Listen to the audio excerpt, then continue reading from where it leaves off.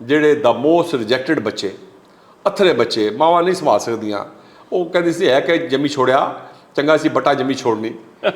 ਸਾਡੀ ਇਸ ਇਲਾਕੇ ਦੀ ਪਟਵਾਰੀ ਲਹਿਜਾ ਜਿਹੜਾ ਪੰਜਾਬੀ ਦਾ ਨਾ, ਇੱਕ ਜੀਨ ਦੀ ਪੈਂਟ ਸੀ, ਇੱਕ ਮੇਰੀ ਸ਼ਰਟ ਸੀ, ਤੇ ਮੈਟ੍ਰਿਕ ਦੀ ਸੰਦ ਮੈਂ ਉਹ ਲਿਫਾਫੇ 'ਚ ਪਾਈ ਸੀ, ਇੱਕ ਛਾਪਰ 'ਚ ਉਹਨਾਂ 'ਚ ਨਹੀਂ ਸੀ ਹੁੰਦਾ, ਛਾਪਰ ਹੋਰ ਹੁੰਦੇ, ਉਹ ਮੈਂ ਇੱਥੇ ਆਪਣੇ ਪੇਟ 'ਤੇ ਪਾਈ ਸੀ। ਤੇ ਐਸਾ ਮੈਂ ਖੈਬਰ ਮੇਲ ਗੱਡੀ 'ਚ ਬੈਠ ਕੇ ਕਰਾਚੀ ਪਹੁੰਚ ਗਿਆ।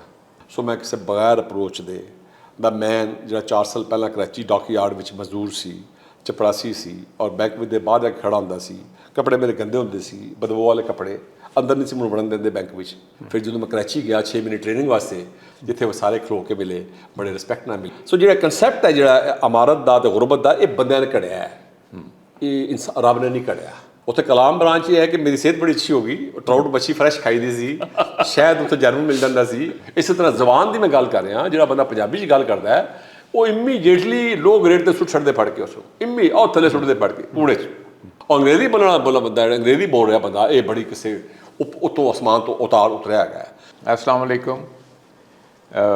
मेरा नाम इम्तियाज़ रस्तगार है और मैं 1946 ਦੇ ਵਿੱਚ ਜਲੰਧਰ ਤਹਿਸੀਲ ਨਕੋਦਰ ਪੈਦਾ ਹੋਇਆ ਸੀ ਔਰ ਮੈਂ ਗੋਦੀ ਸੀ ਜਿਸ ਵਕਤ ਮੈਨੂੰ ਰਾਵਲਪਿੰਡੀ ਲਿਆਂਦਾ ਗਿਆ, ਵਾਲਦੈਨ ਲੈ ਕੇ ਆਏ ਔਰ ਅਸੀਂ ਬਚ ਬਚਾ ਕੇ ਉਹ ਸਾਰਾ ਜੋ ਵੀ ਸੁਣਿਆ ਕਿ ਪਾਰਟੀਸ਼ਨ ਦੇ ਟਾਈਮ 'ਤੇ ਕੀ ਹਾਲਾਤ ख़राब ਹੋਏ, ਅਸੀਂ ਉਹਨਾਂ ਨੂੰ ਸਰਵਾਈਵ ਕਰਕੇ ਇੱਥੇ ਪਹੁੰਚ ਗਏ। तो मेरा सारा मेरी ज़िंदगी रावलपिंडी शहर च गुजरी और असी और एक ऐसी जनरेशन है जिन्हों ने कुर्बानी दी अपनी पंजाबी या मादरी ज़बान की कौमी यकजहती के तहत नैशनल लैंगुएज उर्दू के वास्ते। तो असी अपने बच्चों भी सारा किया, लेकिन एक काफ़ी बड़ा एक नुकसान भी साढ़े वास्ते होया कि असी अपनी मादरी ज़बान तो एक किस्म का दूर हो गए।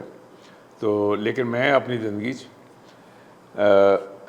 टाट स्कूल तो पाकिस्तान के हालात बहुत ख़राब सी जो असी आए, तो पंजवीं जमात तक मैं टाट स्कूल से पढ़िया और जोड़े हिसाब और पहाड़े मैं पंजाबी ज़बान के सीखे, वो अज भी अगर मैं कोई मैमोरी रिटेंशन करनी हो किसी डिजिट की या किसी चीज़ की तो मैं पंजाबी ही करदा और मेरे वास्ते बड़ा कंफर्टेबल है। तो वो मैं अगर उन्होंने उर्दू या अंग्रेजी करने की कोशिश करा तो वो मेरी मैमोरी उस तरीके रजिस्टर नहीं करती। और एक बहुत बड़ी एक चीज़ है कि मादरी ज़बान जो तुम सीख सकते हो वो तुसी दूसरी एलियन लैंगुएज नहीं सीख सकते। तो ये लेकिन अज मैं जिस वजह तो असी इकट्ठे हुए हैं वो ये है कि अज एक बड़ी हस्ती साढ़े नाल है ने प्रोफैसर सईद अहमद साहब और ये इकनॉमिक्स के प्रोफैसर, इन्होंने सारी जिंदगी वो किया, सानू डिटेल ना खुद दसणगे। और लेकिन इन्होंने पंजाबी ज़बान की बेशुमार खिदमत की है और करते जा रहे हैं और काफ़ी सारी तुसीं देख रहे हो किताबां काफ़ी इन्होंने पंजाबी लुगत ते मुख्तलिफ लिखियाँ। तो मैं प्रोफैसर साहब तो पूछते हैं कि जनाब जरा सानू बहुत शुक्रिया कि तुसीं साडे प्रोग्राम में तशरीफ ले आए हो और ਤੁਹਾਡੀ अपनी ज़िंदगी की शुरुआत कितों हुई और ये पंजाबी ज़बान नाल तुहाडा जिहड़ा शगफ होया वो किदां होया और तुहाडी जिहड़ी तालीमी सरगर्मियां सीगियां एज ए प्रोफैसर वो कैसियां रहियां, थोड़ा जिहा सानू अपने मुतल्लिक दसो। बहुत मेहरबानी, बहुत शुक्रिया। और अपने बारे च गल करना जरा इतना आसान नहीं हुंदा, लेकिन चलो मैं थोड़ी जी जिहड़ी है जिंदगी की शुरुआत खासकर मेरे ਜਿਹੜੇ पेरेंट्स ने, वालदा मेरी ਦਾ तलक ਅੰਮ੍ਰਿਤਸਰ ਧਰਮਕੋਟ ਰੰਧਾਵਾ, ਉਹ ਉੱਥੋਂ ਨਾਰਵਲ ਆਏ ਸੀ ਔਰ ਵਾਲਦ ਮੇਰੇ ਜਿਹੜੇ ਸੀ ਉਹ ਫਤਿਹਗੜ੍ਹ ਚੂੜੀਆਂ ਗੁਰਦਾਸਪੁਰ ਇਹ ਬਟਾਲਾ ਤੋਂ ਉਹ ਉੱਥੋਂ ਨਾਰਵਲ ਆਏ ਸੀ। ਸੋ ਇਸ ਤਰ੍ਹਾਂ ਫਿਰ ਉਹ ਇੱਕ ਫੈਮਿਲੀ ਜਿਹੜੀਆਂ ਆਈਆਂ ਕ੍ਰਾਸ ਕਰਕੇ ਰਾਵੀ ਕ੍ਰਾਸ ਕਰਕੇ ਆਈਆਂ, ਉਹ ਫਿਰ ਇਸ ਤਰ੍ਹਾਂ ਉਹਨਾਂ ਦੀ ਸ਼ਾਦੀ ਫੈਮਲੀਜ਼ ਨੇੜੇ ਨੇੜੇ ਰਹਿੰਦੇ ਸਨ। ਤੇ ਮੇਰੀ ਪੈਦਾਇਸ਼ ਨਾਰਵਲ ਦੀ ਬੇਸਿਕਲੀ। ਬਾਕੀ ਮੇਰੇ ਜਿਹੜੇ ਭੈਣ ਭਾਈ ਨੇ ਸਾਰੇ, ਵਾਲਦ ਸਾਹਿਬ ਮੇਰੇ ਸਕੂਲ ਟੀਚਰ ਸੀ ਜੇਲਮ 'ਚ, ਇਸਲਾਮੀ ਹਾਈ ਸਕੂਲ, ਔਰ ਪਹਿਲਾਂ ਪ੍ਰਾਇਮਰੀ ਸਕੂਲ ਪੜ੍ਹਾਉਂਦੇ ਰਹੇ ਤੇ ਉਹ ਫਿਰ ਅਸੀਂ ਫੈਮਿਲੀ ਜੇਲਮ ਸਾਰੇ ਅਸੀਂ ਆ ਗਏ ਸੀ। ਦਾਦੀ ਸਾਡੀ ਵੀ ਜੇਲਮ 'ਚ ਸੀ ਪਹਿਲਾਂ, ਦਾਦਾ ਸਾਡਾ ਆਰਮੀ ਫੌਜ ਵਿੱਚ ਸੀ ਤੇ ਉਹ 41 'ਚ ਡੈਥ ਹੋ ਗਈ ਸੀ ਉਹਨਾਂ ਦੀ।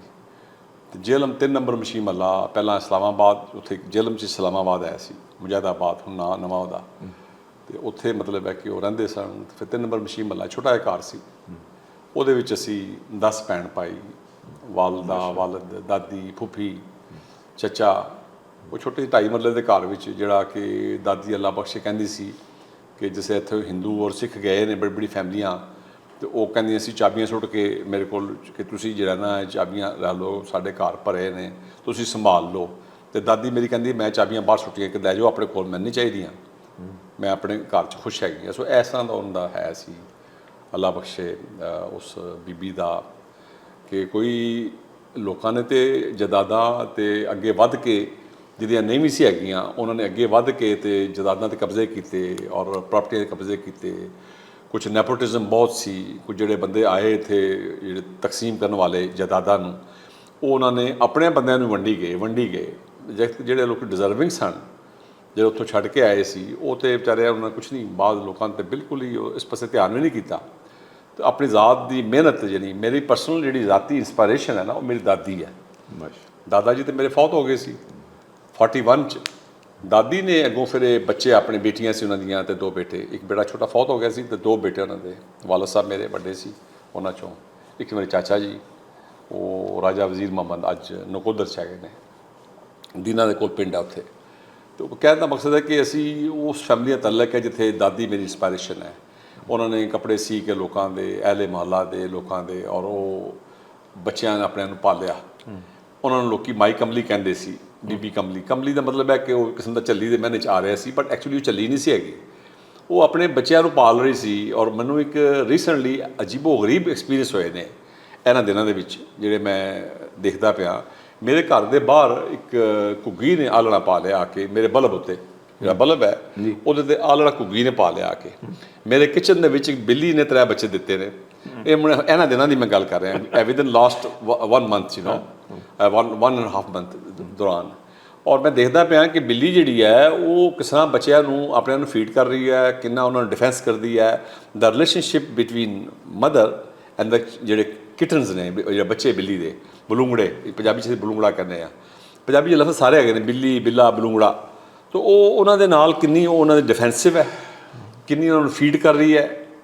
ਔਰ ਜਿਹੜੀ ਘੁੱਗੀ ਹੈ ਉਹਨੇ ਉੱਤੇ ਅੰਡੇ ਦਿੱਤੇ 2 ਆਲਣਾ ਉਹਨੇ ਬਲਬ ਉੱਤੇ ਬਣਾਇਆ ਹੈ ਬਲਬ ਵੱਡਾ ਹੈਗਾ ਉਹਦੇ ਉੱਤੇ ਆਲਣਾ ਬਣਾ ਕੇ 2 ਬੜੇ ਖੂਬਸੂਰਤ ਅੰਡੇ। ਜਨਰਲੀ ਘੁੱਗੀਆਂ ਇਸ ਤਰ੍ਹਾਂ ਘਰਾਂ ਵਿੱਚ ਆ ਕੇ ਨਾ ਬਲਬਾਂ ਉੱਤੇ ਅੰਡੇ ਨਹੀਂ ਦਿੰਦੀਆਂ ਆ ਕੇ ਨਾ। ਮੈਂ ਫਿਰ ਉਹਨੂੰ ਸਪੋਰਟ ਲਈ ਥੋੜ੍ਹਾ ਜਿਹਾ ਨਾਲ ਇੱਕ ਨੈਸਟ ਘੌਂਸਲਾ ਆਲਣਾ ਬਣਾ ਕੇ ਨਾਲ ਲਾ ਛੱਡਿਆ ਉਹਦੇ ਲੇਕਿਨ ਉਹ ਆਲਣਾ ਜਿਹੜਾ ਮੈਂ ਦੇਖਿਆ ਜਿਹੜਾ ਬਲਬ ਉੱਤੇ ਬਣਿਆ ਬੜਾ ਹੀ ਮਜ਼ਬੂਤ। ਫਿਰ ਉਹਨੇ ਉਹਦੇ ਉੱਤੇ ਉਹਨੂੰ ਅੰਡਿਆਂ 'ਤੇ ਬੈਠੀ ਆ ਕੇ ਬੈਠਣ ਦੇ ਬਾਅਦ ਉਹਦੇ 'ਚੋਂ ਫਿਰ ਉਹਦੇ ਬਾਅਦ 'ਚ ਕੋਈ ਜਿਹੜੇ 3 ਹਫ਼ਤੇ ਲੱਗਦੇ ਨੇ ਬੱਚੇ ਵਿੱਚੋਂ ਬਾਹਰ ਆ ਗਏ ਨੇ ਬੋਟ। ਮਾਸ਼ਾਅੱਲਾ। ਉਹਨਾਂ ਬੋਟਾਂ ਦੇ ਪਹਿਲੇ ਜਿਸਮ 'ਤੇ ਬਾਲ ਨਹੀਂ ਹੈਗੇ ਫਿਰ ਉਹ ਬਾਹਰੋਂ ਕੀੜੇ ਮੂੰਹ 'ਚ ਲਿਆ ਕੇ ਪਾ ਇਕੱਠੇ ਕਰਕੇ ਨਾ ਕੀੜੇ ਮੈਂ ਦੇਖਿਆ ਉਹ 1-2 ਨਹੀਂ ਹੁੰਦਾ ਕੀੜਾ ਅੰਦਰ ਉਹਦੇ ਲੱਗਦਾ ਇਸ ਹਿੱਸੇ ਪੂਰੇ ਦੇ ਵਿੱਚ ਕੀੜੇ ਉਹ ਬੱਚਿਆਂ ਦੇ ਮੂੰਹ 'ਚ ਦੇ ਰਹੀ ਆ ਉਹਨੂੰ। ਸੋ ਦਿਸ mother the relationship of mother with the children with the kids that is such a unique ਇਹ ਮੇਰੇ ਲਈ ਇੱਕ ਤਰ੍ਹਾਂ ਸ਼ਾਨਦਾਰ ਆਬਜ਼ਰਵੇਸ਼ਨ ਸੀ।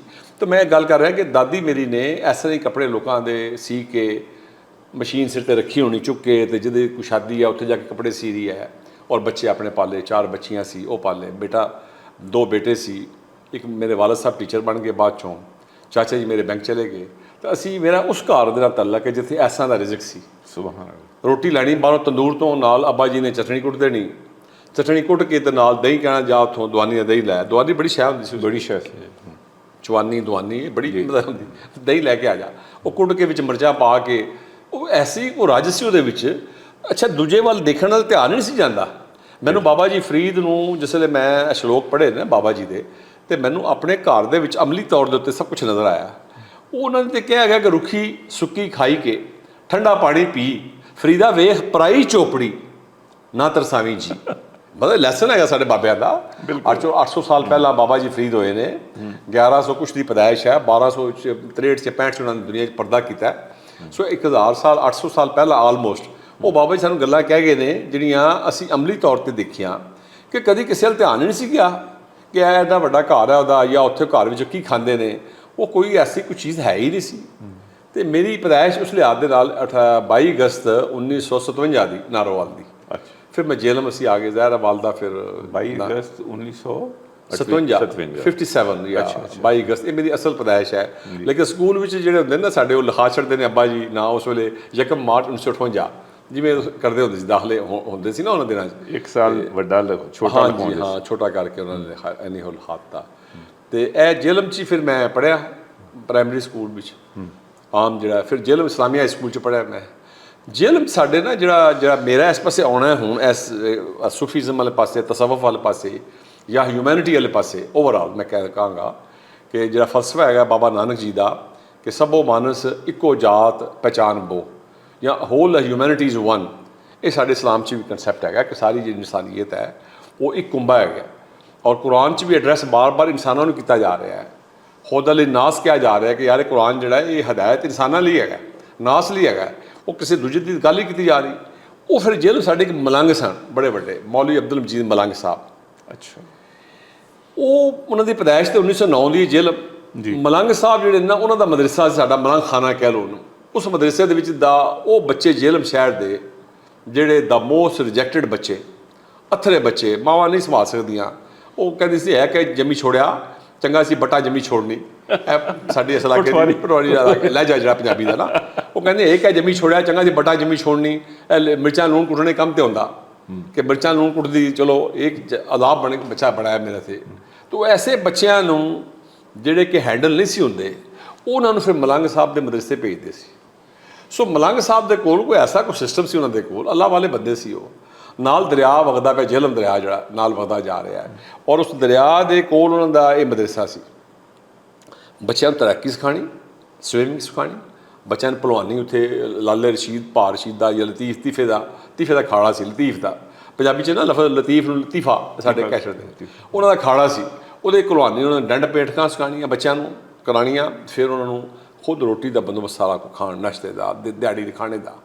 ਉਹਨਾਂ ਬੱਚਿਆਂ ਨੂੰ ਜਿਹਨੂੰ ਮੀਆਂ ਸਾਹਿਬ ਕਹਿੰਦੇ ਨੇ ਕਿ ਕਾਮਿਲ ਲੋਕ ਮੁਹੰਮਦ ਬਖਸ਼ਾ ਲਾਲ ਬਣਾਉਣ ਪੱਥਰ ਦਾ, ਕਿ ਜਿਹੜੇ ਕਾਮਿਲ ਲੋਕ ਹੁੰਦੇ ਨੇ, ਸੱਚਾ ਪਰਫੈਕਟ ਪਰਸਨ ਮਲੰਗ ਸਾਹਿਬ, ਉਹਨਾਂ ਪੱਥਰਾਂ ਨੂੰ ਡਾਇਮੰਡ 'ਚ ਕਨਵਰਟ ਕਰਦੇ ਸੀ। ਸੋ ਐਸੇ ਬੱਚੇ ਜਿਹੜੇ ਰਿਜੈਕਟਡ ਸਨ, ਜਿਨ੍ਹਾਂ ਨੂੰ ਮਾਂ ਪਿਓ ਤੰਗ ਸਨ, ਮਹੱਲਾ ਤੰਗ ਸੀ, ਰਿਸ਼ਤੇਦਾਰ ਤੰਗ ਸਨ, ਕਿ ਆ ਕੇ ਅਜ਼ਾਬ ਬਣ ਗਿਆ, ਅਥਰਾ ਬੱਚਾ ਹੈ ਨਾ, ਉਹਨਾਂ ਬੱਚਿਆਂ ਨੂੰ ਮਲੰਗ ਸਾਹਿਬ ਪੜ੍ਹਾ ਕੇ, ਲਿਖਾ ਕੇ, ਇੱਕ ਅੱਛਾ ਇਨਸਾਨ ਬਣਾ ਕੇ, ਬਾਅਦ 'ਚ ਕੋਈ ਆਰਮੀ 'ਚ ਗਏ, ਕੋਈ ਪੁਲਿਸ 'ਚ ਗਏ, ਅੱਛੇ ਅੱਛੇ ਅਹੁਦਿਆਂ 'ਤੇ ਗਏ ਬੰਦੇ, ਬੜੇ ਬੜੇ ਹਾਈ ਲੈਵਲ 'ਤੇ ਬੰਦੇ ਜੇਲ੍ਹ ਦੇ ਉਹ ਸਾਡੇ ਪਹੁੰਚੇ। ਉਸ ਮਲੰਗ ਸਾਹਿਬ ਦੇ ਮਦਰਸੇ 'ਚ ਪੜ੍ਹ ਕੇ ਆਏ। ਉਹ ਸੇਵਾ ਕਰਦੇ ਸੀ। ਅੱਛਾ, ਉੱਥੇ ਕੁਛ ਚੰਦਾ ਸ਼ੰਦਾ ਵਾਲਾ ਕੰਮ ਨਹੀਂ ਸੀ ਹੈਗਾ ਮਲੰਗ ਸਾਹਿਬ ਦੇ। ਇਹ ਇੱਕ ਅਜੀਬ ਜਿਹੜਾ ਕਨਸੈਪਟ ਹੈ ਨਾ ਸਾਡੇ ਮਦਰਸਿਆਂ ਦਾ, ਉਹਦੇ 'ਚ ਹੈ ਕਿ ਤੁਸੀਂ ਇਕੱਠਾ ਕਰੀ ਜੋ ਮਾਲ ਇਕੱਠਾ, ਉਹਦੇ 'ਚ ਕੋਈ ਐਸਾ ਉਹਨਾਂ ਦਾ ਕਨਸੈਪਟ ਨਹੀਂ ਸੀ ਹੈਗਾ। ਜਿਹੜੇ ਬੱਚੇ ਤਗੜੇ ਹੁੰਦੇ ਸੀ ਨਾ, ਤਗੜੇ ਘਰਾਂ ਦੇ, ਉਹਨਾਂ ਬੱਚਿਆਂ ਦੇ ਕੋਲੋਂ ਫੀਸ ਲੈ ਕੇ ਤੇ ਉਹ ਛੋਟੇ ਬੱਚਿਆਂ ਦੂਜਿਆਂ ਦੇ ਲਾ ਛੱਡਦੇ ਸੀ। ਠੀਕ, ਆਮ ਗਰੀਬਾਂ ਦੇ ਉੱਤੇ, ਡਿਜ਼ਰਵਿੰਗ ਬੱਚਿਆਂ 'ਤੇ। ਸੋ ਉਹ ਆਲਮੋਸਟ ਬੁੱਲੇ ਸ਼ਾਹ ਦਾ ਬੁੱਲਾ ਇਸ ਲਈ ਗਿਆ ਆਪਣੇ ਮੁਰਸ਼ਦ ਕੋਲ, ਸ਼ਾਹ ਅਨਾਇਤ ਕਾਦਰੀ ਦੇ ਅਰਾਈਸ ਸਨ ਜਿਹੜੇ ਮੁਰਸ਼ਦ ਬੁੱਲੇ ਸ਼ਾਹ ਦੇ ਸਈਦ ਜ਼ਾਦ ਦੇ ਸਨ ਨਾ। ਤੇ ਉਹ ਗਏ ਤੇ ਉਹ ਆਪਣੇ ਕਹਿੰਦੇ ਮੈਂ ਰੱਬ ਨੂੰ ਪਾਉਣਾ ਹੈ। ਤੇ ਉਹ ਕਹਿੰਦੇ ਬੁੱਲਾ ਕਹਿੰਦਾ ਰੱਬ ਨੂੰ ਕੀ ਹੈ? ਮੁਰਸ਼ਦ ਕਹਿਣ ਲੱਗੇ ਸ਼ਾਹ ਅਨਾਇਤ ਕਾਦਰੀ, ਬੋਲਿਆ ਰੱਬ ਦਾ ਕੀ ਪਾਉਣਾ? ਇੱਧਰੋਂ ਪੁੱਟਣਾ ਇੱਧਰ ਲਾਣਾ। ਉਸ ਵੇਲੇ ਬੈਠੇ ਉਹ ਕਰ ਰਹੇ ਸੀ, ਖੇਤਾਂ ਵਿੱਚ ਬੈਠੇ ਆਪਣੇ ਨਾ ਖੁਰਪਾ 'ਚ ਲੈ ਕੇ ਤੇ ਲੱਗੇ ਸੀ, ਗੁੱਡ ਛੁੱਟੀ ਕਰ ਰਹੇ ਸੀ। ਤਾਂ ਰੱਬ ਦਾ ਕੀ ਪਾਉਣਾ? ਇੱਧਰੋਂ ਪੁੱਟਣਾ ਇੱਧਰ ਲਾਣਾ। ਸੋ ਉਹ ਜਿਹੜਾ ਫਕੀਰ ਹੁੰਦਾ ਹੈ ਉਹਦਾ ਨਹੀਂ ਹੁੰਦਾ, ਉਹ ਇੱਕ ਪਾਸੇ ਚੀਜ਼ ਪੁੱਟ ਕੇ ਦੂਜੇ ਪਾਸੇ ਲਾ ਛੱਡਦਾ ਹੈ। ਸੋ ਉਹਦੇ 'ਚ ਕੋਈ ਉਹਦਾ ਜ਼ਾਤੀ ਪਰਸਨਲ ਜਿਹੜੀ ਇਨਵੋਲਵਮੈਂਟ ਹੈ, ਲਾਲਚ ਹੈ, ਗਰੀਡ ਹੈ, ਹਿਰਸ ਹੈ। ਫਕੀਰ ਅੱਲਾਹ ਵਾਲਾ ਬੰਦਾ ਉਸ 'ਚੋਂ ਬਾਹਰ ਹੁੰਦਾ ਹੈ, ਜੈਨੂਨ ਅੱਲਾਹ ਵਾਲਾ। ਮੈਂ ਗੱਲ ਕਰ ਰਿਹਾ ਜਿਹੜਾ ਵਾਕਈ ਹੀ ਬਿਲੀਵ ਕਰਦਾ ਹੈ ਕਿ ਉਹ ਰੱਬ ਦਾ ਉਹਦਾ ਤਅੱਲਕ ਹੈ। ਜ਼ਬਰਦਸਤੀ, ਮਾਸ਼ਾ ਅੱਲਾਹ। ਫਿਰ ਤੁਸੀਂ ਉੱਥੋਂ ਮੈਟ੍ਰਿਕ ਕੀਤਾ ਜੇਲ੍ਹ ਤੋਂ? ਜੇਲ੍ਹ ਤੋਂ ਮੈਂ ਇਸਲਾਮੀਆ ਸਕੂਲ ਤੋਂ ਮੈਟ੍ਰਿਕ ਕੀਤਾ। ਫਿਰ ਅੱਬਾ ਜੀ ਕਹਿੰਦੇ ਸੀ ਡਿਸਪੈਂਸਰ ਬਣ ਜਾ ਉੱਥੇ ਕੀ ਨਾ ਕਿਸੇ ਹਸਪਤਾਲ ਦੇ ਵਿੱਚ। ਅਤੇ ਮੈਂ ਕਿਹਾ ਮੈਨੂੰ ਬੋ ਹੁੰਦੀ ਹੈ ਦਵਾਈਆਂ ਸ਼ਾਈਆਂ ਤੋਂ ਹੈ, ਕਹਿੰਦੇ ਨੇ। ਫਿਰ ਉਹਨਾਂ ਖੈਰ ਸਖਤੀ ਥੋੜ੍ਹੀ ਜਿਹੀ ਕੀਤੀ, ਮੈਂ ਕਰਾਚੀ ਚਲਾ ਗਿਆ ਸੀ। ਫਿਰ ਕਰਾਚੀ ਫਿਰ ਮੈਂ ਇੱਕ ਲਾਈਫ ਬੜੀ ਅਜੀਬ ਗੁਜ਼ਾਰੀ ਹੈ, ਜਿਹੜੀ ਮੈਨੂੰ ਇੱਕ ਜੀਨ ਦੀ ਪੈਂਟ ਸੀ, ਇੱਕ ਮੇਰੀ ਸ਼ਰਟ ਸੀ, ਅਤੇ ਮੈਟ੍ਰਿਕ ਦੀ ਸੰਦ ਮੈਂ ਉਹ ਲਿਫਾਫੇ 'ਚ ਪਾਈ ਸੀ, ਇੱਕ ਛਾਪਰ 'ਚ ਉਹਨਾਂ 'ਚ ਨਹੀਂ ਸੀ ਹੁੰਦਾ, ਛਾਪਰ ਬਹੁਤ ਹੁੰਦੇ, ਉਹ ਮੈਂ ਇੱਥੇ ਆਪਣੇ ਪੇਟ 'ਤੇ ਪਾਈ ਸੀ। ਅਤੇ ਐਸਾ ਮੈਂ ਖੈਬਰ ਮੇਲ ਗੱਡੀ 'ਚ ਬੈਠ ਕੇ ਕਰਾਚੀ ਪਹੁੰਚ ਗਿਆ।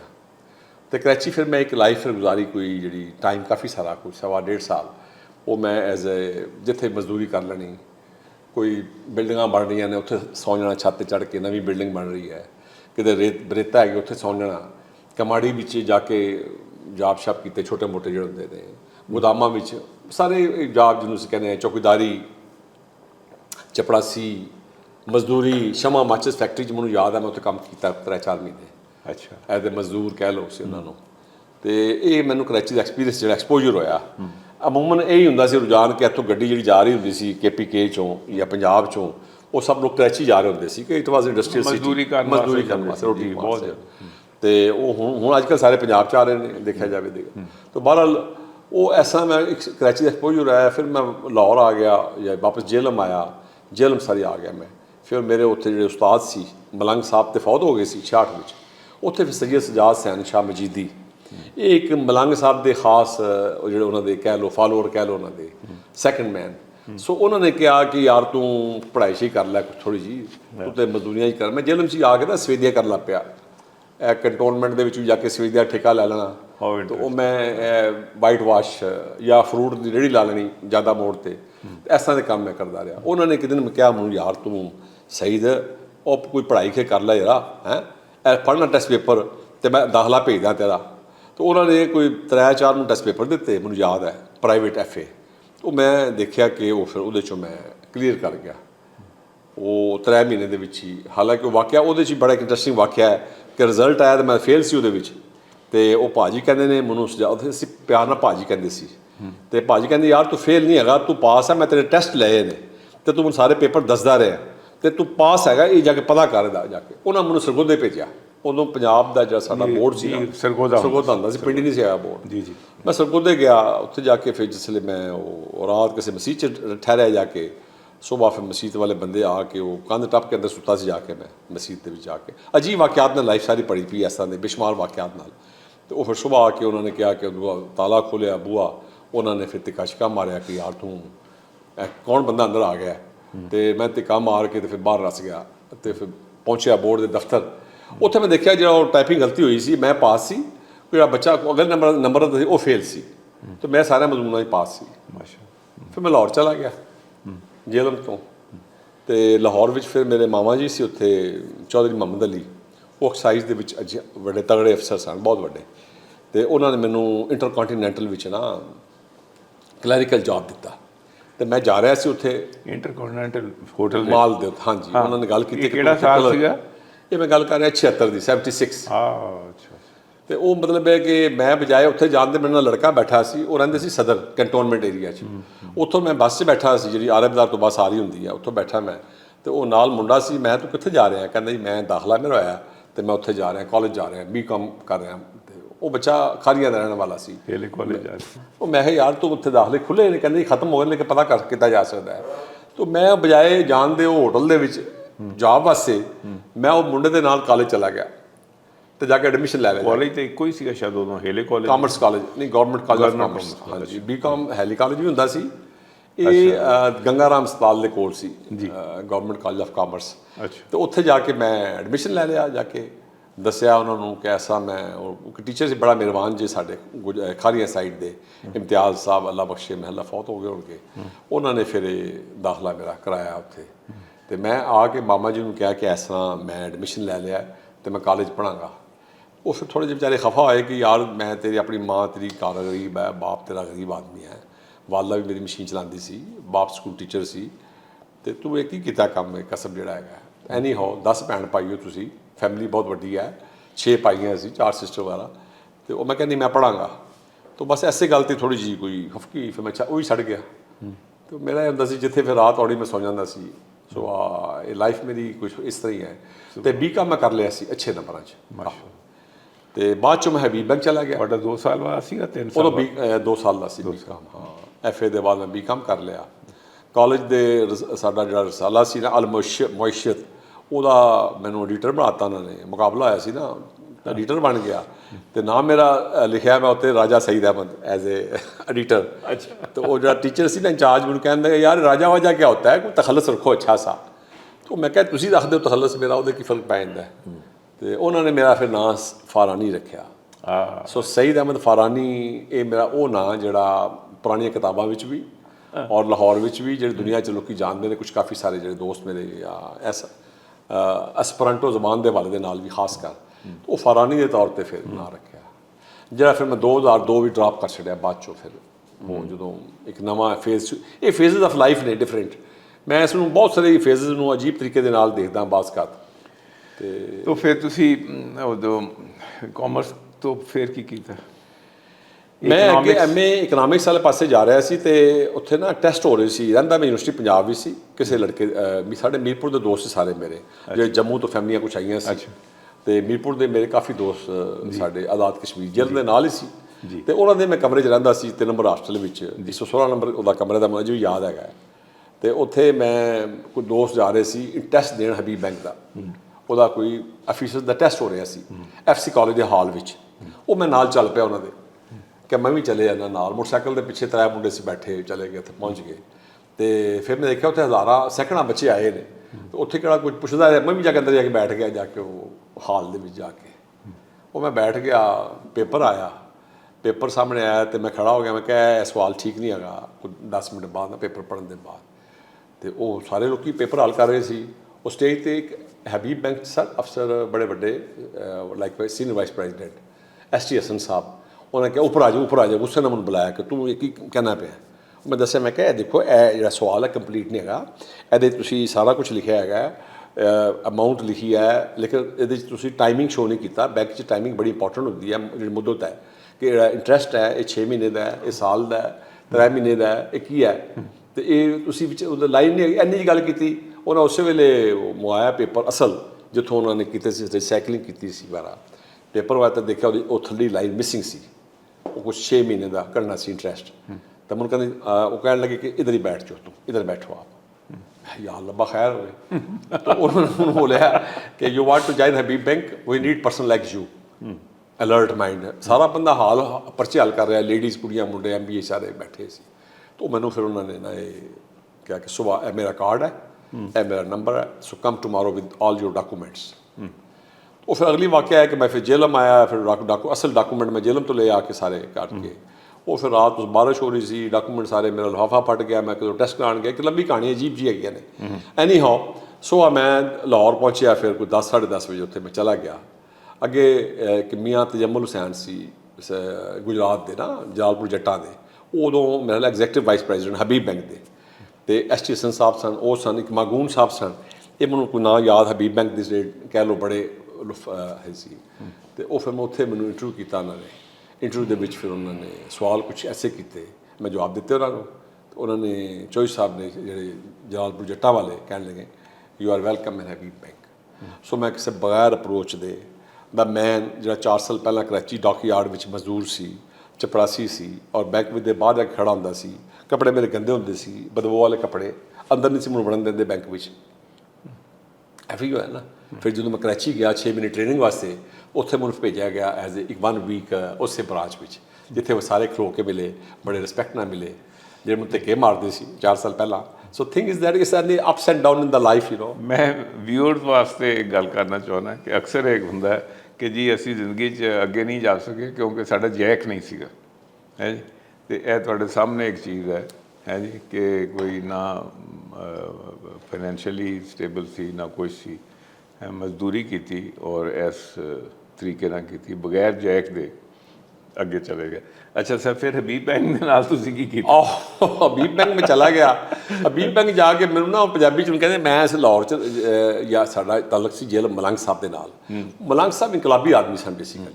ਇਨਕਲਾਬੀ ਮੀਨ ਕਿ ਉਹਨਾਂ ਦੇ ਕਿ ਯਾਰ ਇਹ ਜਿਹੜਾ ਇਨਇਕੁਐਲਿਟੀਜ਼ ਨੇ, ਇਕਨੋਮਿਕਸ ਵੀ ਪੜ੍ਹੀ ਮੈਂ, ਇਹ ਇਨਇਕੁਐਲਿਟੀ ਜਿਹੜੀਆਂ ਬੰਦੇ ਦੀ ਬਣਾਈਆਂ ਨੇ, ਇਹ ਜਸਟੀਫਾਈਡ ਨਹੀਂ ਹੈਗੀਆਂ। ਜਸਟੀਫਾਈਡ ਨਹੀਂ ਹੈਗੀ। ਇਹ ਸਾਡੇ ਆਮ ਲੋਕ ਕਹਿੰਦੇ ਨੇ ਕਿ ਜੀ ਇਹ ਇੱਕ ਵੱਡੀ ਅਮੀਰ, ਇਹ ਰੱਬ ਨੇ ਉਂਗਲਾਂ ਬਣਾਈਆਂ ਨੇ 5, ਇਹ ਵੱਡੀ ਉਂਗਲ ਹੈ, ਇਹ ਨਿੱਕੀ ਹੈ, ਇਹ ਗਰੀਬ ਹੈ, ਅਮੀਰ ਹੈ। ਇਹ ਗੱਲ ਲੋਕੀ ਐਵੇਂ ਮਿਸਾਲਾਂ ਆਪਣੇ ਕੋਲੋਂ 2 ਨੰਬਰ ਕਿਸਮ ਮਿਸਾਲਾਂ ਦਿੰਦੇ ਨੇ। ਹਾਲਾਂਕਿ ਜਿਵੇਂ ਰੋਟੀ ਖਾਂਦੇ ਹੋ, ਬੁਰਕੀ ਲੈਂਦੇ ਹੋ, ਬੁਰਕੀ ਚਮਚੀ ਛੱਡਦੇ ਹੋ, ਬੁਰਕੀ, ਉਹ ਤੁਹਾਡਾ ਈਵਨ ਜਿਹੜਾ ਕਾਂਟਾ ਹੁੰਦਾ ਹੈ ਉਹਦੇ ਵੀ ਬਰਾਬਰ ਅੱਗੇ ਐਜ ਹੋਣਗੇ। ਇਹ ਨਹੀਂ ਕਿ ਇੱਕ ਉੱਤੇ ਛੋਟਾ ਇੱਕ ਵੱਡਾ ਹੋਏਗਾ, ਪੋਸੀਬਲ ਨਹੀਂ ਹੈਗਾ ਨਾ। ਸੋ ਜਿਸ ਤੇ ਬੁਰਕੀ ਲੈ ਰਹੇ ਹੋ ਸੀ ਇਸ ਤਰ੍ਹਾਂ, ਉਹ ਜਿਹੜੀ ਬੁਰਕੀ ਹੈ ਉਹ ਇਕੁਐਲਿਟੀ ਆ ਗਈ ਇੱਥੇ। ਹੁਣ all are the equal now here. So no ਅਮੀਰ, ਨੋ ਗਰੀਬ। ਸੋ ਜਿਹੜਾ ਕਨਸੈਪਟ ਹੈ ਜਿਹੜਾ ਅਮਾਰਤ ਦਾ ਅਤੇ ਗੁਰਬਤ ਦਾ, ਇਹ ਬੰਦਿਆਂ ਨੇ ਘੜਿਆ ਹੈ, ਇਹ ਰੱਬ ਨੇ ਨਹੀਂ ਘੜਿਆ। ਸਹੀ। ਰੱਬ ਦੀ ਬਾਰਿਸ਼ ਉਤੋਂ ਆ ਰਹੀ ਹੈ ਤੇ ਇੱਕੋ ਜਿਹੀ ਪੈ ਰਹੀ ਸਾਰੇ, ਚਾਹੇ ਕੋਈ ਬੰਗਲਾ ਹੋਵੇਗਾ, ਕੋਈ ਝੌਂਪੜੀ ਹੋਏਗੀ, ਇੱਕੋ ਥਾਂ 'ਤੇ ਇੱਕੋ ਜਿਹੀ ਰੱਬ ਦੀ ਰਹਿਮਤ ਉਤੋਂ ਆ ਰਹੀ ਹੈ। ਲਾਈਟ ਜਿਹੜੀ ਸੂਰਜ ਦੇ ਰਿਹਾ ਹੈਗਾ, ਇਹ ਨਹੀਂ ਕਰ ਰਿਹਾ ਕਿ ਗਰੀਬਾਂ ਦੇ, ਹਾਂ ਤੁਸੀਂ ਕਿਸੇ ਦੇ ਘਰ ਨੂੰ ਓਲਾ ਕਰਨ ਵਾਸਤੇ ਆਪਣਾ ਘਰ ਡਬਲ 3-4 ਗੁਣਾ ਕਰ ਲਓ, ਉਹ ਤੁਹਾਡੇ ਅੰਦਰ ਇੱਕ ਸੈਲਫਿਸ਼ ਜਾਂ ਆਪਣਾ ਇੱਕ ਹੈਗਾ, ਮੈਂ ਨਟ ਇਨ ਹਿਊਮਨ ਐਕਟ ਮੈਂ ਕਹਾਂਗਾ ਇਸ ਨੂੰ, ਫਿਰ ਤੁਸੀਂ ਨਾਲ ਦੇ ਘਰ ਦੀ ਤੁਸੀਂ ਧੁੱਪ ਰੋਕ ਲਓ, ਆਪਣੇ ਘਰ ਵਿੱਚ ਤੁਹਾਡੇ ਲਾਈਟ ਆਵੇ, ਹਮਸਾਇਆਂ ਨੂੰ ਤੁਸੀਂ ਅੰਧੇਰਾ ਕਰ ਦਿਓ। ਇਸ ਤਰ੍ਹਾਂ ਦੀ ਕੁਝ ਜਿਹੜੀਆਂ ਬੇਵਕੂਫੀਆਂ ਲੋਕੀ ਕਰਦੇ ਨੇ ਨਾ, ਇਹ ਰੱਬ ਦੇ ਸੂਰਜ ਜਿਹੜਾ ਘੱਲਿਆ ਉੱਤੋਂ ਉਹ ਸਾਰਿਆਂ ਨੂੰ ਦੇ ਰਿਹਾ। ਜਿਹੜੀ ਇਨਹੇਲਿੰਗ ਰੱਬ ਦੇ ਰਿਹਾ ਹੈ। ਇਹ ਮੀਆਂ ਸਾਹਿਬ ਨੇ ਆਪਣੇ ਵਜੂਦ ਦੇ ਬਾਰੇ 'ਚ ਨਾ ਬਹੁਤ ਸ਼ੇਅਰ ਨੇ ਮੀਆਂ ਸਾਹਿਬ ਦੇ ਕਿ ਇਲਮੇ ਕਾਰਨ ਦੁਨੀਆ ਉੱਤੇ ਆਮਣ ਹੈ ਇਨਸਾਨਾਂ, ਸਮਝੇ ਇਲਮ ਵਜੂਦ ਆਪਣੇ ਨੂੰ ਨਹੀਂ ਤੇ ਵਾਂਗ ਹੈਵਾਨਾ। ਇਹ ਜਿਹੜਾ ਬੰਦਾ ਹੈ ਨਾ, ਇਹਦੀ ਇੱਕ ਬੜੀ ਵੱਡੀ ਮਿਸਟਰੀ ਹੈ। It's a miniature of the whole universe. ਇਹ ਤੁਹਾਡੇ ਉਸ ਦਿਨ ਉਹ ਵੀ ਗੱਲ ਕਰ ਰਹੇ ਸੀ ਆਪਣੇ ਇਰਸ਼ਾਦ ਸਾਹਿਬ ਵੀ, ਬੜੀ ਸੋਹਣੀ ਇਰਸ਼ਾਦ ਸਰਦਾਰ ਇਰਸ਼ਾਦ ਸ਼ਾਹੀਨ ਸਾਹਿਬ ਦੀ ਕਿਤਾਬ ਹੈ, ਉਹ ਕੀ ਨਾਮ, ਫਿਜ਼ਿਕਸ ਐਂਡ ਸੂਫੀ ਕਸਮੋਲੋਜੀ, ਬੜੇ ਸੂਫੀਜ਼ਮ, ਹਾਂ ਸੂਫੀ ਜੀ, ਉਹ ਵੀ ਗੱਲ ਬੜੀ ਸੋਹਣੀ ਇਸ 'ਤੇ ਕਰ ਰਹੇ ਸੀ ਕਿ ਬੰਦਾ ਜਿਹੜਾ ਇਹ ਮਿਨੀਏਚਰ ਹੈ ਪੂਰੀ ਕਾਇਨਾਤ, ਬਿਲੀਅਨਸ ਗਲੈਕਸੀਜ਼ ਨੇ, ਮਿਨੀਏਚਰ ਕਾਸਮੋਸ। ਯੈਸ, ਕਾਸਮੋਸ ਜਿਹੜਾ। ਤੇ ਉਹ ਮਤਲਬ ਦੇਖਿਆ ਜਾਵੇ ਕਿ ਉਹ ਮੀਆਂ ਸਾਹਿਬ ਨੇ ਵੀ ਕਿਹਾ ਕਿ ਸਮਝੇ ਇਲਮ ਵਜੂਦ ਆਪਣੇ ਨੂੰ ਨਹੀਂ ਤੇ ਵਾਂਗ ਹੈਵਾਨਾ। If you don't understand what you are, so you are and there is no difference between you and the animals. ਤੁਸੀਂ ਇਹ ਦੱਸੋ ਕਿ with how long you remained with HBL? Habib Bank 'ਚ ਮੇਰੀ ਕਰਾਚੀ 'ਚ ਨਾ ਕੁਛ ਅਸੀਂ ਐਸੇ ਕੰਮ ਕੀਤੇ ਜਿਹਦੇ ਨਾਲ ਅੱਲਾ ਬਖਸ਼ੇ, ਮਤਲਬ ਹੁਣ ਉਹ ਫੌਤ ਹੋ ਗਏ ਨੇ, ਯਾਦ ਨੇ। ਮੇਰੀ ਫਿਰ ਪੇਸ਼ੀ ਹੋ ਗਈ। ਮੈਂ ਰਾਤੀ ਨਾ ਪੋਸਟਰ ਲਾਉਂਦਾ ਸੀ ਦੀਵਾਰਾਂ 'ਤੇ ਕਰਾਚੀ, ਬੜੇ ਬੜੇ ਬੈਨਰ ਬਣਾ ਕੇ ਹੱਥ ਨਾਲ ਲਿਖ ਕੇ ਨਾ, ਤੇ ਉਹ ਲਾਉਂਦਾ ਸੀ ਕਿ ਕਰਾਚੀ 'ਚੋਂ ਜਿਹੜੇ ਬੈਂਕ ਨੇ ਹੈੱਡ ਆਫਿਸ ਇਹ ਪੂਰੇ ਮੁਲਕ 'ਚ ਕਰ ਲਓ, ਕਿ ਇੱਕ ਬੈਂਕ ਦਾ ਹੈੱਡ ਆਫਿਸ ਹੈ ਉਹ ਬਲੋਚਿਸਤਾਨ 'ਚ ਕਰ ਦਿਓ, ਇੱਕ ਦਾ ਹੈਲਬਨੂ ਕਰ ਦਿਓ, ਇੱਕ ਦਾ ਚਕਵਾਲ ਕਰ ਦਿਓ। ਇਹ ਸਾਰੇ ਹੈੱਡ ਆਫਿਸ ਕਰਾਚੀ ਇਕੱਠੇ ਕੀਤੇ ਨੇ। ਇਹ ਸਿਰ ਇੰਨਾ ਵੱਡਾ ਪਾਕਿਸਤਾਨ ਦਾ ਜਿਸਮ ਛੋਟਾ ਜਿਹਾ ਥੱਲੇ ਬਣਾਇਆ ਤੁਸੀਂ ਜ਼ਾਲਮੋ, ਇਹ ਨਾ ਕਰੋ। ਸੋ ਇਸ ਤਰ੍ਹਾਂ ਦੀ, ਹਾਲਾਂਕਿ ਉਹ ਇੱਕ ਮੇਰੀ ਕਾਇਮੀ ਖਵਾਹਿਸ਼ ਸੀ ਉਸ ਵੇਲੇ।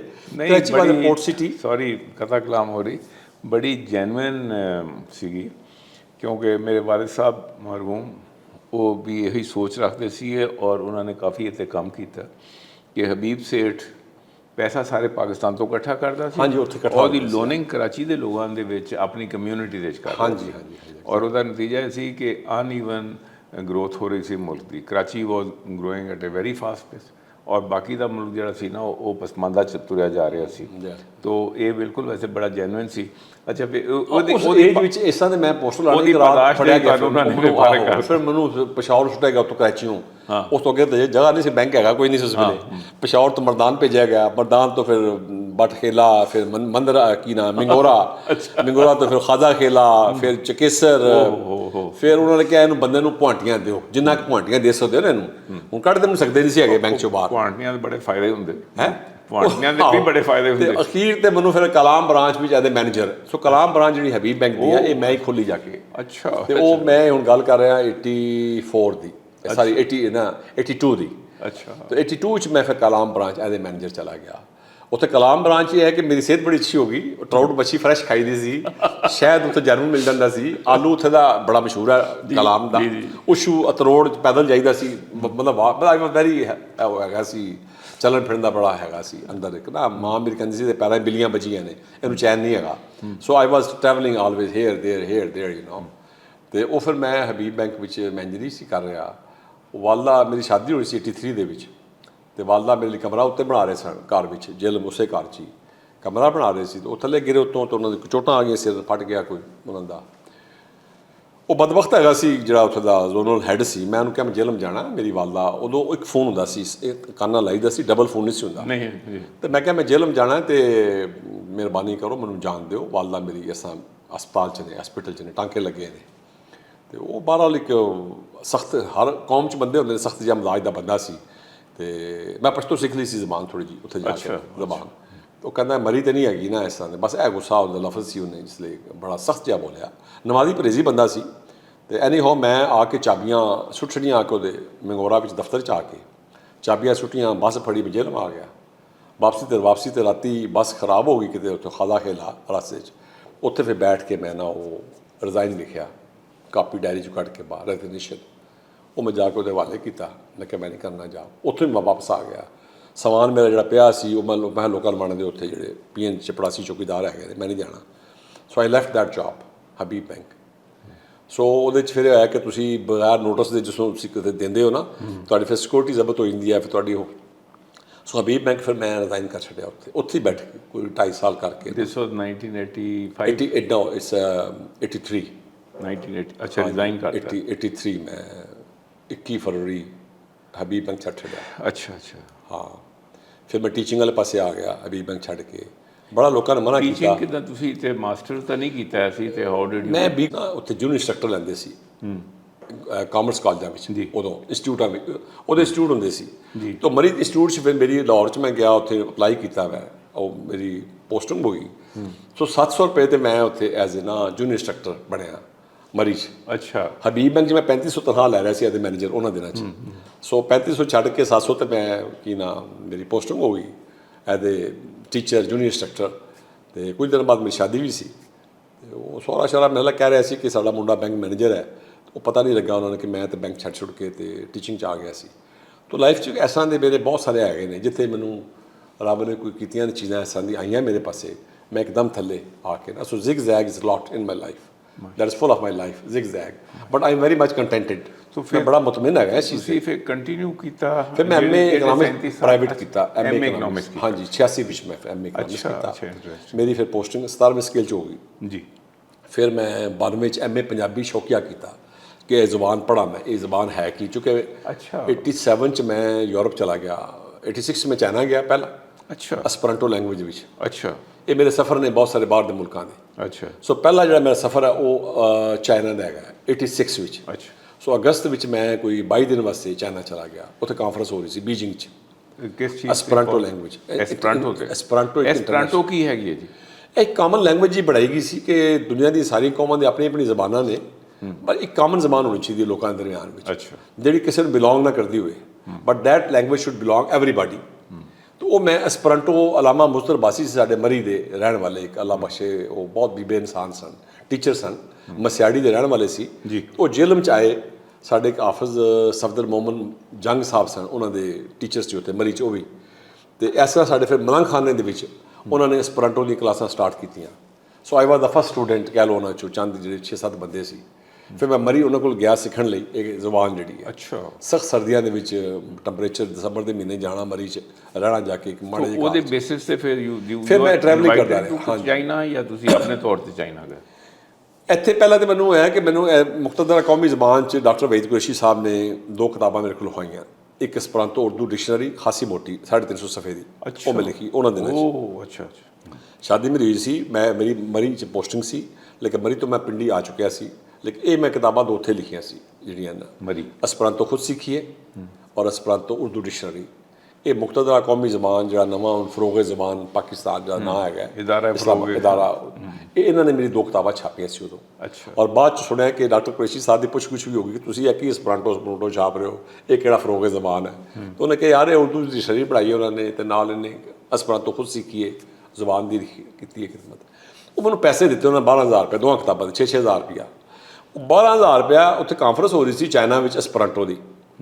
ਅਤੇ ਘਰ ਵਿੱਚ ਮੈਨੂੰ ਬੀਵੀ ਜਾਂ ਮਾਂ ਬਾਪ ਸਾਰੇ, ਵਾਲਦ ਸਾਹਿਬ ਵਾਲਦਾ, ਉਹ ਤਾਂ ਪਰੇਸ਼ਾਨ ਸੀ ਕਿ ਕੀ ਕਰ ਰਿਹਾ ਇਹ, ਪੈਸੇ ਆ ਰਹੇ ਨੇ 12,000 ਰੁਪਇਆ ਬੜੀ ਰਕਮ ਹੁੰਦੀ ਸੀ ਉਦੋਂ ਜੀ। ਜਿਹੜਾ ਬੰਦਾ 700-800 ਜਾਂ 1000 ਰੁਪਇਆ ਤਨਖਾਹ ਲੈ ਰਿਹਾ ਕਾਲਜ ਵਿੱਚੋਂ, ਹੁਣ 12,000 ਇਕੱਠਾ ਮਿਲ ਜਾਵੇ। ਮੈਂ ਕਿਹਾ ਨਹੀਂ, ਇਹ ਪੰਜਾਬੀ 'ਚ ਇੱਕ ਮੁਹਾਵਰਾ ਹੈਗਾ ਕਿ ਖੂਹ ਦੀ ਮਿੱਟੀ ਖੂਹ ਨਾਲ, ਕਿ ਖੂਹ 'ਚੋਂ ਤੁਸੀਂ ਮਿੱਟੀ ਕੱਢਦੇ ਹੋ ਬਾਹਰ ਦਾ। ਤਾਂ ਮੈਂ ਕਿਹਾ ਇਹ ਐਸਪਰੈਂਟੋ 'ਚ ਮੈਂ ਕਮਾਈ ਕੀਤੀ ਹੈ, ਅਤੇ ਉੱਥੇ ਹੀ ਮੈਂ, ਹਾਂ ਐਗਜ਼ੈਕਟਲੀ। ਉਹ ਮੈਂ ਟਿਕਟ ਲਿਆ, 12,000 ਦਾ ਟਿਕਟ ਆਇਆ ਸੀ। ਮੇਰੇ ਦੋਸਤ ਸੀ ਅੱਲਾ ਬਖਸ਼ੇ, ਫੌਤ ਹੋ ਗਏ, ਰੀਸੈਂਟਲੀ ਫੌਤ ਹੋਏ ਨੇ, ਡਾਕਟਰ ਤਾਰਿਕ ਮਿਰਜ਼ਾ, ਜਨਰਲ ਅਰਸ਼ਦ ਮਿਰਜ਼ਾ ਸਾਹਿਬ, ਜਨਰਲ ਅਰਸ਼ਦ ਮਿਰਜ਼ਾ ਉਹਨਾਂ ਦੇ ਦਾਮਾਦ, ਰਿਸ਼ਤੇਦਾਰ ਵੀ ਨੇ ਉਹਨਾਂ ਦੇ। ਇਹ ਤੁਹਾਡੇ ਉੱਧਰ ਦੇ ਨਕੋਦਰ ਤੋਂ ਆਏ ਸੀ, ਜਲੰਧਰ ਤੋਂ। ਜਿਹੜਾ ਮਿਰਜ਼ਾ ਫੈਮਿਲੀ ਹੈ ਨਾ, they are from basically Nakodar, Jalandhar. ਤਾਂ ਖੈਰ ਅਬਦੁਲ ਮਜੀਦ ਖਾਨ ਸਾਹਿਬ ਬੜੇ ਮਸ਼ਹੂਰ ਸੀ ਮੁਸਲਿਮ ਲੀਗ ਦੇ ਬੰਦੇ ਉੱਥੇ। ਉਹ ਤਾਰਿਕ ਮਿਰਜ਼ਾ ਸਾਹਿਬ, ਉਹਨਾਂ ਦੀ ਬੇਗਮ ਭਾਬੀ, ਸਾਡੇ ਮਤਲਬ ਬਾਜੀ ਨਾਲ ਛੋਟਾ ਬੱਚਾ, ਉਹ ਅਤੇ ਮੈਂ, ਅਸੀਂ ਫਿਰ ਚਾਰਾਂ ਨੇ ਇੱਥੋਂ ਇਸਲਾਮਾਬਾਦ ਤੋਂ ਫਲਾਈ ਕੀਤਾ, ਔਰ 12,000 ਦਾ ਟਿਕਟ ਆਇਆ ਸੀ, ਟੋਟਲ 12,000 ਦਾ। ਇਸਲਾਮਾਬਾਦ ਤੋਂ ਫਿਰ ਤੋਂ ਫਲਾਈਟ ਬੀਜਿੰਗ ਜਾਂਦੀ ਸੀ, ਡਾਇਰੈਕਟ ਫਲਾਈਟ ਹਬੀਬ ਆਪਣੇ PIE ਦੀ ਫਲਾਈਟ ਸੀ ਸ਼ਾਇਦ, PIE ਦੀ ਫਲਾਈਟ। ਅਤੇ ਇਹ ਮੈਂ ਬੀਜਿੰਗ ਚਲਾ ਗਿਆ ਉਦੋਂ। ਇਹ ਮੈਂ ਹੁਣ 86 ਦੀ ਗੱਲ ਕਰ ਰਿਹਾ। ਉਹ ਮੇਰੇ ਵਾਸਤੇ ਇੱਕ ਦੁਨੀਆ ਦੀ ਬਿਲਕੁਲ ਨਵਾਂ ਐਕਸਪੋਜ਼ਰ ਸੀ। ਉਹ ਤੇ ਸੀਗਾ ਉਹ ਮਾਓ ਵਾਲਾ ਚਾਈਨਾ ਸੀ ਜੀ, ਆਲਮੋਸਟ ਮਾਓ ਦਾ, ਉਦੋਂ ਲੋਕਾਂ ਦੇ ਬਹੁਤ ਹੀ ਗੁਰਬਤ, ਸਾਈਕਲਾਂ ਦੇ ਸਾਰਾ ਸਾਈਕਲ ਪੂਰਾ ਦਾ ਪੂਰਾ ਸਮੁੰਦਰ ਜਾ ਰਿਹਾ, ਸਾਈਕਲਾਂ ਦਾ ਰੋਡ 'ਤੇ ਜਾ ਰਿਹਾ ਹੈ।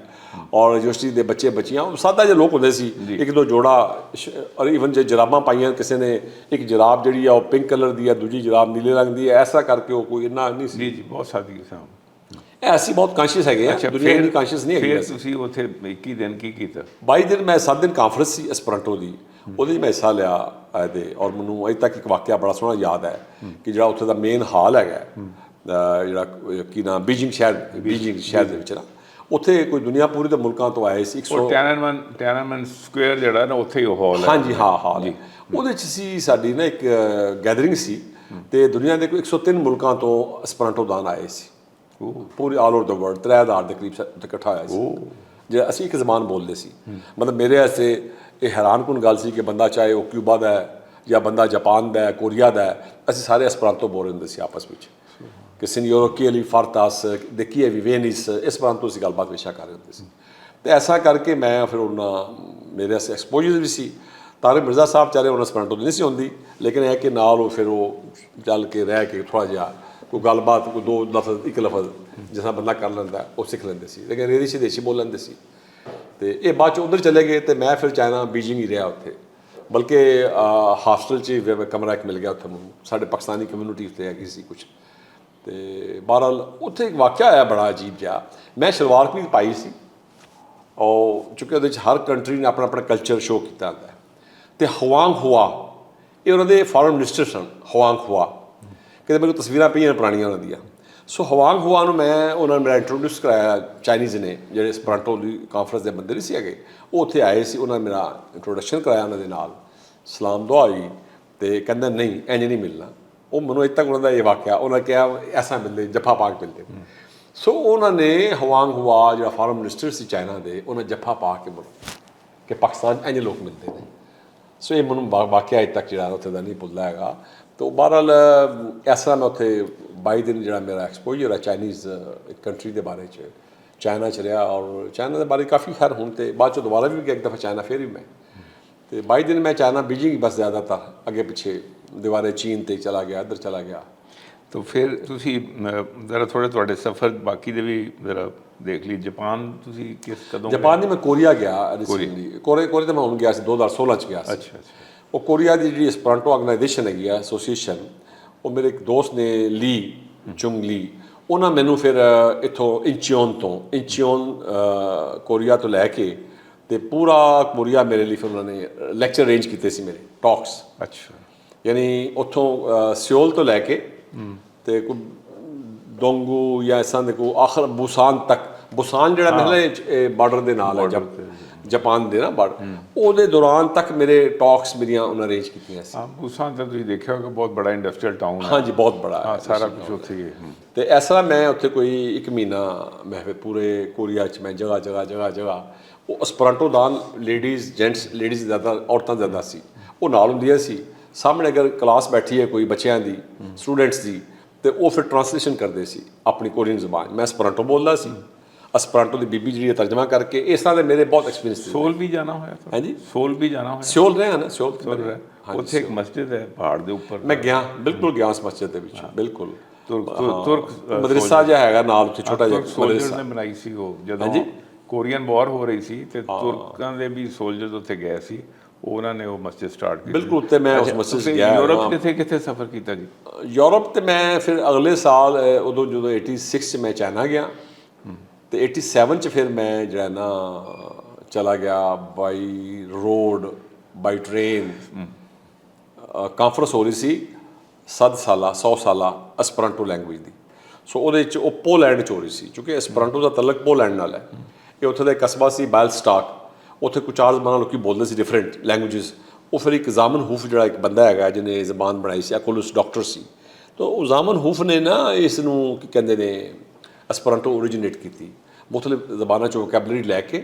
ਇਹਦੇ ਅਸੂਲ ਬੜੇ ਇਹਨਾਂ ਨੇ ਘਰੇ ਕੁਝ ਅਸੂਲ ਦੇ ਟਰਕਿਸ਼ ਲੈਂਗੁਏਜ ਦੇ ਬਹੁਤ ਕਰੀਬ ਨੇ। ਕੋਈ Turkish one of the best languages ਕਹਿ ਲਓ ਲਰਨਿੰਗ ਵਾਸਤੇ ਦੁਨੀਆ 'ਚ ਨਾ ਐਨੀ ਹੋ।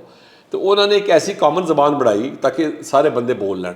ਹਰ ਬੰਦਾ ਆਪਣੀ ਆਪਣੀ ਜ਼ਬਾਨ ਬੋਲਦਾ ਸੀ। ਯਿਦਿਸ਼ ਆਪਣੀ ਲੋਕੀ ਬੋਲਦੇ ਸੀ, ਰੋਮੈਂਸ਼ ਆਪਣੀ ਬੋਲਦੇ ਸੀ, ਪੋਲਿਸ਼ ਆਪਣੀ ਬੋਲਦੇ ਸੀ ਲੋਕੀ।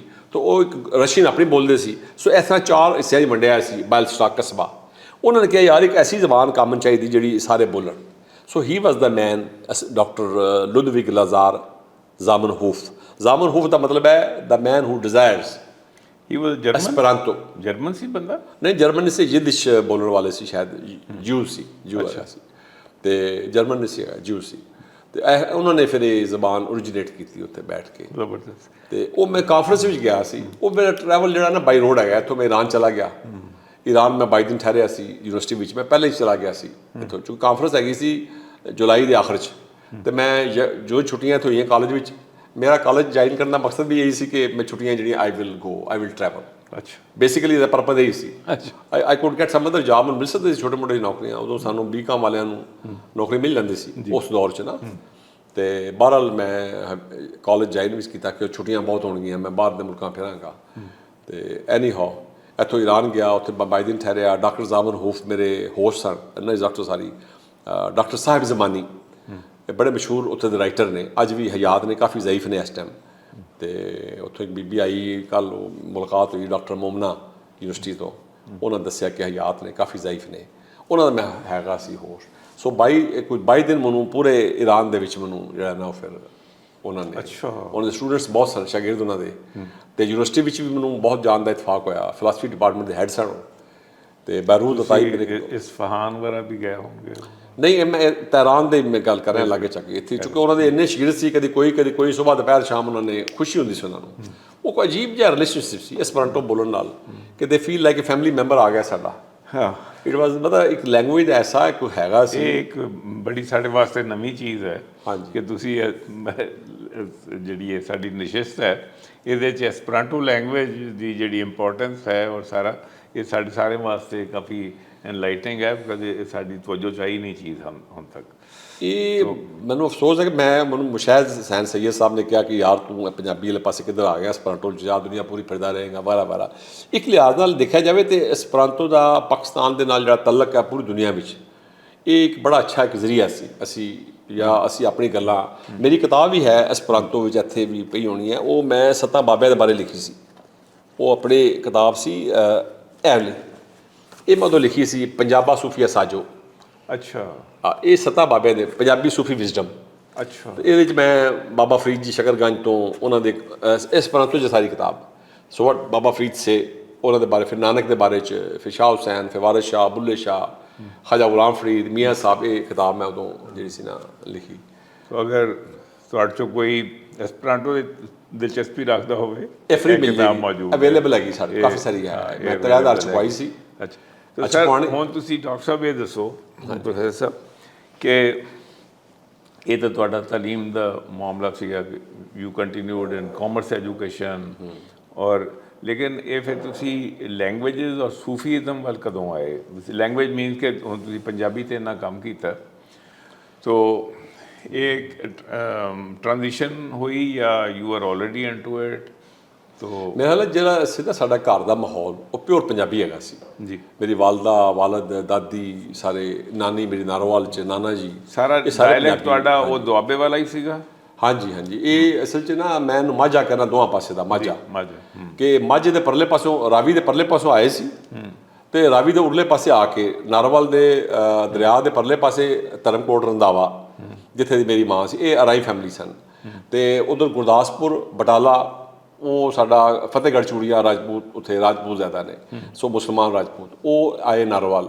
ਸੋ ਨਾਰੋਵਾਲ ਰਾਵੀ ਦੇ ਦੋਹਾਂ ਪਾਸੇ ਦੀ ਕਿਸਮ ਦੀ ਜਿਹੜੀ ਹੈ ਨਾ ਮਿੱਟੀ, ਉਹ ਮੇਰੇ ਅੰਦਰ ਜਾਂ ਉੱਥੇ ਦੀ ਕਹਿ ਲਓ। ਤੇ ਇਹ ਨਾਰੋਵਾਲ ਖਾਸ ਕਰ ਬਾਬਾ ਨਾਨਕ ਜੀ ਦਾ ਇਲਾਕਾ, ਉਹ ਦਰਬਾਰ ਸਾਹਿਬ, ਉਹ ਉੱਥੇ ਦੀ ਇੱਕ ਚੀਜ਼ ਕਹਿ ਲਓ, ਜਾਂ ਮੇਰੇ ਜਿਹੜਾ ਘਰ ਸੀ ਜਿੱਥੇ ਮੈਂ ਪੈਦਾ ਹੋਇਆ, ਉਹਦੇ ਨਾਲ ਇੱਕ ਮੰਦਿਰ ਵੀ ਸੀ, ਇੱਕ ਗੁਰਦੁਆਰਾ ਵੀ ਸੀ। ਤੇ ਉਹ ਕੋਈ ਅਜੀਬ ਜਿਹਾ ਹੈਗਾ, ਉਹ ਬੜਾ ਖੂਬਸੂਰਤ ਘਰ ਸੀ, ਬੜਾ ਵੱਡਾ ਜਿਹਾ। ਉਹ ਕੋਤਵਾਲ ਸੀ ਅੰਮ੍ਰਿਤਸਰ ਦਾ, ਬੁੱਢਾ ਸਿੰਘ ਬਾਜਵਾ, ਉਹਦਾ ਅਜੇ ਵੀ ਫੱਟੀ ਲੱਗੀ ਬਾਹਰ, ਉੱਤੇ ਪਲੇਟ ਇੱਕ ਲੱਗੀ ਹੈ। ਕਾਫੀ ਘਰ ਪੁਰਾਣਾ ਹੈਗਾ, ਲੇਕਿਨ ਉਹ ਅਜੇ ਵੀ ਮੌਜੂਦ ਹੈ ਘਰ ਸਾਡਾ, ਖਾਸਾ ਬੜਾ ਘਰ ਸੀ ਉਹ। ਤੇ ਉਹ ਮੇਰੇ ਨਾਨਾ ਜੀ ਦੇ ਛੋਟੇ ਭਾਈ ਸਿਵਲ ਸਰਵਿਸ ਵਿੱਚ ਸਨ, ਤੇ ਉਹਨਾਂ ਨੂੰ ਅਲਾਟ ਹੋਇਆ ਸੀ ਉਹ, ਨਾਨਾ ਜੀ ਛੋਟੇ ਭਾਈ ਮੇਰੇ ਖਿਆਲ। ਠੀਕ। ਤੇ ਅਸੀਂ ਫਿਰ ਤੁਸੀਂ ਜਿਹੜਾ ਹੋਲ ਟਾਈਮ ਇਹ ਰਿਟਾਇਰਮੈਂਟ ਦੇ ਬਾਅਦ ਜ਼ਿਆਦਾ ਤੁਹਾਡੀ ਐਕਟੀਵਿਟੀ ਹੋਈ ਹੈ, ਜਿਹੜੇ ਤੁਸੀਂ ਇਹ ਕਿਤਾਬਾਂ ਲਿਖੀਆਂ? ਨਹੀਂ, ਤੇ ਦੌਰਾਨ ਹੀ ਸਾਰਾ ਮੈਂ ਦੱਸਦਾ ਨਾ, ਜਦੋਂ ਮੈਂ 87 ਦੇ ਵਿੱਚ ਐਸਪਰਾਂਟੋ ਕਾਨਫਰੰਸ 'ਚ ਗਿਆ ਨਾ, 100 ਸਾਲਾ ਜਸ਼ਨ ਸੀ ਮਨਾਇਆ ਜਾ ਰਿਹਾ, ਤੇ ਮੈਂ ਚਲਾ ਗਿਆ ਪੋਲੈਂਡ, ਵਾਰਸਾ ਜਾਣਾ ਸੀ ਮੈਂ। ਹੁਣ ਵਾਰਸਾ ਤੱਕ ਜਾਣ ਦੇ ਲਈ ਮੈਨੂੰ ਰਾਹ 'ਚ ਨਾ ਮੈਨੂੰ ਤਮਾਮ ਮੁਲਕਾਂ 'ਚੋਂ ਲੰਘ ਕੇ ਜਾਣਾ ਸੀ।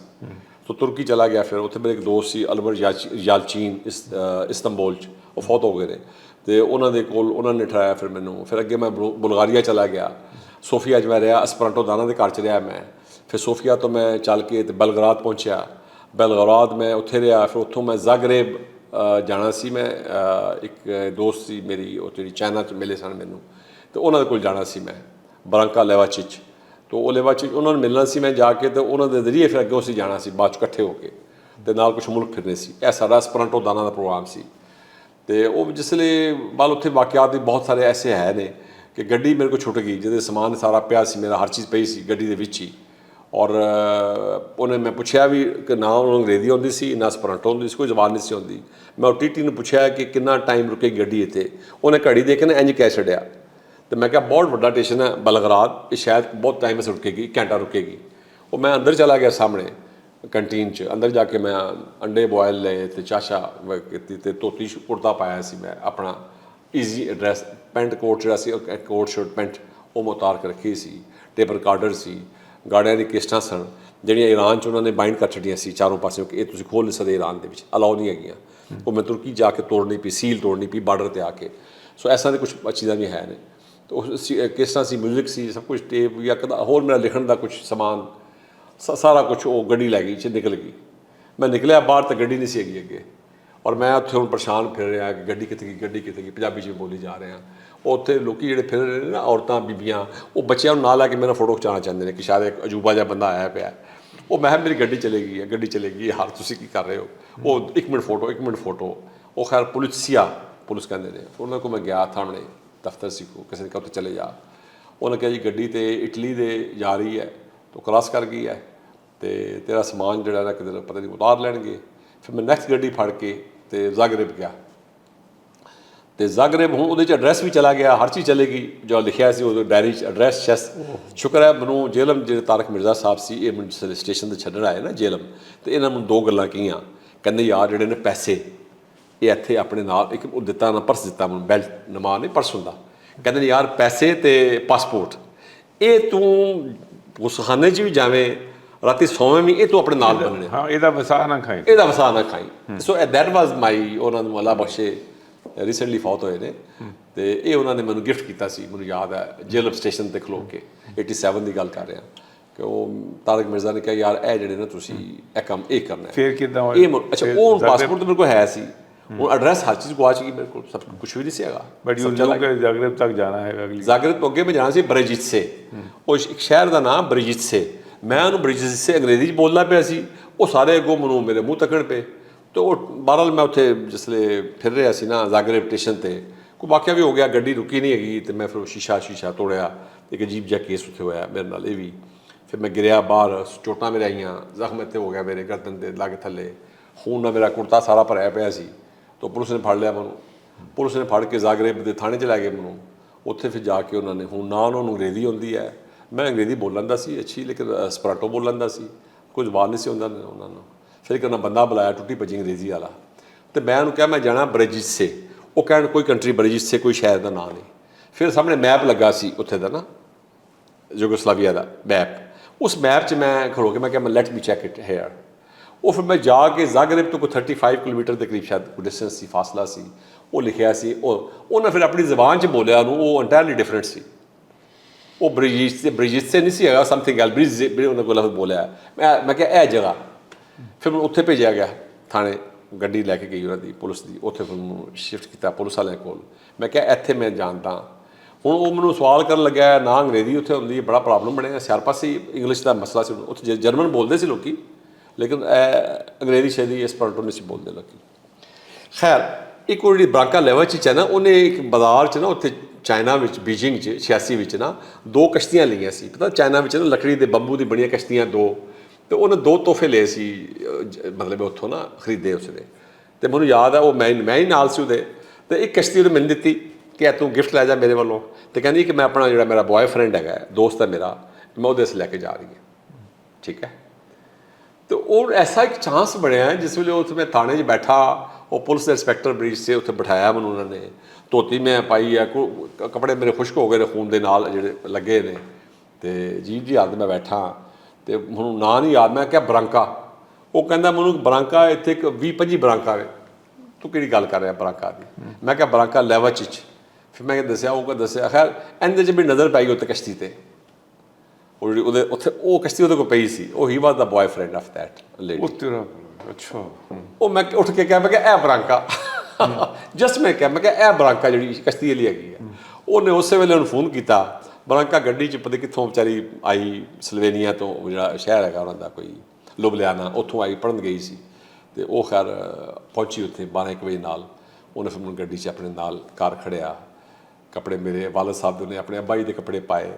ਤੇ ਉੱਥੇ ਮੈਂ ਇੱਕ ਹੋਰ ਸੀਨ ਦੇਖਿਆ ਬੜਾ ਅੱਜ ਤੱਕ ਮੈਨੂੰ ਨਹੀਂ ਭੁੱਲਦਾ, ਕਿ ਉਹਦੀ ਮਾਂ ਨੇ ਮੇਰੇ ਉਹ ਜ਼ਖਮਾਂ ਨੂੰ ਕਿਸ ਤਰ੍ਹਾਂ ਉਹਨੂੰ ਗਰਮ ਕਰਕੇ ਉਹ ਪਾਣੀ ਲਾ ਕੇ ਸਾਫ਼ ਕਰਨਾ, ਫਿਰ ਉਹਨੇ ਥੋੜ੍ਹਾ ਇੱਥੇ ਮਲਿਆ, ਫਿਰ ਮੈਨੂੰ ਆਪਣੇ ਹਸਬੈਂਡ ਦੀ ਉਹਨੇ ਸ਼ਰਟ ਦਿੱਤੀ, ਪੈਂਟ ਦਿੱਤੀ ਕਿ ਤੂੰ ਚੇਂਜ ਕਰ, ਅੰਦਰ ਜਾ ਕੇ ਕੱਪੜੇ ਚੇਂਜ ਕਰ ਲੈ, ਤੇਰਾ ਸਮਾਨ ਅਸੀਂ ਲੱਭਦੇ ਹਾਂ। ਇਹ ਫਿਰ ਬਰਾਂਕਾ ਨੇ ਕਿਹਾ ਮੈਂ ਤੇਰਾ ਸਮਾਨ ਟਰੇਸ ਕਰ ਲਾਂਗੀ।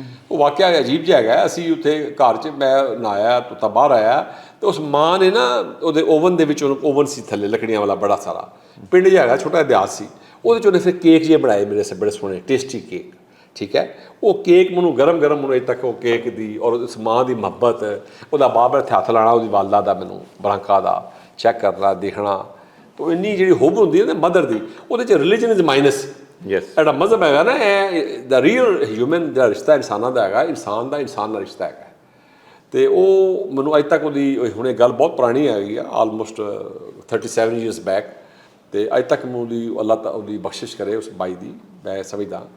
ਅਤੇ ਬਹਰਹਾਲ ਅਸੀਂ ਫਿਰ ਮੈਂ ਅਤੇ ਬਰਾਂਕਾ ਅਗਲੇ ਦਿਨ ਫਿਰ ਸੁਬਾਹ ਅਸੀਂ ਉੱਥੇ ਚਲੇ ਗਏ, ਸਾਰੀ ਉਸੇ ਦਿਨ ਗਏ ਸ਼ਾਮ ਨੂੰ। ਕਾਨਫਰੰਸ 'ਤੇ ਨਹੀਂ, ਗੱਡੀ 'ਤੇ ਜਿਹੜਾ ਮੇਰਾ ਸਮਾਨ ਨਹੀਂ ਸੀ ਹੈਗਾ, ਇਟਲੀ ਜਿਹੜੀ ਜਾ ਰਹੀ ਸੀ, ਉਹ ਬਾਰਡਰ 'ਤੇ ਫਿਰ ਜਾ ਕੇ ਅਸੀਂ ਨਾ ਉਹ ਸਮਾਨ ਉੱਥੇ ਪਿਆ ਸੀ ਉਹਦੇ ਕੋਲ, ਜਿਹੜਾ ਉਹ ਸਫਾਈ ਕਰਦੇ ਨਾ, ਉਹ ਐਵਰੀਥਿੰਗ ਵਾਜ਼ ਅਵੇਲੇਬਲ, ਹਰ ਚੀਜ਼ ਮਿਲ ਗਈ ਸਿਵਾਏ ਇੱਕ ਚੀਜ਼ ਦੇ, ਕਿ ਮੈਨੂੰ ਜਿਹੜੇ ਪੇਪਰ ਲਿਖੇ ਸੀ, ਮੈਂ 40-50 ਸਫੇ ਭਰੇ ਸੀ, ਉਹ ਕਾਪੀ ਜੀ ਸੀ, ਉਹ ਨਾ ਲੱਭੀ ਮੇਰੇ ਕੋਲ ਕਾਪੀ ਨਹੀਂ ਹੈਗੀ। ਆਈ ਗੋਟ ਐਵਰੀਥਿੰਗ, ਕਿਸ਼ਤਾਂ ਮਿਲ ਗਈਆਂ ਸਾਰੀਆਂ, ਟੇਪ ਰਿਕਾਰਡਰ ਮਿਲ ਗਿਆ, ਕੱਪੜੇ ਮਿਲ ਗਏ, ਹਰ ਚੀਜ਼ ਮਿਲ ਗਈ, ਕੈਮਰਾ ਮਿਲ ਗਿਆ, ਹਰ ਚੀਜ਼ ਉੱਥੇ ਮਿਲ ਗਈ ਮੈਨੂੰ, ਲੇਕਿਨ ਉਹ ਜਿਹੜਾ ਲਿਖਿਆ ਸੀ ਨਾ ਪੇਪਰ, ਉਹ ਨਹੀਂ ਮਿਲੇ। ਖੈਰ ਅਸੀਂ ਫਿਰ ਉਹ ਮੈਨੂੰ ਫਿਰ ਬਰਾਂਕਾ ਕਹਿੰਦੀ ਇਹਨੂੰ ਕੁਛ ਪੈਸੇ ਦੇ, ਇਸ ਨੂੰ ਇਹਨੂੰ ਕੋਈ ਡਰਿੰਕ ਸ਼ਿੰਕ ਕਰੇਗਾ ਨਾ, ਜਿਹੜਾ ਗਾਰਡ ਹੈਗਾ ਜਿਹਨੇ ਲੁੱਕ ਆਫਟਰ ਕੀਤੀ ਹੈ। ਮੈਨੂੰ ਯਾਦ ਹੈ ਉਹਨਾਂ ਦੇ ਵਿੱਚ ਮੈਂ $10 ਫੜਾਏ, ਕਹਿੰਦੀ 10 ਦੀ ਬੋਤਲ ਨਹੀਂ ਆਉਂਦੀ, ਇਹਨੂੰ $20 ਦੇ। ਮੈਂ ਫਿਰ $20 ਫੜਾਏ ਉਹਨੂੰ, ਮਤਲਬ ਕੋਈ ਗੱਲ ਨਹੀਂ, ਦੇ ਛੱਡੇ। ਫਿਰ ਅਸੀਂ ਵਾਪਸ ਬੈਠ ਕੇ ਆਏ ਅਤੇ ਅਸੀਂ ਉੱਥੇ ਪਹੁੰਚੇ, ਸਮਾਨ ਸਾਰਾ ਮਿਲ ਗਿਆ। ਮੈਂ ਫਿਰ ਇੱਕ ਨਾ ਉੱਥੇ ਕੰਪਲੇਂਟ ਲਿਖ ਕੇ ਆ ਗਿਆ ਸੀ ਬਾਰਡਰ 'ਤੇ, ਮੈਂ ਕਿਹਾ ਇਹ ਮੇਰੇ ਪੇਪਰ ਰਿਟਨ ਜਿਹੜੀ ਕਾਪੀ ਇਹ ਨਹੀਂ ਹੈਗੀ ਇਹਦੇ 'ਚ, ਇਫ ਪੋਸੀਬਲ ਸ਼ਾਇਦ ਉਹ ਮਿਲ ਜਾਵੇ। ਅਤੇ ਹੈਰਾਨਕੁਨ ਗੱਲ ਹੈ ਕਿ ਜਦੋਂ ਮੈਂ ਉਹਦੇ ਨਾਲ ਫਿਰ ਅਸੀਂ ਚਲੇ ਗਏ ਸੀ, ਬਾਅਦ 'ਚੋਂ ਪੋਲੈਂਡ ਚਲਾ ਗਿਆ, ਵਾਰਸਾ ਚਲਾ ਗਿਆ, ਵਾਪਸ ਮੈਂ ਫਿਰ ਫਿਰਦਾ ਰਿਹਾ, ਵਿਆਨਾ ਚਲਾ ਗਿਆ, ਆਸਟਰੀਆ, ਉਹ ਵੀ ਵੀਜ਼ੇ ਵੀ ਮੈਨੂੰ ਅਜੀਬੋ-ਗਰੀਬ ਤਰੀਕੇ ਨਾਲ ਮਿਲਦੇ ਰਹੇ ਨੇ। I was refused visa for Vienna everywhere. ਅਤੇ ਉਹ ਜਿਹੜਾ ਉੱਥੇ ਦਾ ਪ੍ਰਾਈਮ ਮਿਨਿਸਟਰ ਸੀ ਮੈਲੋਵਿਸਕੀ, ਉਹਨਾਂ ਨੇ ਖਾਣਾ ਕੀਤਾ ਸੀ, ਅਤੇ ਪਾਕਿਸਤਾਨ ਤੋਂ ਮੈਨੂੰ ਉਹਨਾਂ ਨੇ ਇੱਕ ਬੰਦਾ ਐਜ਼ ਏ ਨਾ ਖਾਣੇ 'ਚੋਂ ਸ਼ਰੀਕ ਕਰਦੇ ਨੇ, ਸਾਰੇ ਮੁਲਕਾਂ 'ਚੋਂ ਆਇਆ ਬੰਦਿਆਂ ਨੂੰ ਗੈਸਟ, ਅਤੇ ਮੈਨੂੰ ਉਹਨੇ ਸਟੇਜ 'ਤੇ ਬਿਠਾਇਆ, UN ਦੇ ਬੰਦੇ, UNESCO ਦੇ ਬੰਦੇ ਬੈਠੇ ਸੀ, ਸੋ ਪਾਕਿਸਤਾਨ ਦੀ ਨੁਮਾਇੰਦਗੀ ਮੈਨੂੰ ਕਰਨ ਦਾ ਸ਼ਾਰਫ ਹੋਇਆ। ਸਾਡੇ ਐਂਬੈਸਡਰ ਥੱਲੇ ਬੈਠੇ ਸੀ ਸਾਰੇ, ਜਿਹੜੇ ਸੀ ਰੌ ਦੇ ਵਿੱਚ, ਅਤੇ ਪਾਕਿਸਤਾਨੀ ਐਂਬੈਸਡਰ ਸੀ ਬੈਠੇ, ਉਸ ਬੜਾ ਵੱਡਾ ਹਾਲ ਸੀ, ਬਹੁਤ ਵੱਡਾ ਜਸ਼ਨ ਮਨਾਇਆ ਜਾ ਰਿਹਾ ਸੀ ਉਹ। ਅਤੇ ਐਨੀ ਹਾਓ ਫਿਰ ਸਾਡੀ ਐਂਬੈਸੀ ਨੇ ਬੁਲਾਇਆ ਮੈਨੂੰ ਬਾਅਦ 'ਚੋਂ, ਸਾਨੂੰ ਦਾਵਤ ਦਿੱਤੀ ਉੱਥੇ ਮੈਨੂੰ। ਉਹ ਮੇਰੀ ਮੇਜ਼ ਦੇ ਸਾਹਮਣੇ ਇੱਕ ਬੰਦਾ ਬੈਠਾ ਸੀ, ਉਹਨੇ ਆਪਣਾ ਕਾਰਡ ਦਿੱਤਾ ਮੈਨੂੰ, ਮੈਂ ਹੱਸ ਪਿਆ, ਇੱਧਰ ਕੋਈ ਫਰੀਕੀ ਬੈਠੀ ਸੀ, ਦੋ ਇੱਧਰ ਫਰੀਕੀ ਬੈਠਾ ਸੀ, ਹੱਸਿਆ ਮੈਂ ਇਸ ਤਰ੍ਹਾਂ, ਉਹਨੇ ਸਮਝਿਆ ਸ਼ਾਇਦ ਇਨਸਲਟ ਕੀਤੀ ਮੇਰੀ ਕੋਈ, ਕਹਿੰਦਾ ਇਹ ਬਸ ਫੀਲਿੰਗ, ਮੈਂ ਐਂਬੈਰਸ ਕਿ ਯਾਰ ਇਹ ਕਾਰਡ ਦਿੱਤਾ, ਮੈਂ ਦੇਖ ਕੇ ਹੱਸ ਪਿਆ। ਮੈਂ ਤਾਂ ਆਪਣੇ ਸਿਸਟਮ 'ਚ ਹੱਸਿਆ, ਮੈਂ ਕਿਹਾ ਯਾਰ ਮੈਂ ਕੋਈ 7 ਮੁਲਕਾਂ 'ਚ ਰਾਹ 'ਚ ਅਪਲਾਈ ਕੀਤਾ ਹੈਗਾ, ਤਹਿਰਾਨ 'ਚ ਅਪਲਾਈ ਕੀਤਾ ਮੈਂ ਵੀਜ਼ੇ ਵਾਸਤੇ, ਵਿਆਨਾ ਦੇ ਵੀਜ਼ੇ ਵਾਸਤੇ, ਆਸਟਰੀਆ ਦੇ ਵੀਜ਼ੇ ਵਾਸਤੇ, ਬੁਲਗਾਰੀਆ 'ਚ ਮੈਂ ਅਪਲਾਈ ਕੀਤਾ, ਜ਼ਾਗਰ ਵਿੱਚ ਅਪਲਾਈ ਕੀਤਾ ਮੈਂ, ਠੀਕ ਹੈ, ਕੁਛ 5-6 ਮੁਲਕਾਂ 'ਚ, ਤੁਰਕੀ ਅਪਲਾਈ ਕੀਤਾ ਇਸਤਾਂਬੁਲ ਵਿੱਚ ਵੀ, ਹਰ ਜਗ੍ਹਾ ਮੈਨੂੰ ਇਨਕਾਰ ਹੋਇਆ, ਨੋ ਵੀਜ਼ਾ, ਨੋ ਵੀਜ਼ਾ, ਨੋ ਵੀਜ਼ਾ।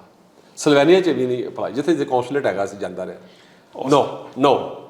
ਸੋ ਉਹਨੂੰ ਮੈਂ ਹੱਸਿਆ ਤਾਂ ਕਿ ਮੈਂ ਕਿਹਾ ਇਹ ਜਿਹੜਾ ਐਂਬੈਸਡਰ ਆਫ ਜਿਹੜਾ ਆਸਟਰੀਆ ਹੈ, ਇਹ ਮੇਰੇ ਉਸ ਮੇਜ਼ 'ਤੇ ਬੈਠਾ ਜਿੱਥੇ 4 ਸੀ ਬੰਦੇ ਬੈਠੇ ਸੀ, 4 ਬਸ।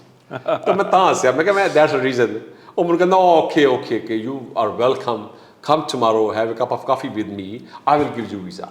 ਮੈਂ ਸੁਬਾਹ 9 ਵਜੇ ਉੱਤੇ ਪਹੁੰਚਿਆ, ਐਂਬੈਸੀ ਜ਼ਬਰਦਸਤ ਮੈਂ ਗਿਆ, ਉਹਨਾਂ ਮੈਨੂੰ ਕਾਫੀ ਪਿਲਾਈ, ਬੱਚੀ ਇੱਕ ਲੜਕੀ ਉਹਨਾਂ ਦੀ ਜਿਹੜੀ ਸਟੈਨੋਸ ਕੋ ਆਈ, ਆ ਕੇ ਉਹਨੇ ਫਾਰਮ ਸ਼ਮ ਭਰਿਆ, ਮੇਰੇ ਸਾਈਨ ਕਰਾਏ, ਉੱਤੇ ਲਿਖਿਆ with honour visa, 6 month visa. So I got 6 month visa of ਗ੍ਰਾਸ਼ੀਆ ਮੀਨ ਜਿਹੜਾ ਖਾਸ, no charging, not a single rupee from me, so that ambassador gave me the visa। ਸਭ ਤੋਂ ਕੁਦਰਤ ਜਿਹੜੀ ਹੈ ਕਿ ਉਹ ਕਹਿੰਦਾ ਕਿ ਕਿੱਥੇ ਤੁਹਾਨੂੰ ਜਾ ਕੇ ਕੁਦਰਤ ਤੁਹਾਡੇ 'ਤੇ ਮਿਹਰਬਾਨ ਹੁੰਦੀ ਹੈ। ਜ਼ਬਰਦਸਤ। ਬਟ ਐਫਰਟ ਕਰਨੀ ਚਾਹੀਦੀ ਹੈ ਨਾ, ਮੈਂ ਐਫਰਟ ਜੋ ਕਿ ਨਾ ਉਹ ਉਸ 'ਚ ਪਿੱਛੇ ਨਹੀਂ ਹਟਣਾ ਚਾਹੀਦਾ ਨਾ। ਮਾਸ਼ਾਅੱਲਾ ਜੀ। ਤੋ ਪ੍ਰੋਫੈਸਰ ਸਾਹਿਬ, ਸਾਨੂੰ ਤੁਸੀਂ ਇਹ ਦੱਸੋ ਕਿ ਤੁਹਾਡਾ ਜਿਹੜਾ ਇਹ ਤੁਸੀਂ ਜਿਹਨੂੰ ਕਹਿੰਦੇ ਨਾ ਬੜੀ ਇੱਕ ਮਿਸ਼ਨਰੀ ਜ਼ੀਲ ਨਾਲ ਕੰਮ ਕਰ ਰਹੇ ਹੋ ਪੰਜਾਬੀ ਜ਼ਬਾਨ ਦੀ ਲੈਂਗੁਏਜ ਦੀ ਤਰਵੀਜ ਵਾਸਤੇ, ਔਰ ਜੋ ਕੋਈ ਸਾਡਾ ਇੱਕ ਅਸਾਸਾ ਹੈਗਾ ਬਹੁਤ ਸਾਰਾ ਜਿਹੜਾ ਕਿ ਐਜ਼ ਏ ਨੇਸ਼ਨ ਹੀ ਨਾ ਪੰਜਾਬੀ ਸਾਡਾ ਉਹ ਗੁੰਮ ਹੋ ਗਿਆ। ਖਾਸ ਤੌਰ ਤੇ ਜਿਹੜੇ ਲੋਕ ਅਸੀਂ ਪਾਕਿਸਤਾਨ ਆਏ ਹੈ ਅਸੀਂ ਉਹਨੂੰ ਬਹੁਤ ਸਾਰੇ ਲੋਕ ਮਹਿਰੂਮ ਹੋ ਗਏ ਤੋਂ। ਤੋ ਇਹ ਤੇ ਥੋੜ੍ਹਾ ਸਾਨੂੰ ਦੱਸੋ ਕਿ ਤੁਹਾਡੇ ਤੇ ਕੀ ਖਿਆਲਾਤ ਹੈ ਔਰ ਤੁਸੀਂ ਇਹਦੇ ਵਾਸਤੇ ਕੀ ਕਰ ਰਹੇ ਹੋ? ਮੈਂ ਇਸ ਗੱਲ ਨੂੰ ਅਗਰ ਅਸੀਂ ਸ਼ੁਰੂ ਕਰੀਏ ਨਾ ਤੇ ਅੰਗਰੇਜ਼ ਜਿਸਲੇ ਪੰਜਾਬ 'ਚ ਆਇਆ, ਸ਼ਾਇਦ ਸਭ ਤੋਂ ਆਖਰ ਤੇ ਫਤਿਹ ਪੰਜਾਬ ਹੋਇਆ ਗੋਰੇ ਦਾ। ਫਾਈਟ ਹੋਈ ਇੱਥੇ ਚੇਲਿਆਂਵਾਲਾ ਦੀ, ਸਭ ਤੋਂ ਬੜੀ ਕਹਿੰਦੇ ਨੇ ਵਨ ਆਫ ਦਾ ਮੈਸੇਕਰ ਹੈ, ਬਹੁਤ ਬੜਾ ਮੈਸੇਕਰ ਹੋਇਆ। ਹਾਂ ਬਹੁਤ ਬੜਾ ਇੱਥੇ ਚੇਲਿਆਂਵਾਲਾ ਜੀ। ਔਰ ਉਹ ਗੋਰਾ ਭੁੱਲਦਾ ਨਹੀਂ ਹੈਗਾ ਆਪਣੀ ਫਾਈਟ ਨੂੰ, ਕਿਉਂਕਿ ਉਹਦੇ ਗੋਰਾ ਬੜਾ ਮਾਰਿਆ ਗਿਆ ਸੀ, ਫੌਜੀ ਬਹੁਤ ਮਾਰਿਆ ਗਿਆ ਸੀ। ਬੜਾ ਵੱਡਾ ਕਬਰਸਤਾਨ ਮੌਜੂਦ ਹੈ ਚੇਲੀਆਂ ਵਾਲਾ ਗੁਜਰਾਤ 'ਚ ਨਾ। ਔਰ ਜਿਹੜੀ ਫੌਜ ਸੀ ਸਿੱਖਾਂ ਦੀ, ਉਹ ਸਿੱਖਾਂ ਦੀ ਫੌਜ ਨਹੀਂ ਸੀ ਖਾਲੀ ਹੈਗੀ, ਬਲਕਿ ਉਹਦੇ 'ਚ ਮੁਸਲਮਾਨ ਹਿੰਦੂ ਤਿੰਨੋਂ ਸ਼ਾਮਲ ਸੀ। ਅਜੇ ਈਸਾਈ ਤਾਂ ਨਹੀਂ ਸੀ, ਈਸਾਈ ਤਾਂ ਬਾਅਦ 'ਚੋਂ ਆਏ ਨੇ, ਗੋਰੇ ਲੈ ਕੇ ਆਏ, ਮਿਸ਼ਨਰੀ ਸਕੂਲ ਖੋਲ੍ਹੇ, ਮਿਸ਼ਨਰੀ ਅਦਾਰੇ ਖੋਲ੍ਹੇ ਇਹਨਾਂ ਨੇ। ਤੇ ਫਿਰ ਗੋਰੇ ਨੇ ਕੀਤਾ ਕਿ ਇਸ ਪੰਜਾਬ ਨੂੰ ਜਦ ਤੱਕ ਅਸੀਂ ਡਿਵਾਈਡ ਨਹੀਂ ਕਰਾਂਗੇ, ਨਿੱਕੇ ਨਿੱਕੇ ਹਿੱਸਿਆਂ ਵਿੱਚ ਤੋੜਾਂਗੇ ਨਹੀਂ ਇਹਨੂੰ, ਇਹਦੀ ਜਿਹੜੀ ਤਾਕਤ ਹੈ ਇਸ ਤਰ੍ਹਾਂ ਫਾਈਟ ਕਰਨ ਵਾਲੀ, ਇੱਕ ਇੰਟਰਨੈਸ਼ਨਲ ਗਲੋਬਲ ਪਾਵਰ ਨੂੰ ਚੈਲੰਜ ਕਰਨਾ, ਗਲੋਬਲ ਪਾਵਰ ਨੂੰ ਫਾਈਟ ਕਰਨਾ। ਔਰ ਰਣਜੀਤ ਸਿੰਘ ਦੇ ਦੌਰ ਦੇ ਵਿੱਚ ਹਰੀ ਸਿੰਘ ਨਲਵਾ ਜੈਸੇ ਬੰਦੇ ਦਾ ਇੱਥੇ ਜਰਨੈਲ ਸੀ ਉਹਨਾਂ ਦਾ, ਉਹਦਾ ਮਤਲਬ ਹੈ ਇੰਨੀ ਤਗੜੀ ਫੌਜ ਪੰਜਾਬ ਦੀ ਕਿ ਗੋਰੇ ਨੂੰ ਸਤਲੁਜ ਪਾਰ ਕਰਨ ਦੀ ਹਿੰਮਤ ਨਹੀਂ ਹੋਈ ਜਦ ਤੱਕ ਰਣਜੀਤ ਸਿੰਘ ਜ਼ਿੰਦਾ ਸੀ। ਅੱਛਾ, ਇਹਦੇ ਬਾਅਦ ਤੁਸੀਂ ਦੇਖੋ ਕਿ ਜਿਸਲੇ 1849 ਵਿੱਚ ਇਹ ਲੜਾਈ ਜਿਹੜੀ ਹੋਈ ਹੈ ਚੇਲੀਆਂਵਾਲਾ ਵਾਲੀ, ਇਸ ਚੇਲੀਆਂ ਵਾਲੀ ਲੜਾਈ ਦੇ ਬਾਅਦ ਜਿਸਲੇ ਗੋਰਾ ਇੱਥੇ ਆਇਆ ਤੇ ਗੋਰੇ ਨੇ ਫਿਰ ਸੋਚਿਆ ਕਿ ਇਸ ਪੰਜਾਬ ਦੀ ਜਿਹੜੀ ਤਾਕਤ ਹੈ ਇਹਨੂੰ ਤੋੜਿਆ ਜਾਵੇ। ਉਹਦੇ ਵਿੱਚ ਯੂਨਿਟੀ ਜਿਹੜੀ ਹੈ ਇਹਨੂੰ ਤੋੜਿਆ ਜਾਵੇ। ਯੂਨਿਟੀ ਜਿਹੜੀ ਇੱਕ ਤਾਂ ਯੂਨਿਟੀ ਤੋੜਨੀ, ਔਰ ਇੱਕ ਦੂਸਰਾ ਇਹ ਹੈ ਕਿ ਉਹਦਾ ਜਿਹੜਾ ਤਾਲੀਮੀ ਨਿਜ਼ਾਮ ਖਤਮ ਕੀਤਾ ਜਾਏ, ਉਹ ਵੀ ਖਤਮ ਕੀਤਾ, ਉਹਦੀ ਲਿਟਰੇਸੀ ਲੈਵਲ ਉਹਦਾ ਖਤਮ ਕੀਤਾ ਜਾਏ। ਐਗਜ਼ੈਕਟਲੀ, ਬੜਾ ਹਾਈ ਲੈਵਲ ਸੀ ਪੰਜਾਬ ਦਾ ਲਿਟਰੇਸੀ ਲੈਵਲ, ਬਲਕਿ ਕਹਿੰਦੇ ਨੇ ਕਿ ਸਬ ਕੰਟੀਨੈਂਟ ਵਿੱਚ ਸਭ ਤੋਂ ਹਾਈ ਤੇ ਜਿਹੜਾ ਪੰਜਾਬ ਦਾ ਹੈਗਾ ਸੀ ਉਸ ਲਿਟਰੇਸੀ ਲੈਵਲ ਜਿਹੜਾ। ਤੇ ਉਹ ਹੈ ਇੰਜ ਕਿ ਉਸਨੇ ਉਹਦੇ ਲਈ ਫਿਰ ਉਹਨੇ ਐਲਾਨ ਕੀਤਾ ਕਿ ਕਾਇਦਾ ਜਿਹੜਾ ਬੰਦਾ ਵਾਪਸ ਕਰੇਗਾ ਪੰਜਾਬੀ ਦਾ, ਉਹਨੂੰ 8 ਆਨੇ ਮਿਲਣਗੇ ਜੀ, ਜਿਹੜਾ ਤਲਵਾਰ ਵਾਪਸ ਕਰੇਗਾ ਜਾਂ ਖੰਜਰ, ਉਹਨੂੰ ਅਸੀਂ 6 ਆਨੇ ਜਾਂ ਸੰਦ ਕਰਕੇ ਕੋਈ ਹੈ ਇਹ ਚੀਜ਼ ਐਸਾ ਦਾ ਡਾਕੂਮੈਂਟ ਹੈ। ਇੱਦਾਂ ਹੀ ਉਹ ਸਾਰੇ ਇਕੱਠੇ ਕਰਕੇ ਤਲਵਾਰਾਂ ਔਰ ਕਾਇਦੇ ਜਿਹੜੇ ਸੀ ਨਾ, ਇਹਨੂੰ ਡੀਵੈਪਨਾਈਜ਼ ਵੀ ਕੀਤਾ ਗਿਆ ਪੰਜਾਬ ਨੂੰ, ਔਰ ਇਹਨੂੰ ਲਿਟਰੇਸੀ ਤੋਂ ਵੀ ਖਤਮ ਕੀਤਾ ਗਿਆ। ਵਰਨਾ ਹਰ ਗੁਰਦੁਆਰਾ, ਹਰ ਮਸਜਿਦ ਔਰ ਹਰ ਮੰਦਰ ਜਿਹੜਾ ਸੀ ਇਹ ਸਕੂਲ ਸੀਗਾ। ਐਗਜ਼ੈਕਟਲੀ। ਅੱਛਾ, ਇਹ ਜਿਹੜੀ ਤੁਸੀਂ ਜਿਹੜੀ ਗੱਲ ਕਰ ਰਹੇ ਹੋ ਕਿ ਇਹ ਪੰਜਾਬ ਨੂੰ ਬ੍ਰੇਨ ਵਾਈਜ਼ ਡੈਡ ਕੀਤਾ ਗਿਆ ਜੀ, ਲੈਂਗੁਏਜ ਖੋਲੀ, ਜ਼ਬਾਨ ਖੋਲੀ, ਔਰ ਇਹਨਾਂ ਕੁਝ ਜ਼ਬਾਨ ਖੋਈ ਗਈ ਤੇ ਇਹ ਇੱਕ ਬੇਜ਼ਬਾਨ, ਜਿਵੇਂ ਅਸੀਂ ਕੋਈ ਜਾਨਵਰ ਜ਼ਿਬਾ ਕਰਦੇ ਹਾਂ ਨਾ, ਉਹਦਾ ਜਿਹੜੀ ਜ਼ਬਾਨ ਵਿੱਚੋਂ ਕੱਢ ਕੇ ਤੇ ਸਾਈਡ ਤੇ ਉਹਦਾ ਬੁੱਟ ਦਬਾਉਂਦੇ ਹਾਂ ਅਸੀਂ, ਖਾਸ ਕਰ ਕੁਕੜੀ ਜਾਂ ਕੋਈ ਕੁੱਕੜ ਜ਼ਿਬਾ ਕਰਦੇ ਹਾਂ ਮੁਰਗਾ, ਤੇ ਉਹ ਫਿਰ ਉਹਦੇ ਛੁਰੀ ਫੇਰਦੇ ਹਾਂ। ਇਹ ਮਤਲਬ ਜ਼ਬਾਨ ਜਿਹੜੀ ਇhtਜਾਜ ਜਿਹੜੀ ਕਰਦੀ ਹੈ, ਅੱਗੋਂ ਜਵਾਬ ਦਿੰਦੀ ਹੈ, ਉਹਨੂੰ ਦਬਾਇਆ ਗਿਆ, ਬੰਦ ਕਰ ਦਿੱਤਾ ਗਿਆ ਔਰ ਛੁਰੀ ਫੇਰੇਗੀ ਪੰਜਾਬ ਨੂੰ। ਇਹ ਜਿਹੜੀ ਛੁਰੀ 47 'ਚ ਫੇਰੀ ਸੀ ਪੰਜਾਬ ਨੂੰ, ਜਿਹੜਾ ਗਾਟਾ ਪੰਜਾਬ ਦਾ ਲਾਇਆ ਗਿਆ। ਅੱਛਾ, ਉਹ ਗੋਰੇ ਨੇ ਫਿਰ ਵੈਲ ਪਲਾਨ ਤਰੀਕੇ ਦੇ ਨਾਲ ਜਿਹੜਾ ਇਹ ਸਾਰਾ ਕੰਮ ਕੀਤਾ। ਉਹਦੇ ਗੋਰੇ ਦੀ ਕੋਈ ਵੀ ਕੰਮ ਜਿਹੜਾ ਨਾ ਅੰਗਰੇਜ਼ ਦਾ, ਉਹ ਐਵੇਂ ਨਹੀਂ ਹੁੰਦਾ। ਉਹ ਮਤਲਬ ਇਹ ਫਜ਼ੂਲ, ਅਸੀਂ ਲੋਕ ਇੱਕਦਮ ਇਮੋਸ਼ਨਲ ਹੋ ਜਾਂਦੇ ਹਾਂ, they are not like that. ਉਹ ਕੋਈ ਡਿਸੀਜਨ ਕਰਦਾ ਨਾ ਕਿਸੇ ਚੀਜ਼ ਦਾ, ਤਾਂ ਕੱਪ ਆਫ ਕਾਫੀ ਲਵੇਗਾ ਤੇ ਕੱਪ ਆਫ ਕਾਫੀ ਲੈ ਕੇ ਤੇ ਇੱਥੇ ਘੋਂਗਾ ਜਾਂ ਸਨੇਲ, ਜਿਹਨੂੰ ਅਸੀਂ ਕਹਿੰਦੇ ਸਨੇਲ, ਉਹ ਇੱਥੇ ਰੱਖ ਦੇਗਾ ਕਿ ਉਹਨੂੰ ਹੁਣ ਦੇਖਦਾ ਰਹੇਗਾ, ਵਾਚ ਕਰਦਾ ਰਹੇਗਾ ਇਹ ਸਨੇਲ ਜਿਹੜਾ ਹੈ ਕਿੰਨਾ ਟਰੈਵਲ ਕਰਦਾ ਹੈ। ਉਹ ਰਾਤ ਤੱਕ ਉਹਨੂੰ ਵਾਚ ਕਰਦਾ ਰਹੇਗਾ। ਸਨੇਲ ਨੇ ਇੱਥੋਂ ਉੱਥੇ ਤੱਕ ਜਾਣਾ, ਇੱਕ ਦਿਨ ਪੂਰਾ ਲਾਣਾ ਉਹਨੇ, 18 ਘੰਟੇ ਲਾਣੇ ਨੇ। 18 ਘੰਟੇ ਵਿੱਚ ਉਹ ਇਸ਼ੂ ਨੂੰ, ਉਸ ਗੱਲ ਨੂੰ ਉਹ ਦਿਮਾਗ 'ਚ ਪਕਾਏਗਾ, ਉਹਦਾ ਹਰ ਪਹਿਲੂ ਨੂੰ ਦੇਖੇਗਾ। ਇਹ ਅੰਗਰੇਜ਼ ਹੈਗਾ। ਹਾਂ, ਔਰ ਉਹ YouTube ਤੇ ਉਹ ਇੱਕ ਬੰਦੇ ਦਾ ਇੰਟਰਵਿਊ ਪਿਆ ਜਿਹਨੇ ਉਸ ਟਾਈਮ 'ਤੇ ਉਹ ਕਾਇਦੇ ਲੈ ਕੇ ਸਾੜੇ ਸੀਗੇ। ਅੱਛਾ। ਹਾਂ, ਉਹ ਬਕਾਇਦਾ ਉਹ ਕੈਂਬਰਿਜ ਯੂਨੀਵਰਸਿਟੀ ਦੇ ਵਿੱਚ ਬਾਅਦ ਦੇ ਵਿੱਚ ਕੋਈ ਇੱਕ ਹੋਰ ਸਿੱਖ ਨੇ ਉਹਨੂੰ ਕਿਤੇ ਇਤਫਾਕਨ ਮੁਲਾਕਾਤ, ਜਦ ਤੁਸੀਂ ਬਾਕੀ ਗੱਲਾਂ ਦੱਸ ਰਹੇ ਹੋ, ਉਹਦੀ ਇਤਫਾਕਨ ਮੁਲਾਕਾਤ ਹੋ ਗਈ ਔਰ ਉਸ ਆਦਮੀ ਨੇ ਬਕਾਇਦਾ ਦੱਸਿਆ ਕਿ ਕਿਸੇ ਇਹ ਕੰਮ ਮੇਰੇ ਸਪੁਰਦ ਕੀਤਾ ਗਿਆ ਸੀ ਔਰ ਮੈਂ ਇਹ ਕਿਸ ਤਰੀਕੇ ਨਾਲ ਕੰਮ ਸਰ ਅੰਜਾਮ ਦਿੱਤਾ। ਉਹਨਾਂ ਨੇ ਕਿਹਾ ਸੀ ਕਿ ਪੰਜਾਬ ਨੂੰ ਤੁਸੀਂ ਇਹਨਾਂ ਨੂੰ ਜਿਹਨੂੰ ਕਹਿੰਦੇ ਨੇ ਡੀਹਿਊਮਨਾਈਜ਼ ਕਰ ਦਿਓ, ਡੀਹਿਊਮਨਾਈਜ਼, ਬਿਲਕੁਲ। ਤੋ ਇਹ ਕਿੱਦਾਂ ਕਰਨਾ? ਉਹਨੇ ਕਿਹਾ ਜੀ ਮੈਂ ਇਹ ਸੋਚ ਕੇ ਉਹਨੇ ਫਿਰ ਇਹ ਦੇਖਿਆ ਕਿ ਇਹਨਾਂ ਦਾ ਜਿਹੜਾ ਲਿਟਰੇਸੀ ਲੈਵਲ ਹੈ ਇਹਨੂੰ ਖਤਮ ਕੀਤਾ ਜਾਏ। ਤਾਂ ਉਹਨਾਂ ਲਿਟਰੇਸੀ ਤੋਂ ਇਲਿਟਰੇਸੀ ਵੱਲ ਲਿਆਉਣ ਵਾਸਤੇ ਪਹਿਲਾ ਕੰਮ ਇਹ ਕੀਤਾ ਕਿ ਉਹਨੇ ਉਹ ਕਾਇਦਾ ਜਿਹੜਾ ਸੀਗਾ ਨਾ, ਉਹ ਲੈ ਕੇ ਮਤਲਬ ਜ਼ਬਾਨ ਖੋਲੋ ਇਹਨਾਂ ਕੋਲ ਜ਼ੁਬਾਨ ਪੰਜਾਬੀ ਖੋਲੋ, ਕੋਲ। ਜੀ, ਜੀ। ਇਹਨਾਂ ਕੋਲ ਜ਼ਬਾਨ ਖੋਲੋ ਜੀ। ਜ਼ਬਾਨ ਖੋਗੇ ਤੇ ਜ਼ਬਾਨ ਦੇ ਵਿੱਚ ਜੋ ਤੁਹਾਡੀ ਵਿਜ਼ਡਮ ਹੁੰਦੀ ਹੈ ਹਜ਼ਾਰਾਂ ਸਾਲਾਂ ਦੀ ਚੱਲੀ ਆ ਰਹੀ ਵਿਜ਼ਡਮ। ਪੰਜਾਬੀ ਦੇ ਅਖਾਣ ਨੇ, ਲੱਖਾਂ ਤਾਦਾਦ 'ਚ ਅਖਾਣ ਨੇ। ਜੀ। ਇਹਦਾ ਉਹ ਦਿਨ ਡੁੱਬਾ ਜਦੋਂ ਘੋੜੀ ਚੜਾ ਕੁੱਬਾ, ਚੋਰੀ ਕੱਖ ਦੀ ਚੋਰੀ ਲੱਖ ਦੀ ਇੱਕ ਬਰਾਬਰ। ਇਹ ਅਖਾਣ ਨੇ ਨਾ, ਇਹ ਸਾਡੀ ਵਿਜ਼ਡਮ ਹੈ। ਇਹ ਜਿਹੜੀ ਵਿਜ਼ਡਮ ਸੀ ਜਿਹੜੀ ਬਾਕੀਆਂ ਕੋਲ ਤਾਂ ਮੌਜੂਦ ਹੈ। ਜੀ। ਮਤਲਬ ਮੈਂ ਦੇਖਦਾ ਕਿ ਮੇਰੇ ਉੱਥੇ ਲੋਕ ਵਿਰਸਾ ਵਿੱਚ ਨਾ ਸ਼ਾਪਕੀਪਰ ਪਠਾਨ ਨੇ, ਉਹ ਪਠਾਨ ਜਦੋਂ ਗੱਲ ਕਰਦਾ ਨਾ, ਉਹ ਕਹਿੰਦਾ ਕਿ ਮੇਰੇ ਦਾਦੇ ਨੇ ਇਹ ਕਿਹਾ, ਜ਼ਮਾ ਕਾਕਾ ਦਾ ਖਬਰ ਕੜੇ ਦੇ, ਕਿ ਮੇਰੇ ਕਾਕੇ ਨੇ ਦਾਦੇ ਨੇ ਇਹ ਗੱਲ ਕਹੀ ਹੈ।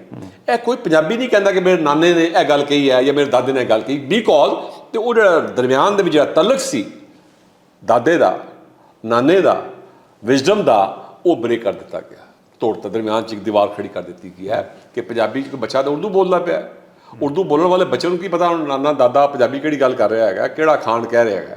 ਸੋ ਇਹ ਜਿਹੜਾ ਬੈਰੀਅਰ ਖੜਾ ਕੀਤਾ ਗੋਰੇ ਨੇ, ਇੰਟੈਂਸ਼ਨਲੀ ਕੀਤਾ ਗਿਆ। ਉਹ ਤੁਹਾਡੀ ਗੱਲ ਬੜੇ ਸੋਹਣੇ ਤੁਸੀਂ ਲਫ਼ਜ਼ਾਂ 'ਚ ਕਿਹਾ ਕਿ ਇਹਨਾਂ ਨੂੰ ਹਿਊਮਨ ਲੈਵਲ ਤੋਂ ਡੀਹਿਊਮਨਾਈਜ਼ ਲੈਵਲ ਕਰਤਾ ਗਿਆ ਇਹਨਾਂ ਦਾ, ਪੰਜਾਬ ਦਾ। ਸੋ ਪੰਜਾਬ ਨੂੰ ਡੀਹਿਊਮਨਾਈਜ਼ ਕਰਕੇ, ਔਰ ਅੱਜ ਤੱਕ ਜਾਰੀ ਇਹ ਕੰਮ ਹੈ, ਇਹ ਖਤਮ ਨਹੀਂ ਹੋਇਆ ਕੰਮ ਜੀ। ਪੰਜਾਬ ਨੂੰ ਜਿਹੜੀ ਗਾਲਾਂ ਨੇ, ਪੰਜਾਬੀ ਕਹਿੰਦੇ ਪੰਜਾਬੀ ਗਾਲਾਂ ਦੀ ਜ਼ਬਾਨ ਹੈ। ਉਹ ਗਾਲਾਂ ਦੀ ਜ਼ਬਾਨ ਤਾਂ ਹੈਗੀ ਹੈ ਕਿ ਜਦ ਤੁਸੀਂ ਬਾਬਾ ਫਰੀਦ ਨਹੀਂ ਪੜ੍ਹਾਇਆ ਇਹਨਾਂ ਨੂੰ, ਸੁਲਤਾਨ ਬਾਹੂ ਨਹੀਂ ਪੜ੍ਹਾਇਆ, ਬੁੱਲਾ ਸ਼ਾਹ ਨਹੀਂ ਪੜ੍ਹਾਇਆ, ਨਾਨਕ ਨਹੀਂ ਪੜ੍ਹਾਇਆ ਇਹਨਾਂ ਨੂੰ, ਸ਼ਾਹ ਹੁਸੈਨ ਨਹੀਂ ਪੜ੍ਹਾਇਆ, ਮੀਆਂ ਮੁਹੰਮਦ ਬਖਸ਼ ਨਹੀਂ ਪੜ੍ਹਾਇਆ, ਪੀਰ ਮੇਹਰ ਅਲੀ ਸ਼ਾਹ ਗੋਲੜਾ ਸ਼ੀਫ ਵਾਲੇ ਇਹ ਨਹੀਂ ਪੜ੍ਹਾਇਆ ਤੁਸੀਂ ਇਹਨਾਂ ਨੂੰ, ਮਤਲਬ ਇਹ ਵਾਰਿਸ ਸ਼ਾਹ ਨਹੀਂ ਪੜ੍ਹਾਇਆ, ਬੁੱਲੇ ਸ਼ਾਹ ਨਹੀਂ ਪੜ੍ਹਾਇਆ, ਹਾਸ਼ਮ ਸ਼ਾਹ ਨਹੀਂ ਪੜ੍ਹਾਇਆ। ਤੇ ਜਿਹੜਾ ਜ਼ਿਕਰ ਇਹਨਾਂ ਸਾਡੇ ਬਾਬੇ ਕੋਲ ਜਿਹੜੀ ਵਿਜ਼ਡਮ ਸੀ, ਉਸ ਵਿਜ਼ਡਮ ਤੋਂ ਸਾਨੂੰ ਤੁਸੀਂ ਫੜ ਕੇ ਇੱਕਦਮ ਵਾਂਝ ਛੱਡਿਆ ਅਲੱਗ। ਅੱਜ ਵੀ ਇਹਨਾਂ ਨੂੰ ਸ਼ਰਮ ਹੀ ਆ ਨਹੀਂ ਆ ਰਹੀ ਕਿ 72 76 70 ਸਾਲ ਹੋ ਗਏ ਨੇ, 70 ਸਾਲ ਹੋ ਚੱਲੇ ਨੇ ਕਿ ਜ਼ਾਲਮੋ, ਇਹ ਜਿਹੜਾ ਗੋਰੇ ਨੇ ਕੰਮ ਕੀਤਾ ਸੀ, ਗੋਰਾ ਤੇ ਬਦਮਾਸ਼ ਸੀ, ਕਨਿੰਗ ਸੀ। ਉਹਨੂੰ ਤੇ ਇਸ ਇਲਾਕੇ ਦੇ ਵਿੱਚ ਰਸ਼ੀਆ ਦੇ ਖਿਲਾਫ ਇੱਕ ਸਟੇਟ ਚਾਹੀਦੀ ਸੀ, ਇਲਾਕਾ ਚਾਹੀਦਾ ਸੀ ਜਿੱਥੇ ਉਹਦਾ ਜਿਹੜਾ ਕੈਪੀਟਲਿਜ਼ਮ ਹੈਗਾ, ਉਹ ਕੈਪੀਟਲਿਜ਼ਮ ਨੂੰ ਕਾਊਂਟਰ ਕਰਨਾ ਸੀ। ਉਸਨੇ ਆਪਣੇ ਕਮਿਊਨਿਜ਼ਮ ਨੂੰ ਕਾਊਂਟਰ ਕਰਨ ਵਾਸਤੇ ਉਹਨਾਂ ਨੇ ਇੱਕ ਡੀਹਿਊਮਨਾਈਜ਼ਡ ਇਲਾਕਾ ਚਾਹੀਦਾ ਸੀ ਉਹਨਾਂ ਨੂੰ, ਔਰ ਖਾਸ ਕਰ ਪੰਜਾਬੀ।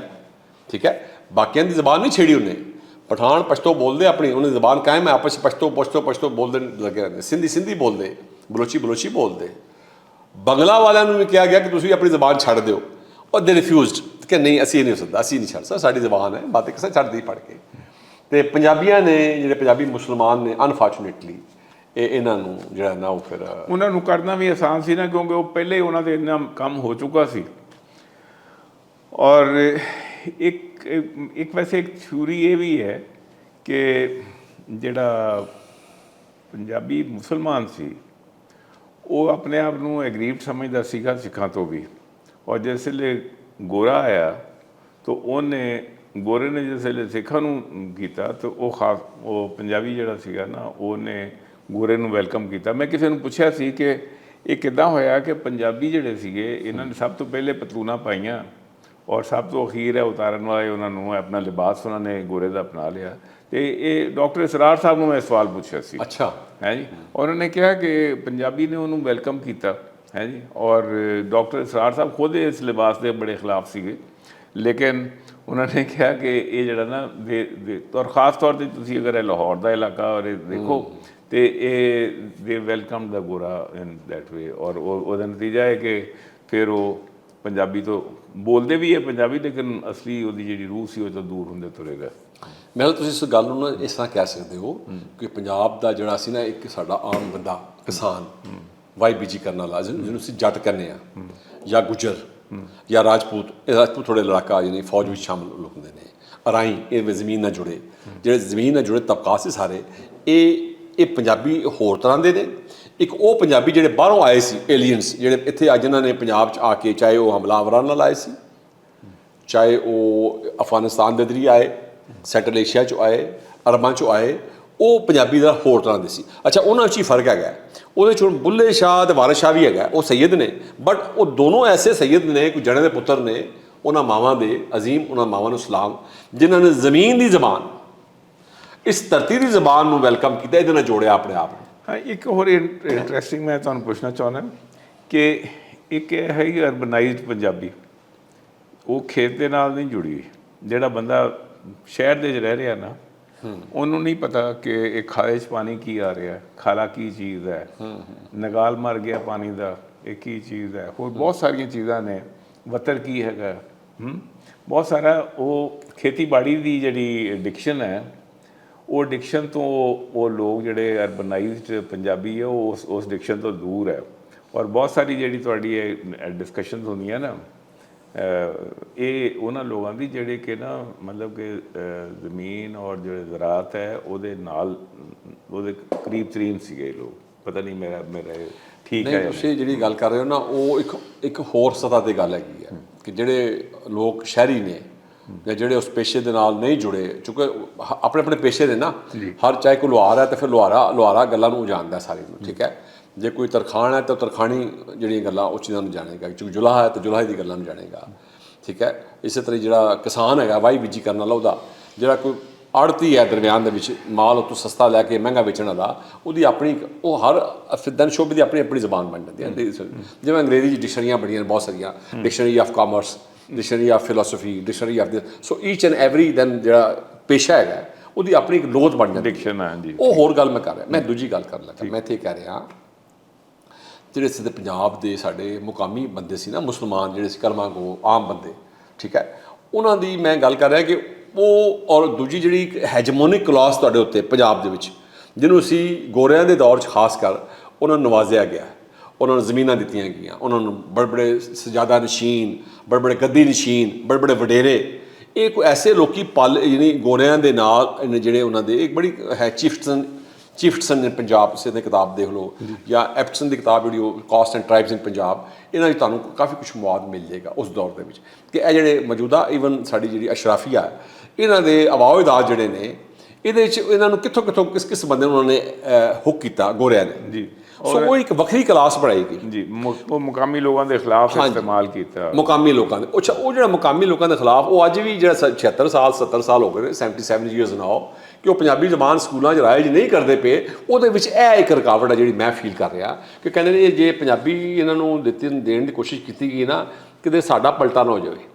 ਉਹ ਫਿਰ ਕਹਿੰਦੇ ਨੇ ਇਹਨਾਂ ਨੂੰ ਜਹਿਲ ਰਹਿਣ ਦਿਓ, ਇਹਨਾਂ ਨੂੰ ਡੰਗਰ ਰਹਿਣ ਦਿਓ, ਇਹਨਾਂ ਨੂੰ ਕੁਝ ਸਿੱਖਣ ਦੇ। ਕੋਈ ਇੱਕ ਅੱਧ ਬੱਚਾ ਕੋਈ ਪੜ੍ਹ ਕੇ ਸਾਇੰਟਿਸਟ ਬਣ ਜਾਂਦਾ ਹੈ, ਇੱਕ ਅੱਧ ਬੱਚਾ ਕੋਈ ਸੀਐਸ ਬਣ ਜਾਂਦਾ ਹੈ, ਇਹਦਾ ਮਤਲਬ ਇਹ ਨਹੀਂ ਹੈਗਾ ਕਿ ਪੰਜਾਬ ਬੜਾ ਕਾਂਸ਼ੀਅਸ ਹੈਗਾ, ਕਤਲ ਨਹੀਂ ਹੈਗਾ ਮਤਲਬ ਇਹਦਾ।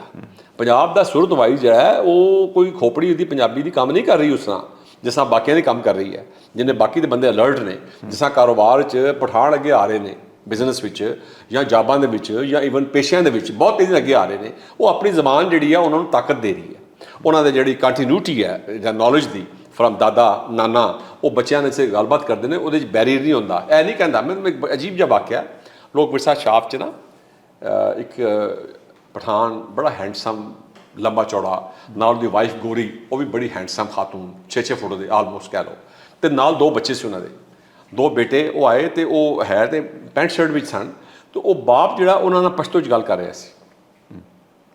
ਦੁਕਾਨ 'ਤੇ ਮੇਰੇ ਕੋਲ ਆਏ ਅਤੇ ਆਗਾ ਵਾਈ ਕਿੱਦਾਂ ਬੱਚੋ ਨੂੰ ਕਿ ਤਸ ਸੋ ਕਿਤਾਬ ਵੋੜੀ ਸੋਸ਼ਾ ਵੋੜੀ ਦਾ ਵਾਲਾ ਹੈ ਕਰਕੇ ਬਾਤ ਕਰ ਰਿਹਾ ਸੀ। ਅਤੇ ਮੈਂ ਉਹਨੂੰ ਸਵਾਲ ਕੀਤਾ, ਮੈਂ ਕਿਹਾ ਪਸ਼ਤੋ ਆਏ ਕਿੱਥੋਂ, if you don't mind just let me know, ਤੁਸੀਂ ਕਿੱਥੋਂ ਤਸ਼ਰੀਫ ਲਾਏ ਹੋ? ਉਹ ਕਹਿੰਦੇ ਮੈਂ ਅਮਰੀਕਾ ਤੋਂ ਆਇਆ, USA ਤੋਂ, ਅਤੇ ਇਹ ਮੇਰੀ ਵਾਈਫ ਹੈ, ਇਹ ਜਰਮਨ ਹੈ। ਅਤੇ ਮੈਂ ਕਿਹਾ ਤੁਸੀਂ ਜ਼ੁਬਾਨ ਪਸ਼ਤੋ ਬੋਲ ਰਹੇ ਹੋ ਬੱਚਿਆਂ ਨਾਲ, ਕਿਉਂ? ਅਤੇ ਕਹਿੰਦਾ ਇਸ ਵਾਸਤੇ ਕਿ ਮੇਰੀ ਮਾਂ ਪਸ਼ਤੋ ਹੈ, ਮੇਰਾ ਪਿਓ, ਮੇਰੇ ਫੁੱਫੀਆਂ, ਮੇਰੀ ਚਾਚੀਆਂ, ਮੇਰੇ ਮਾਸੀਆਂ ਸਾਰੇ ਪਸ਼ਤੋ ਬੋਲਣ ਵਾਲੇ ਨੇ, ਅਤੇ ਮੇਰੇ ਜਿਸਲੇ ਬੱਚੇ ਬਾਹਰੋਂ ਆਉਣਗੇ ਅਤੇ ਇਹ ਪਸ਼ਤੋ ਬੋਲਣਗੇ ਨਾ ਉਹਨਾਂ ਨੇ ਆ ਕੇ, ਹੋਰ ਜ਼ੁਬਾਨ 'ਤੇ ਨਹੀਂ ਬੋਲਣਗੇ। ਅਤੇ ਮੈਂ ਕਿਹਾ ਇਹ ਮਾਂ ਜਿਹੜੀ ਇਹ ਜਰਮਨ ਹੈ, ਇਹ ਕਹਿੰਦੇ ਇਹ ਜਰਮਨ ਬੋਲਦੀ ਇਹਨਾਂ ਦੇ ਨਾਲ, ਜਿਸਲੇ ਜਰਮਨੀ ਜਾਣਗੇ ਜਾਂ ਕੋਈ ਰਿਸ਼ਤੇਦਾਰ, ਅਤੇ ਉਹ ਫਿਰ ਬੱਚੇ ਜਰਮਨ ਮਦਰ ਲੈਂਗੁਏਜ ਸਿੱਖ ਲੈਣ। ਅਤੇ ਮੈਂ ਕਿਹਾ ਅੰਗਰੇਜ਼ੀ, ਕਹਿੰਦੇ ਅੰਗਰੇਜ਼ੀ ਸਕੂਲਾਂ ਵਿੱਚ ਕਾਲਜਾਂ 'ਚ ਬਾਹਰ ਜਾ ਸਿੱਖ ਲੈਣਗੇ। ਸੋ 3 ਜ਼ਬਾਨਾਂ ਕਹਿੰਦਾ ਅਸੀਂ ਰੱਖੀਆਂ ਨੇ ਉੱਥੇ ਅਮਰੀਕਾ 'ਚ ਨਾ ਬੱਚਿਆਂ ਵਾਸਤੇ। ਸੋ ਸਾਡੇ ਬੱਚੇ ਫਲੂਐਂਟ ਨੇ ਇਨ ਪਸ਼ਤੋ, ਇਸ ਪਸ਼ਤੋ ਵਿੱਚ। ਕਹਿੰਦਾ ਮੇਰੇ ਦੋਨੋਂ ਬੇਟੇ ਪਸ਼ਤੋ ਬੋਲਦੇ ਨੇ, ਮੇਰੀ ਦਾਦੀ ਮੇਰੀ ਮਾਂ ਖੁਸ਼ ਹੋ ਜਾਂਦੀ ਹੈ ਜਿਸਲੇ ਆਪਣੀ ਜ਼ਬਾਨ 'ਚ ਗੱਲ ਕਰੇਗਾ। ਇੱਕ ਮਾਂ ਜਿਹੜੀ ਹੈ ਪਸ਼ਤੂਨ ਦਾਦੀ, ਜਿਸਲੇ ਉਹ ਬੱਚੇ ਉਹਦੇ ਬੱਚੇ ਦੇ ਬੱਚੇ ਨੇ, ਅਗਰ ਉਹਨਾਂ ਨੇ ਕਮਿਊਨੀਕੇਟ ਹੀ ਨਹੀਂ ਕਰ ਪਾ ਰਹੀ, ਤਾਂ ਜਿਹੜੀ ਹੁੱਬ, ਜਿਹੜੀ ਰਿਸ਼ਤਾ ਬਣਨਾ, ਇੱਕ ਤਲਕ ਬਣਨਾ ਹੈ, ਉਹ ਕਿੱਥੋਂ ਬਣੇਗਾ? ਤਲਕ ਜਿਹੜਾ ਹੈ, ਇਹ ਪੰਜਾਬੀਆਂ ਕੋਲ ਤਲਕ ਟੁੱਟ ਗਿਆ, ਖਤਮ ਹੋ ਗਿਆ ਪੜ੍ਹ ਕੇ ਨਾ। ਦੇਖੋ ਨਾ, ਇਹ ਤਲਕ ਮੈਂ ਫਿਰ ਗੱਲ ਕਰ ਰਿਹਾ ਕਿ ਜਿਹੜੀ ਦਾਨਿਸ਼ ਸਾਡੇ ਹੁਣ ਪੰਜਾਬੀ 'ਚ ਇੱਕ ਮੁਹਾਵਰਾ ਹੈ, ਚੋਰੀ ਕੱਖ ਦੀ ਚੋਰੀ ਲੱਖ ਦੀ ਇੱਕ ਬਰਾਬਰ, ਇੱਕ ਅਖਾਣ ਹੈਗਾ। ਜਾਂ ਪੂਰਨ ਭਗਤ ਦਾ ਕਿੱਸਾ ਹੈਗਾ, ਉਹਦੇ ਵਿੱਚ ਜਿਹੜੀ ਉਹਦੀ ਲੂਣਾ, ਜਿਹੜੀ ਉਹਦੀ ਦੂਜੀ ਬੀਵੀ, ਜਵਾਨ ਬੀਵੀ, ਰਾਜਾ ਸਲਵਾਨ ਦੀ, ਸਿਆਲਕੋਟ ਦੀ ਜਿਹੜੀ ਗੱਲ ਕਰ ਰਿਹਾ ਵਾਕਿਆ, 2000 ਸਾਲ ਪੁਰਾਣਾ ਵਾਕਿਆ ਹੈਗਾ। ਉਹ ਜਿਸਲੇ ਉਹਨੂੰ ਕਹਿੰਦੀ ਹੈ ਕਿ ਤੂੰ ਜਵਾਨ ਜਿਹੜਾ ਹੈ ਨਾ, ਅੱਛਾ ਇਹ ਇਛਰਾਂ ਦਾ ਪੁੱਤਰ ਹੈ ਪੂਰਨ ਭਗਤ, ਕਿ ਤੂੰ ਇੱਧਰ ਆ। ਸੋ ਉਹਦੀ ਜਿਹੜੀ ਉਹ ਸ਼ਹਿਵਤ ਹੈ ਉਹਦੀ ਜਾਗਦੀ ਹੈ, ਤਾਂ ਉਹਨੂੰ ਬੁਲਾਉਂਦੀ ਹੈ, ਤਾਂ ਉਹ ਇਨਕਾਰ ਕਰ ਛੱਡਦਾ ਹੈ, ਨੋ ਤੂੰ ਮੇਰੀ ਮਾਂ, ਅਬਰਪਟਲੀ, ਇਮੀਡੀਏਟਲੀ, ਕਿ ਤੂੰ ਮੇਰੀ ਮਾਂ। ਇਹ ਨਹੀਂ ਕਿ ਵਿਚਕਾਰ ਕੋਈ ਖਿਆਲ ਆ ਗਿਆ ਕਿ ਨਹੀਂ, ਅੱਛਾ ਲਲਚਾ ਗਿਆ ਇਨਸਾਨ ਜਾਂ ਨਫਸ ਦਾ ਗੁਲਾਮ ਬਣ ਗਿਆ, ਨਾਟ ਐਟ ਆਲ। ਪੰਜਾਬ ਦੀ ਜਿਹੜੀ ਰੂਹ ਹੈ, ਵਿਜ਼ਡਮ ਹੈ, ਇਹਦੇ ਵਿੱਚ ਇੱਕ ਲਵਾਂ ਨਹੀਂ ਇਹਦੇ 'ਚ ਇਨਕਾਰ, ਲਾ no you are my mother, that's all. ਉਹ ਬਥੇਰਾ ਕਹਿੰਦੀ ਉਹਨੂੰ ਕਿ ਮੈਂ ਤੈਨੂੰ ਕਲੋਰੀਆਂ ਦਿੱਤੀਆਂ ਨੇ, ਤੂੰ ਮੈਂ ਕੁਝ ਜੰਮਿਆ ਹੈ, ਮੈਂ ਤੈਨੂੰ ਦੁੱਧ ਪਿਲਾਇਆ, ਤੂੰ ਹਾਂ ਨੂੰ ਮਾਂ ਕਹੀ ਜਾ ਰਿਹਾ ਆਪਣਾ। ਉਹ ਕਹਿੰਦਾ ਠੀਕ ਹੈ, ਮੈਂ ਤੂੰ ਨਹੀਂ, ਤੂੰ ਦਿਲ ਕਿ ਤੂੰ ਮੇਰੇ ਬਾਪ ਦੀ, ਮੇਰੇ ਪਿਓ ਦੀ, ਤੂੰ ਦੀ ਬੀਵੀ ਹੈਗੀ ਹੈ, ਤੂੰ ਮੇਰੀ ਮਾਂ ਹੈ। ਸੋ ਇਹ ਜਿਹੜਾ ਪੰਜਾਬ ਦੀ ਜਿਹੜੀ ਵਿਜ਼ਡਮ ਹੈ, ਰੂਹ, ਇਤਨੀ ਸਟਰੋਂਗ ਵਿਜ਼ਡਮ, ਮੈਂ ਇਹਨੂੰ ਕੰਪੈਰੀਜ਼ਨ ਅਗਰ ਦੁਨੀਆ 'ਚ ਕਰਨ ਲੱਗੋ ਨਾ, ਤੁਹਾਨੂੰ ਜਿਹੜੇ ਬਹੁਤ ਸਾਰੇ ਫਲਸਫੇ ਨੇ ਦੁਨੀਆ ਦੇ, ਉਹ ਸਾਰੇ ਤੇ ਉਲਟ ਹੋ ਜਾਣਗੇ ਆਲ ਇਸ ਗੱਲ 'ਤੇ। ਠੀਕ। ਅਗਲੀ ਦੇਖੋ ਹੁਣ ਗੱਲ, ਪੰਜਾਬ 'ਚ ਕਹਿੰਦੇ ਚੋਰੀ ਕੱਖ ਦੀ, ਚੋਰੀ ਲੱਖ ਦੀ ਇੱਕ ਬਰਾਬਰ, ਚੋਰੀ ਕੱਖ ਦੀ, ਕੱਖ ਇਜ਼ ਨਥਿੰਗ। ਇੱਕ ਸਟਰਾ ਹੁੰਦਾ ਹੈ ਬਾਹਰ 'ਚ ਪਿਆ, ਯਾਰ ਉਹਦੀ ਚੋਰੀ ਤੇ ਕੋਈ ਸ਼ੈ ਨਹੀਂ ਹੈਗੀ, ਜਿੰਨੇ ਮਰਜ਼ੀ ਕੱਖ ਚੁੱਕ ਕੇ ਪਾ ਲਓ ਪੜ੍ਹ ਕੇ। ਇੱਥੇ ਲੋਕੀ ਦਰਖਤਾਂ ਵੱਢ ਕੇ, ਰਾਤੋਂ ਰਾਤ ਵੱਢ ਕੇ, ਗੱਡੀਆਂ ਭਰ ਕੇ, ਮੋਟਰਸਾਈਕਲ ਪਿੱਛੇ ਰੱਖ ਕੇ ਦਰਖਤ ਲੈ ਜਾਂਦੇ ਨੇ ਫੜ ਕੇ, ਪੂਰੇ ਜੰਗਲਾਤ ਫੜ ਕੇ ਇਹਨਾਂ ਜ਼ਾਲਮਾਂ ਨੇ ਵੱਢ ਛੱਡੇ ਨੇ ਫੜ ਕੇ ਇੱਥੇ। ਤੇ ਇੱਥੇ ਤੇ ਉਹਨਾਂ ਨੂੰ ਸ਼ਰਮ ਹੀ ਆ ਨਹੀਂ ਆ ਰਹੀ, ਇੱਥੇ ਤੇ ਕੱਖ ਦੀ ਗੱਲ ਕੀਤੀ ਜਾ ਰਹੀ, ਕੱਖ ਦੀ ਚੋਰੀ। ਲੇਕਿਨ ਇੱਕ ਫਿਕਰੇ ਦੇ ਅੰਦਰ ਸਾਰੀ ਗੱਲ ਜਿਹੜੀ ਹੈ ਉਹ ਉਹਨੇ ਕਰ ਦਿੱਤੀ ਕਿ ਇਹ ਤਾਂ ਕਿਰਦਾਰ ਹੈ ਨਾ, ਹਾਂਜੀ, ਭਾਵੇਂ ਇੰਨੀ ਚੋਰੀ ਕਰ ਲਓ, ਭਾਵੇਂ ਇੰਨੀ ਚੋਰੀ ਕਰ ਲਓ, ਹੈ। ਲੇਕਿਨ ਕਿਰਦਾਰ ਉਹਨਾਂ ਨੇ ਇੱਕ ਛੋਟੇ ਜਿਹੇ ਫਿਕਰੇ ਦੇ ਵਿੱਚ ਉਹ ਸਾਰੇ ਚੀਜ਼ ਨੂੰ ਸਮੋਤਾ ਫੜ ਕੇ, ਹੈ ਕਿ ਬੰਦੇ ਦਾ ਕਿਰਦਾਰ ਤਾਂ ਆ ਹੋ ਗਿਆ, ਭਾਵੇਂ ਛੋਟੀ ਕਰ ਲੈ ਬੜੀ ਕਰ ਲੈ।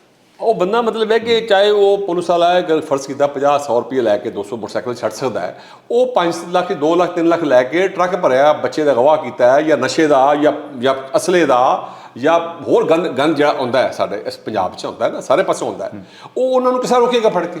ਰੋਕ ਨਹੀਂ ਸਕਦਾ ਉਸ ਨੂੰ। ਪਾਸੇ ਅਗਰ ਬੜਾ ਅਫਸਰ ਬਣ ਜਾਏਗਾ ਤਾਂ ਉਹ ਨਹੀਂ ਬੜੀ ਚੋਰੀ ਕਰੇਗਾ। ਸੋ ਕਹਿਣ ਦਾ ਮਕਸਦ ਇਹ ਹੈ ਕਿ ਇਹ ਜਿਹੜੀ ਪੰਜਾਬ ਦੀ ਜਿਹੜੀ ਤਾਕਤ ਸੀ, ਜ਼ੁਬਾਨ ਔਰ ਉਹਦਾ ਫਲਸਫਾ, ਔਰ ਬਾਬੇ ਦੇ ਇੰਨੇ ਡਾਢੇ ਬਾਬੇ, ਮਤਲਬ ਬਾਬਾ ਨਾਨਕ ਦਾ ਫਲਸਫਾ ਜਾਂ ਬਾਬਾ ਫਰੀਦ ਸਰਕਾਰ ਨੂੰ ਦੇਖ ਲਓ, ਉਹਨਾਂ ਜਿਹੜੀਆਂ ਗੱਲਾਂ ਕਹੀਆਂ ਉਹਦੇ ਵਿੱਚ ਕਿ ਹਿੰਮਤ ਦੀ ਗੱਲ ਸਹੀ, ਜਾਂ ਤੂੰ ਸ਼ਿਮਲੇ ਦੀ ਗੱਲਾਂ ਕਰ ਰਿਹਾ ਕਿ ਮੈਂ ਭੁਲਾਵਾ ਪੱਗ ਦਾ, ਮਤ ਮੈਲੀ ਹੋ ਜਾ, ਗੇਲਾ ਲੋਕ ਨਾ ਜਾਣਦਾ, ਪੱਗ ਵੀ ਮਿੱਟੀ ਖਾ, ਜਿਹੜੀ ਸ਼ਿਮਲਾ ਜਿਹੜਾ ਉੱਤੇ ਪਾਇਆ ਤੂੰ ਉਹ ਵੀ ਮਿੱਟੀ ਖਾ ਜਾਏਗਾ ਫੜ ਕੇ। ਇਹ ਨਹੀਂ ਪਤਾ ਉਹਨਾਂ ਨੂੰ ਕਿ ਬੜਾ ਸ਼ਿਮਲਾ ਪਾ ਕੇ ਫਿਰਨ ਲੱਗਿਆ ਹੈ ਤੰਸ ਕੇ ਮੈਂ ਬੜਾ ਵੱਡਾ ਜਨਾਬ ਜਗੀਰਦਾਰ ਹਾਂ, ਮੈਂ ਬੜਾ ਵੱਡਾ ਕੋਈ ਅੱਲਾ ਵਾਲਾ, ਸੋ ਕਾਲ ਅੱਲਾ ਵਾਲੇ ਤੇ ਬਹੁਤ ਵਿਆਕਲ ਬਣੇ ਨੇ ਸਾਡੇ ਪੰਜਾਬ ਵਿੱਚ ਖਾਸ ਕਰ।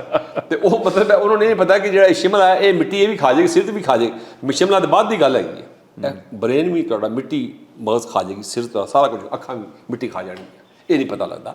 ਬਾਬਿਆਂ ਨੇ ਬੜੀ ਸਿੱਧੀ ਸਿੱਧੀ ਗੱਲਾਂ ਕੀਤੀਆਂ। ਨਾਨਕ ਹੈ, ਉਹਦੀ ਫਿਲਾਸਫੀ ਇਤਨੀ ਕਮਾਲ ਦੀ ਹੈ, ਨਾਨਕ ਫਿੱਕਾ ਬੋਲੀਏ ਤਨ ਮਨ ਫਿੱਕਾ ਹੋਏ। ਹੁਣ ਛੋਟੀ ਜਿਹੀ ਗੱਲ ਹੈ, ਬਸ ਜੀ ਗੱਲ ਜਿਹੜੀ ਹੈ ਨਾ, ਮਤਲਬ ਪਲੀਜ਼ ਮੈਂ ਕਥਾ ਕਲਾਮੀ ਕਰ ਰਿਹਾ, ਜਿਹੜੀ ਚੀਜ਼ ਹੈ ਕਿ ਜਿਹੜੀ ਇੱਕ ਸਾਡੀ ਬੇਸਿਕ ਵਿਜ਼ਡਮ ਹੈ, ਜਿਹੜਾ ਕਿ ਬਚਪਨ ਦੇ ਵਿੱਚ ਜਾਂ ਜਵਾਨੀ ਦੇ ਵਿੱਚ ਇੱਕ ਆਦਮੀ ਆਪਣੀ ਜ਼ੁਬਾਨ ਦੇ ਵਿੱਚ, ਆਪਣੀ ਜ਼ੁਬਾਨ ਦੇ ਲਿਟਰੇਚਰ 'ਚੋਂ ਸਿੱਖ ਸਕਦਾ, ਉਹ ਵਿੱਚੋਂ ਨਾ ਸਾਡੇ ਵਾਸਤੇ ਕੱਢ ਦਿੱਤੀ ਗਈ ਸਾਡੇ ਸਿਸਟਮ 'ਚੋਂ। ਔਰ ਕਿਰਦਾਰ ਸਾਜ਼ੀ ਜਿਹੜੀ ਬਚਪਨ ਦੀ ਔਰ ਜਵਾਨੀ ਦੀ ਕਿਰਦਾਰ ਸਾਜ਼ੀ ਛੋਟੀਆਂ ਛੋਟੀਆਂ ਚੀਜ਼ਾਂ ਤੋਂ ਜਿਹੜੀ ਹੋ ਸਕਦੀ ਸੀ, ਉਹ ਅਸੀਂ ਉਹ ਤੋਂ ਨਿਕਲ ਗਏ ਔਰ ਸਾਨੂੰ ਕਾਇਦੇ ਦੇ ਦਿੱਤੇ ਗਏ CAT ਕੈਟ ਅਤੇ PAT ਪੈਟ ਵਾਲੇ ਕਾਇਦੇ। ਅੱਛਾ, ਔਰ ਉਹਦਾ ਨਤੀਜਾ ਕੀ ਹੈ ਕਿ ਉਹ ਵਾਲੀ ਵਿਜ਼ਡਮ, ਉਹ ਕਈ ਦਫਾ ਮੈਂ ਦੇਖਦਾ ਕਿ ਲੋਕ ਬੜੇ ਬੜੇ ਅਹੁਦਿਆਂ 'ਤੇ ਪਹੁੰਚ ਜਾਂਦੇ ਨੇ ਔਰ ਬੜੀਆਂ ਬੜੀਆਂ ਡਿਗਰੀਆਂ ਲੈ ਲੈਂਦੇ ਨੇ, ਲੇਕਿਨ ਬੇਸਿਕ ਵਿਜ਼ਡਮ ਜਿਹੜੀ ਹੈ ਉਹ ਨਾ ਤੋਂ ਦੇ ਆਰ ਮਿਸਿੰਗ।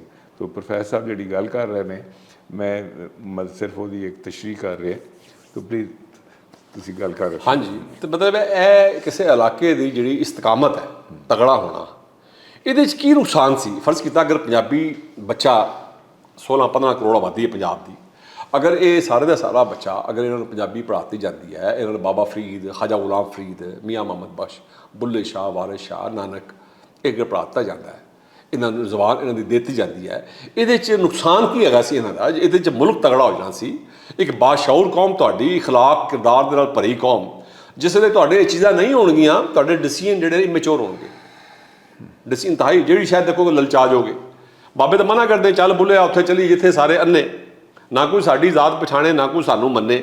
ਜਦੋਂ ਇਹ ਫਲਸਫਾ ਬਾਬਾ ਬੁੱਲਾ ਸ਼ਾਹ ਕਹਿ ਰਿਹਾ ਹੈ ਕਿ let's go to the land of the blind, जिथे ਤੁਹਾਨੂੰ अप्रिशिएट न करे, हाय बड़ा अच्छा सूट पहना हुआ तुमने, ये जूते कहाँ से लिए है, ये चाक कहाँ से लिए है, ये बाल कहाँ से किए, मेकअप कहाँ से कराया है, वो जिस वे सारा कुछ दो नंबरी, दैट्स ऑल इज टू दो नंबरी, जिस वे वो औरतों में भी और बंदियां में भी पाती जाएगी।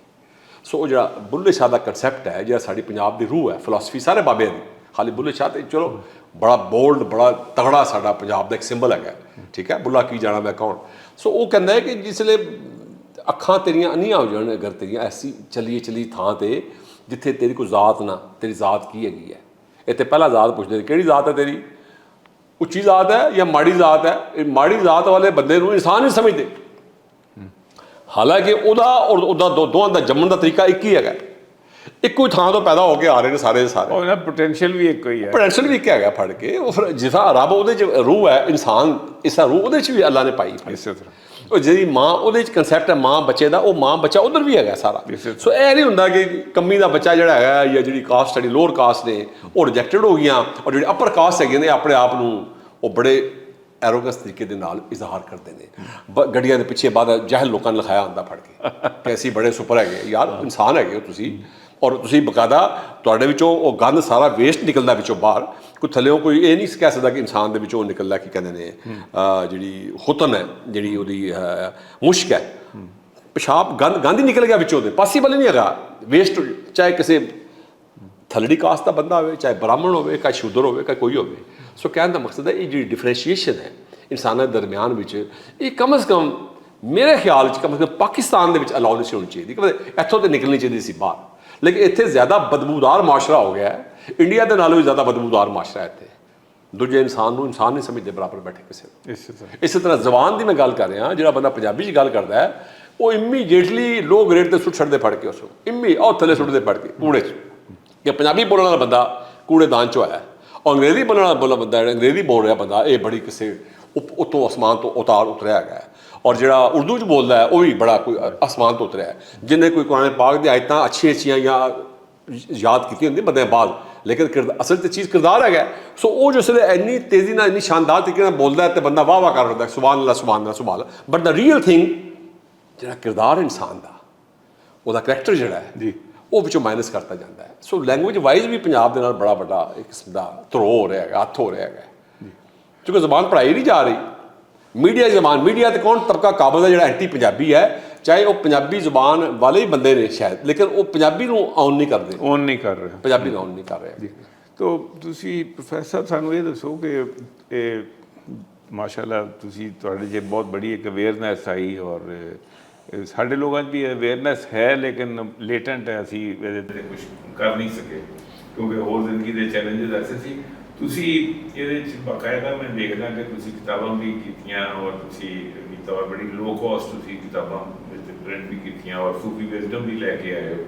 ਤੋ ਇਹ ਫਿਰ ਤੁਹਾਡਾ ਸਫ਼ਰ ਕਿੱਦਾਂ ਚਾਲੂ ਹੋਇਆ? ਬਸ ਮੈਨੂੰ ਸੋਚਦਾ ਰਹਿੰਦਾ ਸੀ, ਮੈਂ ਜਦੋਂ 87 'ਚ ਗਿਆ ਨਾ ਉੱਥੇ ਬਰਾਂਕਾ ਲੈਵਾ 'ਚ ਨਾਲ ਉਹਦੀ ਯੂਨੀਵਰਸਿਟੀ ਫਿਰ ਰਿਹਾ ਸੀ ਜੀ, ਤਾਂ ਉਹਦੀ ਯੂਨੀਵਰਸਿਟੀ ਲੁਬਲਿਆਨਾ, ਸਲਵੇਨੀਆ ਦਾ ਸ਼ਹਿਰ ਹੈਗਾ ਲੁਬਲਿਆਨਾ, ਕੈਪੀਟਲ ਹੈਗਾ ਸ਼ਾਇਦ। तो ਲਾਇਬ੍ਰੇਰੀ 'ਚ ਮੈਂ ਫਿਰਦਾ ਪਿਆ ਸੀ ਤੇ ਸਾਹਮਣੇ ਨਾ ਦੇਖਿਆ ਮੈਂ ਕਿਤਾਬਾਂ ਸਾਰੀਆਂ। ਫਿਰ ਮੈਂ ਕਿਹਾ ਇਹ ਮੈਂ ਜਰਮਨ ਥੋੜ੍ਹੀ ਬਹੁਤੀ ਸ਼ਨਾਸਾਈ ਹੈਗੀ ਆ, ਬਹੁਤੀ ਨਹੀਂ, ਲੇਕਿਨ ਮੈਂ ਜਰਮਨ ਵੀ ਨਹੀਂ ਹੈਗੀ, ਇੰਗਲਿਸ਼ ਵੀ ਨਹੀਂ ਹੈਗੀ, ਫਰੈਂਚ ਵੀ ਨਹੀਂ ਹੈਗੀ। ਤੇ ਮੈਂ ਉਹਨੂੰ ਐਸਪਰਾਂਤੋ 'ਚ ਪੁੱਛਿਆ ਇਨ ਕਿਉ ਲਿੰਗਵੋ ਇਸਤਾਸੀਓ ਚੀ ਲਿਬਰੋਏ, ਇਹ ਜਿਹੜੀ ਕਿਤਾਬਾਂ ਨੇ ਕਿਹੜੀ ਜ਼ਬਾਨ 'ਚ ਨੇ? ਮੈਨੂੰ ਉਹਨੇ ਬੜੀ ਫਖਰ ਨਾਲ ਕਿਹਾ ਇਨ ਮੀਆ ਪਾਤਰੀਨਾ ਲਿੰਗਵੋ, ਮੇਰੀ ਮਾਦਰੀ ਜ਼ਬਾਨ 'ਚ। मैं पूछा क्यों इस्तासविया पतरीना लिंगो, तेरी मादरी ज़बान केड़ी है? पात्रो मीन फादर, पातर पातर फादर पिदर लफ्ज़ एक क्या है, ठीक है। पतरीनो आई एल लाण नाल मोनस बन जाता है। तो मैं क्या क्यों लिंगवो क्यों इस्तासविया पतरीना लिंगो, वो कहती है सिल्वेना लिंगो इस्तासविया पतरीना लैंग्वेज। हुण स्लोवेनिक लैंग्वेज के बोलने वाले बंदे 3 या 4 मिलियन होणगे। पिंडी की तुहाडी आबादी ज़्यादा हैगी है, इस्लामाबाद मिला के ना सलवेनिया दे नाल ज़्यादा आबादी हैगी है। ਉਹਦੇ ਵਿੱਚ ਉਹਨਾਂ ਨੇ ਸਾਇੰਸ ਟੈਕਨੋਲੋਜੀ ਹਰ ਚੀਜ਼ ਨੌਲੇਜ ਉਹਨਾਂ ਨੇ ਉਹਦੇ 'ਚ ਰੱਖਿਆ ਹੈ। ਕਿਉਂਕਿ ਵੈਸਟਰਨ ਇਹ ਹੈ ਕਿ ਉਹਨਾਂ ਨੇ ਰੋਮਨ ਜਿਹੜਾ ਸਕ੍ਰਿਪਟ ਹੈ, ਉਹ ਰੋਮਨ ਸਕ੍ਰਿਪਟ ਜਿਹੜਾ ਨਾ ਪੂਰੇ ਯੂਰਪ ਦੇ ਵਿੱਚ ਕਾਮਨ ਹੈਗਾ। ਸੋ ਉਹਨਾਂ ਨੂੰ ਇੱਕ ਸਕ੍ਰਿਪਟ ਜਿਹੜਾ ਹੈ ਉਹ ਬੜਾ ਬੈਨੀਫਿਟ ਦੇ ਗਿਆ। ਸਾਡੇ ਪੰਜਾਬ 'ਚ ਹੁਣ ਇੱਥੇ ਹੈ ਕਿ ਅਸੀਂ ਅਰਬੀ ਵੀ ਨਾਲ ਲੈਣੀ ਹੈ, ਅਸੀਂ ਨਾਲ ਫਾਰਸੀ ਸਕ੍ਰਿਪਟ ਜਿਹੜਾ ਹੈ ਉਹ ਵੀ ਨਾਲ ਚਲਾਉਣਾ ਹੈ। ਸਿੱਖਾਂ ਨੇ ਜਿਹੜੇ ਸਾਡੇ ਪੰਜਾਬ ਦੇ ਜਿਹੜੇ ਜਾਂ ਹਿੰਦੂ ਨੇ, ਇਹਨਾਂ ਨੇ ਦੇਵਨਾਗਰੀ, ਸਿੱਖਾਂ ਨੇ ਸਾਡੇ ਗੁਰਮੁਖੀ ਸਕ੍ਰਿਪਟ। ਸੋ ਕਰਦਿਆਂ ਤਰ੍ਹਾਂ ਹਿੱਸਿਆਂ 'ਚ ਅਸੀਂ ਡਿਵਾਈਡ ਹੋ ਗਏ। ਸੋ ਵਨ ਕਾਮਨ ਸਕ੍ਰਿਪਟ ਸਾਡਾ ਨਹੀਂ ਬਣ ਸਕਿਆ ਪੰਜਾਬ ਦਾ, ਜਿਹੜਾ ਨਾ ਇੱਕ ਬਹੁਤ ਵੱਡਾ ਰੀਜ਼ਨ ਇਹ ਵੀ ਬਣੀ ਸਾਡੇ ਪਿੱਛੇ ਰਹਿਣ ਦੀ। ਅਤੇ ਉਹਨਾਂ ਨੇ ਕਿਸੇ ਨੂੰ ਕਿਹਾ ਨਾ, ਮੈਂ ਕਿਹਾ ਅੱਛਾ ਤੇਰੀ ਮਾਦਰੀ ਜ਼ਬਾਨ ਕਿਹੜੀ? ਇਹ ਸਵਾਲ ਉੱਥੋਂ ਆਇਆ ਸੀ ਫਿਰ ਜ਼ੇਨ 'ਚ। ਸੋ ਉਹ ਜਿਹੜਾ ਲਮ੍ਹਾ ਸੀ, ਉਹ ਕਹਿ ਲਓ ਕਿ ਐਸਾ ਡਿਸੀਜਨ ਸੀ ਮੇਰੇ ਕੋਲ ਕਿ ਯਾਰ ਤੇਰੀ ਮਾਦਰੀ ਜ਼ਬਾਨ ਕਿਹੜੀ? ਬਿਲਕੁਲ ਉਹ ਜਿਸ ਉਹਨੇ ਕਾਨਫੀਡੈਂਸ ਨੇ ਮੈਨੂੰ ਕਿਹਾ ਨਾ ਇਹ ਮੇਰੀ ਮਾਦਰੀ ਜ਼ਬਾਨ 'ਚ ਕਿਤਾਬਾਂ ਨੇ, ਇਹ ਰੋਸ਼ਨੀ, ਇਹ ਬਲਿੰਕ, ਦੋ ਪਹਿਲਾਂ ਨੌਲੇਜ ਮੈਨੂੰ ਹੈ ਸੀ ਜ਼ਬਾਨ ਦਾ, ਮੈਂ ਆਪਣੀ ਜ਼ਬਾਨ ਹਮੇਸ਼ਾ ਬੋਲਦਾ ਸੀ, ਲੇਕਿਨ ਇਹ ਜਿਹੜਾ ਸੀ ਨਾ ਕਿ ਆਪਣੀ ਜ਼ਬਾਨ ਇੰਨੀ ਕਿਤਾਬਾਂ ਨੇ ਲਿਖੀਆਂ, ਇਹ ਫਿਰ ਮੈਂ ਉਦੋਂ 'ਚ 87 ਦੇ ਵਿੱਚ ਇਹ ਤੁਹਾਨੂੰ ਖਿਆਲ ਆਇਆ? ਹਾਂਜੀ। ਵੈਸੇ ਫਿਰ ਮੈਂ ਆ ਕੇ ਕਿਤਾਬ ਲਿਖੀ ਸੀ ਪੰਜਾਬੀ ਜ਼ੁਬਾਨ ਨਹੀਂ ਮਰੇਗੀ। ਅੱਛਾ ਜ਼ਿਮਨਨ ਮੈਂ ਦੱਸ ਦਿਆਂ ਕਿ ਜਦੋਂ ਪਾਕਿਸਤਾਨ ਬਣਿਆ ਤਾਂ ਹੈਦਰਾਬਾਦ ਦੱਖਣ ਤੋਂ ਇਹ ਆਫਰ ਆਈ ਸੀ ਪਾਕਿਸਤਾਨ ਨੂੰ ਕਿ ਅਸੀਂ ਸਾਰੀਆਂ ਜਿਹੜੀਆਂ ਸਾਇੰਸਿਸ ਹੈ ਇਹ ਅਸੀਂ ਉਰਦੂ ਜ਼ਬਾਨ ਦੇ ਵਿੱਚ ਪੜ੍ਹਾ ਰਹੇ ਹਾਂ। ਮੈਡੀਸਨ, ਇੰਜੀਨੀਅਰਿੰਗ, ਔਰ ਹੈਦਰਾਬਾਦ ਦੱਖਣ ਇੰਨਾ ਐਡਵਾਂਸ ਸੀ ਕਿ ਉਹ ਆਪਣੇ ਜਹਾਜ਼ ਆਪਣੇ ਬਣਾਉਂਦਾ ਸੀ ਉਦੋਂ। ਉਹਨਾਂ ਦਾ ਸਰਕੂਲਰ ਰੇਲਵੇ ਆਪਣਾ ਸੀਗਾ ਹੈਦਰਾਬਾਦ ਦੱਖਣ ਦੇ ਵਿੱਚ, ਔਰ ਕਾਫੀ ਬਹੁਤ it was A very wealthy state ਜਬ ਅੱਛਾ। ਤੋ ਉਹਨਾਂ ਨੇ ਪਾਕਿਸਤਾਨ ਨੂੰ ਕਿਹਾ ਕਿ ਤੁਸੀਂ ਸਾਡਾ ਸਾਰਾ ਨਾ ਨਿਸਾਬ ਅਡੋਪਟ ਕਰ ਲਓ ਤਾਂ ਤੁਸੀਂ ਯਕਦਮ, ਲੇਕਿਨ ਸਮਹਾਓ ਸਾਡੇ ਲੋਕਾਂ ਨੇ ਕਿਹਾ ਕਿ ਜੋ ਵੀ ਅਰਬਾਬ ਇਕਤਦਾਰ ਉਸ ਟਾਈਮ 'ਤੇ ਸੀ, ਉਹਨਾਂ ਨੇ ਕਿਹਾ ਨਹੀਂ ਅਸੀਂ ਇੰਗਲਿਸ਼ ਦੇ ਵਿੱਚ ਮੈਡੀਸਨ ਪੜ੍ਹਾਉਣੀ ਹੈ, ਇੰਗਲਿਸ਼ 'ਚ ਇੰਜੀਨੀਅਰਿੰਗ ਪੜ੍ਹਾਉਣੀ। ਉਹਦਾ ਨਤੀਜਾ ਹੈ ਕਿ ਲੋਕਾਂ ਵਾਸਤੇ ਇੱਕ ਬਹੁਤ ਬੜਾ ਚੈਲੰਜ ਹੋ ਗਿਆ ਕਿ ਪਹਿਲੇ ਤਾਂ ਆਪਣੀ ਜੋ ਵੀ ਮਾਦਰੀ ਜ਼ਬਾਨ ਸੀ ਉਹ ਛੱਡ ਕੇ ਉਰਦੂ ਵੱਲ ਆ ਰਹੇ ਸੀ ਨਾ, ਉੱਥੋਂ ਤੱਕ ਸਮਝ ਆਉਂਦੀ ਸੀ, ਲੇਕਿਨ ਜਿਸ ਵਕਤ ਉਹ ਅੰਗਰੇਜ਼ੀ ਵਾਲੇ ਪਾਸੇ ਆਏ ਤਾਂ ਉਹਨਾਂ ਵਾਸਤੇ ਇੱਕ ਹੋਰ ਬੜਾ ਚੈਲੰਜ। ਸਾਡੀਆਂ ਜ਼ਿੰਦਗੀਆਂ ਜਿਹੜੀਆਂ ਬਹੁਤ ਸਾਰੀਆਂ ਉਹ ਅੰਗਰੇਜ਼ੀ ਨੂੰ ਮਾਸਟਰ ਕਰਨ 'ਤੇ ਲੱਗ ਗਈਆਂ, ਮਜ਼ਾ ਹੋ ਜਾਂਦੀਆਂ ਨੇ ਕਾਫੀ ਸਾਰੀ। ਐਨਰਜੀ ਜਿਹੜੀ ਸੀ ਨਾ ਬਹੁਤ ਸਾਰੀ ਉਹ 'ਤੇ ਲੱਗੀ। ਤਾਂ ਸੌਰੀ ਤੁਸੀਂ ਗੱਲ ਕਰ ਰਹੇ ਸੀ। ਅਤੇ ਮਤਲਬ ਉਹ ਇੱਕ ਉਦੋਂ ਫਿਰ ਖਿਆਲ ਆਇਆ ਕਿ ਮੈਂ ਯਾਰ ਇਸ ਬਾਰ ਨੂੰ ਜ਼ਿੰਦਾ ਕਰਨਾ ਚਾਹੀਦਾ, ਇਹਦੇ ਪਿੱਛੇ ਕੰਮ ਕਰਨਾ ਚਾਹੀਦਾ ਹੈਗਾ। ਮੈਂ ਫਿਰ ਉਹ ਆ ਕੇ ਲਾਹੌਰ ਆਇਆ, ਉੱਥੋਂ ਬਾਈ ਟ੍ਰੇਨ ਨਹੀਂ, ਬਾਈ ਇਸ ਤਰ੍ਹਾਂ ਬਾਈ ਰੋਡ ਹੀ ਆ ਰਿਹਾ ਸੀ ਯੂਰਪ ਤੋਂ। ਲਾਹੌਰ ਆ ਗਿਆ ਇੱਥੇ, ਫਿਰ ਸਿਸਟਰ ਮੇਰੀ ਲਾਹੌਰ ਸਨ ਫੈਸਲ ਟਾਊਨ ਵਿੱਚ, ਅਤੇ ਉਹਦੇ ਘਰ ਵਿੱਚ ਮੈਂ ਬੱਚੀ ਨੂੰ ਕਿਹਾ ਪਾਣੀ ਲੈ ਕੇ ਆ, ਛੇਤੀ ਪਾਣੀ ਲੈ ਕੇ ਆ। ਅਤੇ ਪਿਆਸ ਲੱਗੀ ਸੀ, ਮੈਂ ਮੋਢੇ ਤੋਂ ਬੈਗ ਜਿਹਾ ਹੁੰਦਾ ਉਹ ਟੂਰਿਸਟ ਵਾਲਾ ਉਹ ਉਤਾਰਿਆ ਅਤੇ ਪਾਣੀ ਅੰਮੀ ਉਹਦੀ ਮੇਰੀ ਸਿਸਟਰ ਨਹੀਂ ਸੀ ਹੈਗੇ, ਵੱਡੇ ਭੈਣ ਕਿਤੇ ਗਏ ਸਨ ਨਾਲ ਕਿਸੇ ਸਾਏ ਦੇ, ਅਤੇ ਉਹ ਬੀਬੀ ਕੋਈ ਉੱਥੇ ਖਤਮ ਹੋ ਰਿਹਾ ਸੀ ਕੁਰਾਨ ਪਾਕ ਦਾ, ਅਤੇ ਉਹ ਬੱਚੀ ਨੂੰ ਮੈਂ ਕਿਹਾ ਛੇਤੀ ਪਾਣੀ, ਤਾਂ ਉਹ ਮੈਨੂੰ ਬੱਚੀ ਬੋਲਦੀ ਹੈ ਮਾਮੂ ਇਹ ਛੇਤੀ ਵਾਲਾ ਪਾਣੀ ਕੌਣ ਸਾ ਹੋਤਾ ਹੈ। ਉਹ ਮੈਂ ਕਿਹਾ ਤੇਰੀ ਅੰਮਾ ਨੇ ਸਿਖਾਇਆ ਨਹੀਂ ਹੈਗਾ ਤੈਨੂੰ ਛੇਤੀ ਵਾਲਾ ਪਾਣੀ ਕੀ ਛੇਤੀ ਤੋਂ ਮੁਰਾਦ ਕੀ ਹੁੰਦਾ ਹੈ, ਤੈਨੂੰ ਇਹ ਨਹੀਂ ਪਤਾ ਲੱਗਾ ਛੇਤੀ। ਉਹ ਮੈਂ ਇਸ ਤਰ੍ਹਾਂ ਕਰਕੇ, ਚੂੰਕਿ ਮੈਂ ਉੱਥੇ ਚਾਰਜ ਹੋ ਕੇ ਆਇਆ ਸੀ ਸਲੋਵੇਨੀਆ ਯੂਰਪ ਪੂਰਾ ਫਿਰ ਕੇ 5 ਮਹੀਨੇ ਮੈਂ ਯੂਰਪ ਪੂਰਾ ਫਿਰਦਾ ਰਿਹਾ। ਉਦੋਂ ਬਾਅਦ ਚੋਂ ਸਲੋਵੇਨੀਆ ਯੂਰਪ ਉੱਧਰ ਚਲਾ ਗਿਆ, ਵਿਆਨਾ ਚਲਾ ਗਿਆ, ਵਿਆਨਾ ਵੀ ਰਿਹਾ ਮੈਂ, ਖੈਰ ਐਨੀ ਹੋ। ਉਹ ਮੈਂ ਇਹ ਕਹਿ ਤਾਂ ਬੱਚੀ ਨੂੰ ਨਾ ਥੋੜ੍ਹਾ ਜਿਹਾ ਉਹਨੂੰ ਅੰਦਰ ਜਾ ਕੇ ਕੋਨੇ 'ਚ ਰੋਣ ਲੱਗ ਪਈ। ਜਿਹੜੀ ਸਿਸਟਰ ਮੇਰੀ ਆ ਗਈ, ਕਹਿੰਦੀ ਤੂੰ ਬੱਚੀ ਨੂੰ ਕੀ ਕਿਹਾ ਉਹਨੂੰ। ਮੈਂ ਕਿਹਾ ਐਸਾ, ਮੈਂ ਉਹਨੂੰ ਕਿਹਾ ਕਿ ਮੈਂ ਤੂੰ ਪਾਣੀ ਛੇਤੀ ਲੈ ਕੇ ਆ, ਅਤੇ ਕਹਿੰਦੀ ਮੈਨੂੰ ਛੇਤੀ ਵਾਲਾ ਪਾਣੀ ਕੌਣ ਸਾ ਹੋਤਾ ਹੈ। ਅਤੇ ਮੈਂ ਕਿਹਾ ਤੂੰ ਪੰਜਾਬੀ ਨਹੀਂ ਸਿਖਾਈ, ਤੂੰ ਪੰਜਾਬਣ ਹੈ, ਤੇਰੀ ਮਾਂ ਪੰਜਾਬਣ, ਤੇਰਾ ਪਿਓ, ਤੇਰਾ ਦਾਦਾ, ਬੱਚੀ ਦਾ ਦਾਦਾ, ਨਾਨਾ ਸਾਰੇ ਪੰਜਾਬੀ ਨੇ, ਦਾਦੀ ਦਾਦਾ, ਅਤੇ ਇਹ ਤੁਸੀਂ ਕੀ ਕੀਤਾ ਹੈਗਾ ਫੜ ਕੇ। ਉਹ ਮੈਂ ਐਸਾ ਸਵਾਲ ਕੀਤਾ ਅਤੇ ਉਹਨੂੰ ਕਹਿੰਦੀ ਇਹ ਤੂੰ ਪੰਜਾਬੀ 'ਚ ਕੀ ਲੈਣਾ ਇਹਦੇ ਵਿੱਚੋਂ। ਅਤੇ ਮੈਂ ਕਿਹਾ ਜੇ ਤੁਸੀਂ ਜ਼ਬਾਨ ਨਹੀਂ ਬੋਲੋਗੇ ਇਹ ਮਰ ਜਾਏਗੀ, ਇਹ ਮੈਂ ਲਫ਼ਜ਼ ਬੋਲਿਆ ਉਹਨੂੰ। ਉਹ ਕਹਿੰਦੀ ਹੈ ਮਰਦੀ ਤਾਂ ਮਰੇ, ਜਿਸ ਤਰ੍ਹਾਂ ਸਾਡੇ ਆਮ ਔਰਤਾਂ ਨੇ ਜਵਾਬ ਦਿੰਦੀਆਂ ਨੇ, ਉਹਨਾਂ ਨੂੰ ਤਾਂ ਨਹੀਂ ਪਤਾ ਇਸ ਚੀਜ਼ ਦਾ ਕਿ ਅਸੀਂ ਕੀ ਗੱਲ ਮੂੰਹ 'ਚ ਕਹਿ ਰਹੀਆਂ। ਮੈਂ ਕਿਹਾ ਇਹ ਨਹੀਂ ਮਰੇਗੀ। ਮੈਂ ਉਹਦੇ ਘਰ ਇਸੇ ਤਰ੍ਹਾਂ ਉੱਥੋਂ ਉੱਠ ਗਿਆ, ਬੈਗ ਆਪਣਾ ਚੁੱਕਿਆ, ਸਟੇਸ਼ਨ 'ਤੇ ਆਇਆ, ਜੇਲਮ ਆਇਆ। ਜੇਲਮ ਆ ਕੇ ਫਿਰ ਮੈਂ ਉਹ ਸਾਡੇ ਪ੍ਰੈਸ ਹੁੰਦਾ ਸੀ ਜੇਲਮ 'ਚ, ਸਈਦ ਪ੍ਰਿੰਟਿੰਗ ਪ੍ਰੈਸ, ਮੇਰੇ ਹਮ ਨਾਮ ਹੀ ਸੀ ਉਹ, ਸਈਦ ਉਹਨਾਂ ਦਾ ਬੇਟਾ ਸੀ, ਗੁਲਾਮ ਰਸੂਲ ਸਾਹਿਬ ਸਰ। ਅਤੇ ਉਹਨਾਂ ਨੂੰ ਮੈਂ ਕਿਹਾ ਸ਼ਾਮ ਦਾ ਟਾਈਮ ਹੋ ਗਿਆ, ਮੈਂ ਪਹੁੰਚ ਗਿਆ, ਲੇਕਿਨ ਮੈਨੂੰ ਇੱਕ ਬੈਨਰ ਚਾਹੀਦਾ ਵੱਡਾ ਸਾਰਾ, ਪੋਸਟਰ ਛਪਵਾਉਣਾ ਮੈਂ ਕੀ। ਮੈਂ ਕਿਹਾ ਪੰਜਾਬੀ ਜ਼ੁਬਾਨ ਨਹੀਂ ਮਰੇਗੀ। ਤਾਂ ਐਸਾ ਕਰਕੇ ਫਿਰ ਮੈਂ ਪੰਜਾਬੀ ਜ਼ੁਬਾਨ ਨਹੀਂ ਮਰੇਗੀ। ਉਹਨਾਂ ਦੇ ਥੋੜ੍ਹੇ ਮੇਰੇ ਖਿਆਲ ਤਰੱਕੀ ਪਸੰਦ ਸੀ, ਬਹੁਤ ਜ਼ਿਆਦਾ, ਅੱਜ ਵੀ ਹੈਗੇ ਨੇ। ਅਤੇ ਉਦੋਂ ਮੈਂ ਲਿਖਿਆ ਥੱਲੇ ਪੰਜਾਬ ਦੇ ਕਮੀਆਂ ਦੀ ਆਵਾਜ਼, ਕਿ ਕਮੀ ਜਿਹੜੇ ਨੇ ਕੰਮ ਕਰਨ ਵਾਲੇ ਬੰਦੇ, ਔਰ ਨਕੰਮੀ ਜਿਹੜੇ ਨੇ ਵਿਹਲੇ ਦੂਜਿਆਂ ਦਾ ਮਾਲ ਖਾਣ ਵਾਲੇ। ਨਕੰਮੀ ਮੀਨ ਅਲਕਾਸਬ ਉਹ ਵੀਬੁੱਲਾ, ਰੱਬ ਨੂੰ ਜਿਹੜੇ ਕਸਬ ਕਰਨ ਵਾਲੇ ਬੰਦੇ ਪਿਆਰੇ ਹੁੰਦੇ ਨੇ, ਕੰਮ ਕਰਨ ਵਾਲੇ ਬੰਦੇ। ਜਿਹੜੇ ਨਿਕੰਮੇ ਹੁੰਦੇ ਦੂਜਿਆਂ ਦਾ ਮਾਲ ਖਾਂਦੇ ਨੇ, ਸ਼ਰਮ ਜਾ ਕਰਨੀ ਚਾਹੀਦੀ ਉਹਨਾਂ ਨੂੰ।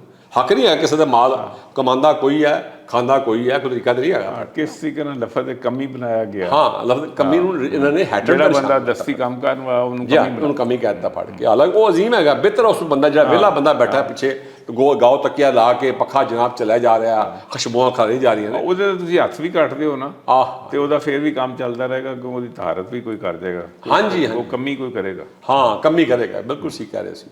ਤਾਂ ਐਸਾ ਕਰਕੇ ਮੈਂ ਫਿਰ ਉਹ ਬੈਨਰ ਛਾਪਿਆ। ਉਹ ਮੈਂ ਰਾਤੋਂ ਰਾਤ ਫਿਰ ਮੈਂ ਜੇਲਮ, ਫਿਰ ਗੁਜਰਾਤ, ਫਿਰ ਗੁਜਰਾਲਾ, ਫਿਰ ਲਾਹੌਰ। ਅਗਲੇ ਦਿਨ ਮੈਂ ਲਾ ਕੇ ਨਾ ਪੋਸਟਰ, ਉਹ ਮੇਰੀ ਇੰਨੀ ਹੈਗੀ ਕੋਈ એનર્ਜੀ ਵੀ ਸੀ ਉਦੋਂ ਬਹੁਤ ਜ਼ਿਆਦਾ ਸੀ, ਮੈਨੂੰ ਸਮਝ ਨਹੀਂ ਆ ਰਹੀ ਕਿ ਐਸਾ ਬੰਡਲ ਚੁੱਕਿਆ, ਮੋਢੇ ਦੇ ਬੰਡਲ ਚੁੱਕਿਆ, 1000 ਪੋਸਟਰ ਛਪਵਾਇਆ। ਉਹ ਠੀਕ ਹੈ। ਔਰ ਇੱਧਰ ਡੱਬਾ ਫੜਿਆ ਮੈਂ ਆਟਾ ਲੇਵੀ ਸ਼ੀਟ ਬਣਾ ਕੇ, ਆਪੇ ਬਣਾਇਆ ਲੇਵੀ ਸ਼ੀਟ ਕਰਕੇ। ਅਤੇ ਉਹ ਆਮ ਜਿਹਾ ਇੱਕ ਬੁਰਸ਼ ਜਿਹਾ ਲਿਆ ਛੋਟਾ ਜਿਹਾ, ਉਹ ਲੈ ਕੇ ਅਤੇ ਮੈਂ ਚੱਲ ਪਿਆ ਕੁਚੀ ਲਈ। ਮੈਨੂੰ ਯਾਦ ਆ ਕੁਚੀ ਮੈਂ ਲੈ ਕੇ ਅਤੇ ਉਹ ਲਾਂਦਾ ਗਿਆ। ਅਤੇ ਪੋਸਟਰ ਲਾਹੌਰ 'ਚ ਮੈਂ ਸਾਰੇ ਮਾਲ ਤੇ ਅਗਲੇ ਦੇ ਪੋਸਟਰ ਲਾ ਰਿਹਾ ਸੀ, ਪੰਜਾਬੀ ਜ਼ੁਬਾਨ ਨਹੀਂ ਮਰੇਗੀ ਹੈ। ਹਾਈ ਕੋਰਟ ਦੇ ਬਾਹਰ, GPO ਸਟੇਸ਼ਨ 'ਤੇ, तो पूरा माल रोड ते सारे खाली करके अगले दिन रात को वापस फिर मैं पिंडी वापस जेलम आया। ये मेरी अच्छा फिर मैं आके किताब लिखी सी पंजाबी जुबान नहीं मरेगी। ये किताब फिर छपी सी मार्च 88।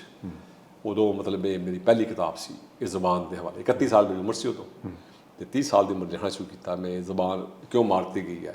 ਉਹ ਇੱਕ 192 ਪੇजेस ਦੀ ਕਿਤਾਬ ਸੀ, ਉਹਦੇ ਕੁਝ ਕਾਰਟੂਨ ਸੀ, ਕਾਫੀ ਲੋਕਾਂ ਨੇ ਇਹਦੇ 'ਤੇ ਬਾਹਰ ਲੋਕਾਂ ਨੇ ਉਹਦੇ ਹਵਾਲੇ ਦਿੱਤੇ ਨੇ। ਕਾਰਟੂਨ ਕਿਹਨੇ ਬਣਾਏ ਸੀ?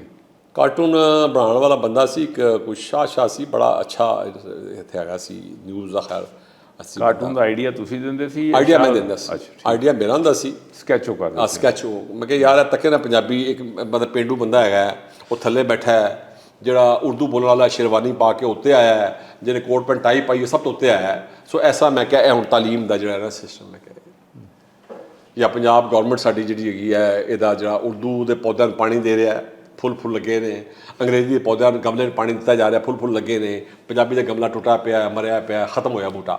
ਸੋ ਇਸ ਤਰ੍ਹਾਂ ਦੇ ਕੁਝ ਕਾਰਟੂਨ ਜਿਹੜੇ ਉਹਦੇ ਆਈਡੀਆ ਸੀ ਬਹੁਤ ਸਾਰੇ। ਇਹ ਮੈਂ ਉਦੋਂ ਕਿਤਾਬ 87 'ਚ ਲਿਖੀ ਸੀ ਔਰ 88 ਵਿੱਚ 88 ਵਿੱਚ ਛਪ ਗਈ ਸੀ, ਮਾਰਚ ਦੇ ਮਹੀਨੇ ਵਿੱਚ। ਔਰ 20 ਰੁਪਏ ਦੀ ਕਾਸਟ ਆਈ ਸੀ ਮੇਰੀ, 20 ਰੁਪਏ ਦੀ ਮੈਂ ਲੋਕਾਂ ਨੂੰ ਦਿੰਦਾ ਸੀ, ਜਗ੍ਹਾ ਖਲੋ ਕੇ ਲੋਕਾਂ ਨੂੰ, ਲਾਹੌਰ ਹਾਈ ਕੋਰਟ ਵਿੱਚ ਅੱਗੇ ਪਿੱਛੇ ਜਾਵਾਂ, ਬੜੇ ਲੋਕਾਂ ਨੂੰ ਮੈਂ ਕਿਤਾਬ 'ਚ ਦਿੱਤੀ। ਤੇ ਕਈ ਕਹਿੰਦੇ ਨੇ ਜੀ 20 ਰੁਪਏ ਅਸੀਂ ਕਾਹਨੂੰ ਦੇਣੇ ਨੇ ਸੀ। ਉਹ ਮਤਲਬ ਅਜੀਬ ਜਿਹਾ ਮੈਨੂੰ ਐਕਸਪੀਰੀਅੰਸ ਬਣਿਆ, ਲੇਕਿਨ ਮੈਂ ਲੋਕਾਂ ਨੂੰ ਦਿੰਦਾ ਗਿਆ ਕਿ ਲੈ ਲੈ। ਉਹ ਇਸ ਤਰ੍ਹਾਂ 1100 ਕਿਤਾਬ ਮੈਂ ਛਾਪੀ ਸੀ ਉਦੋਂ, ਜਿਹੜੀ ਦੁਬਾਰਾ ਫਿਰ ਛਾਪੀ 92 ਵਿੱਚ। ਤੇ ਖਿਲਾਫ ਲੋਕਾਂ ਲਿਖਿਆ ਬੜਾ ਉਦੋਂ ਮੇਰੇ ਖਿਲਾਫ ਕਿ ਮੁਲਕ ਦੀ ਯਕਜਹਿਤੀ ਨੁਕਸਾਨ ਪਹੁੰਚਾ ਰਿਹਾ, ਇਹ ਕਰ ਰਿਹਾ, ਉਹ ਕਰ ਰਿਹਾ। ਮੈਂ ਤਾਂ ਕੋਈ ਹਾਂ, ਇਹੀ ਸਾਨੂੰ ਸਿਖਾਇਆ ਗਿਆ ਨਾ ਕਿ ਯਕਜਹਿਤੀ ਵਾਸਤੇ ਹੈ। ਪੰਜਾਬੀ ਦੀ ਗੱਲ ਕਰੋ ਤੇ ਯਕਜਹਿਤੀ ਨੁਕਸਾਨ ਹੋ ਜਾਂਦਾ ਹੈ, ਪਸ਼ਤੋ ਜ਼ਬਾਨ 'ਚ ਗੱਲ ਕਰੋ, ਸਿੰਧੀ 'ਚ ਕਰੋ, ਬਲੋਚੀ 'ਚ ਕਰੋ, ਉਹ ਨੁਕਸਾਨ ਉਹਦੇ ਨਾਲ ਨਹੀਂ ਹੁੰਦਾ ਹੈ। ਲੇਕਿਨ ਪੰਜਾਬ ਨੂੰ ਇਹ ਕਿਹਾ ਗਿਆ ਕਿ ਤੁਸੀਂ ਆਪਣੀ ਜਿਹੜੀ ਜ਼ਬਾਨ ਜਿਹੜੀ ਹੈ ਇਹ ਛੱਡ ਦੇਣੀ ਹੈ। ਇਹ ਇਹਨਾਂ ਨੂੰ ਕਨਵਿੰਸ ਕੀਤਾ ਗਿਆ ਪੰਜਾਬੀ ਮੁਸਲਮਾਨਾਂ ਨੂੰ ਖਾਸ ਕਰ। ਉਹਦਾ ਫਿਰ ਰਿਜ਼ਲਟ ਇਹ ਨਿਕਲਿਆ ਹੈ ਕਿ ਇਹ ਹੁਣ ਨਾ ਉੱਧਰ ਦੇ ਰਹੇ ਨੇ ਤੇ ਨਾ ਉੱਧਰ ਦੇ ਰਹੇ ਨੇ, ਕਿ ਕਾਂ ਜਿਹੜਾ ਹੈ ਜਾਂ ਹੰਸ ਜਿਹੜਾ ਹੈ, ਹੰਸਾਂ ਨੇ ਆਪਣੀ ਚਾਲ ਛੱਡ ਕੇ ਕਾਵਾਂ ਦੀ ਫੜੀ, ਉਹ ਛਾਪੀਆਂ ਮਾਰੀ ਜਾ ਰਹੇ ਹੁਣ। ਜਿਹੜੇ ਹੰਸ ਦੇ ਵਿੱਚੋਂ ਗਾਇਬ ਹੋ ਗਿਆ, ਪਿੱਛੇ ਕਾਂ ਹੀ ਰਹਿ ਗਏ ਨੇ, ਪਿੱਛੇ ਹੁਣ ਕੀ ਕਰੋਗੇ। ਤਾਂ ਫਿਰ ਮੈਂ ਸੋਚਿਆ ਕਿ ਕਿਤਾਬਾਂ ਲਿਖੀਆਂ ਜਾਣ। ਫਿਰ ਇੱਕ ਕਿਤਾਬ ਬਾਲਾ ਵਾਲੀ ਕਹਾਣੀਆਂ ਲਿਖੀ ਮੈਂ ਕਿਤਾਬ। ਅੱਛਾ, ਵੈਸੇ ਇੱਕ ਚੀਜ਼ ਹੈ, ਮੈਂ ਅਬ ਮੇਰਾ ਬਚਪਨ ਜਿਹੜਾ ਨਾ ਬਿਲਕੁਲ ਚੱਕ ਦੇ ਵਿੱਚ ਗੁਜ਼ਰਿਆ ਕੁਛ ਦੇਰ ਦਾ। ਵਾਲਿਦ ਮੇਰੇ ਨਾ ਗਰਮੀਆਂ ਦੀ ਛੁੱਟੀ ਕਿਹੜੀ ਜਗ੍ਹਾ ਤੋਂ? ਚੀਚਾਪਤੀ ਦੇ ਨਜ਼ਦੀਕ ਨਾ ਚੱਕ ਨੰਬਰ 114 ਆਰ ਸੀਗਾ, ਨਹਿਰ ਦੇ ਪਰਲੀ ਸਾਈਡ ਤੇ। तो गर्मी में मेरे वाले साहब मैंने उत्थे भेज, मेरे दादा दादी फूफा फूफी और उत्थे तो माहौल सही। अच्छा, लेकिन मैं इस वक्त वापस उत्थे जाना है, साहिवाल या चीचापत्नी, उत्थे हर बंदा हाले भी पंजाबी बोल रहा है। उत्थे है जिहड़े थोड़े थोड़े मुतमविल उर्दू दे करते हैं, लेकिन सारा बाजार जिहड़ा वो पंजाबी चल रहा है, सारा चल रहा है। और ये जिहड़ा इलाका ना मियाँ चन्नू, उकाड़ा, साहिवाल, ये जिन्नी ये बेल्ट है, ये हाले प्रॉपरली पंजाबी बेल्ट है। अगर ये इहो जिहा काम कोई किया जाए तो ये मतलब कि तुसी लाहौर या रावलपिंडी तो नहीं इफेक्ट कर सकते, लेकिन ਜਿਹੜੇ ਸਾਡੇ ਬਾਕੀ ਜਿਹੜੇ ਥੱਲੇ ਸ਼ਹਿਰ ਹੈਗੇ ਨਾ, ਜਾਂ ਤੁਸੀਂ ਮਤਲਬ ਚਕਵਾਲ ਦੇ ਕਿਸੇ ਪਿੰਡ ਦੇ ਚਲੇ ਜਾਣਗੇ ਹੋ ਤਾਂ ਉੱਥੇ ਤਾਂ ਉਹਨਾਂ ਨੇ ਲੋਕਲ ਜ਼ਬਾਨ ਹਾਲੇ ਵੀ ਚੱਲ ਰਹੀ ਹੈ। तो ਇਹਦਾ ਇਹ ਦੇਖਣਾ ਚਾਹੀਦਾ ਹੈ। ਇਹ ਅੱਛਾ ਤੁਹਾਡਾ ਆਈਡੀਆ ਹੈ ਕਿ ਸਾਨੂੰ ਕਿੱਥੇ ਫੋਕਸ ਜਿਹੜਾ ਹੈ ਨਾ, ਸ਼ਹਿਰ ਜਿਹੜਾ ਨਾ, ਸ਼ਹਿਰ ਦੇ ਬਿਗ ਜਿਹੜੇ ਸੁਸਾਇਟੀਆਂ ਬਣ ਗਈਆਂ ਨਾ, ਸੁਸਾਇਟੀਆਂ ਵਿੱਚ ਉਰਦੂ ਆ ਗਈ। ਜਿਹੜੇ ਟਾਊਨ ਬਣ ਗਏ, ਬੈਰੀਆ ਟਾਊਨ, ਡਿਫੈਂਸ ਆ ਗਿਆ, ਇਹ ਹੋ ਗਿਆ। ਮਤਲਬ ਜਿਹੜੀ ਇਹਨਾਂ ਨੇ ਆਪਣੀ ਜ਼ਬਾਨ ਜਿਹੜੀ ਹੈ ਨਾ, ਕੈਂਟੋਨਮੈਂਟਸ ਜਿਹੜੇ ਨੇ, ਹਾਂਜੀ, ਕੈਂਟੋਨਮੈਂਟ ਦੇ ਵਿੱਚ ਉਰਦੂ ਇਜ਼ਦਾ ਲਿੰਗਵਾ ਫਰੈਂਕਾ।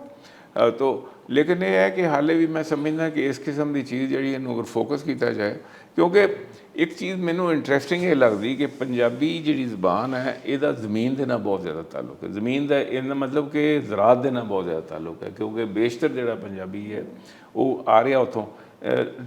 पटौदी के रिश्तेदार तो पाकिस्तान बहुत थोड़े है ना, कि मतलब नवाब तो नहीं है इतने के लोग, है जी, कोई काठे नवाब है ने जो जो कहा कि अंग्रेज़ों सारे बाहरों आए बंदे नवाब, हाँ नहीं, मरात याफ्ता लोग जोड़े ना वो अपने नवाब समझते हैं।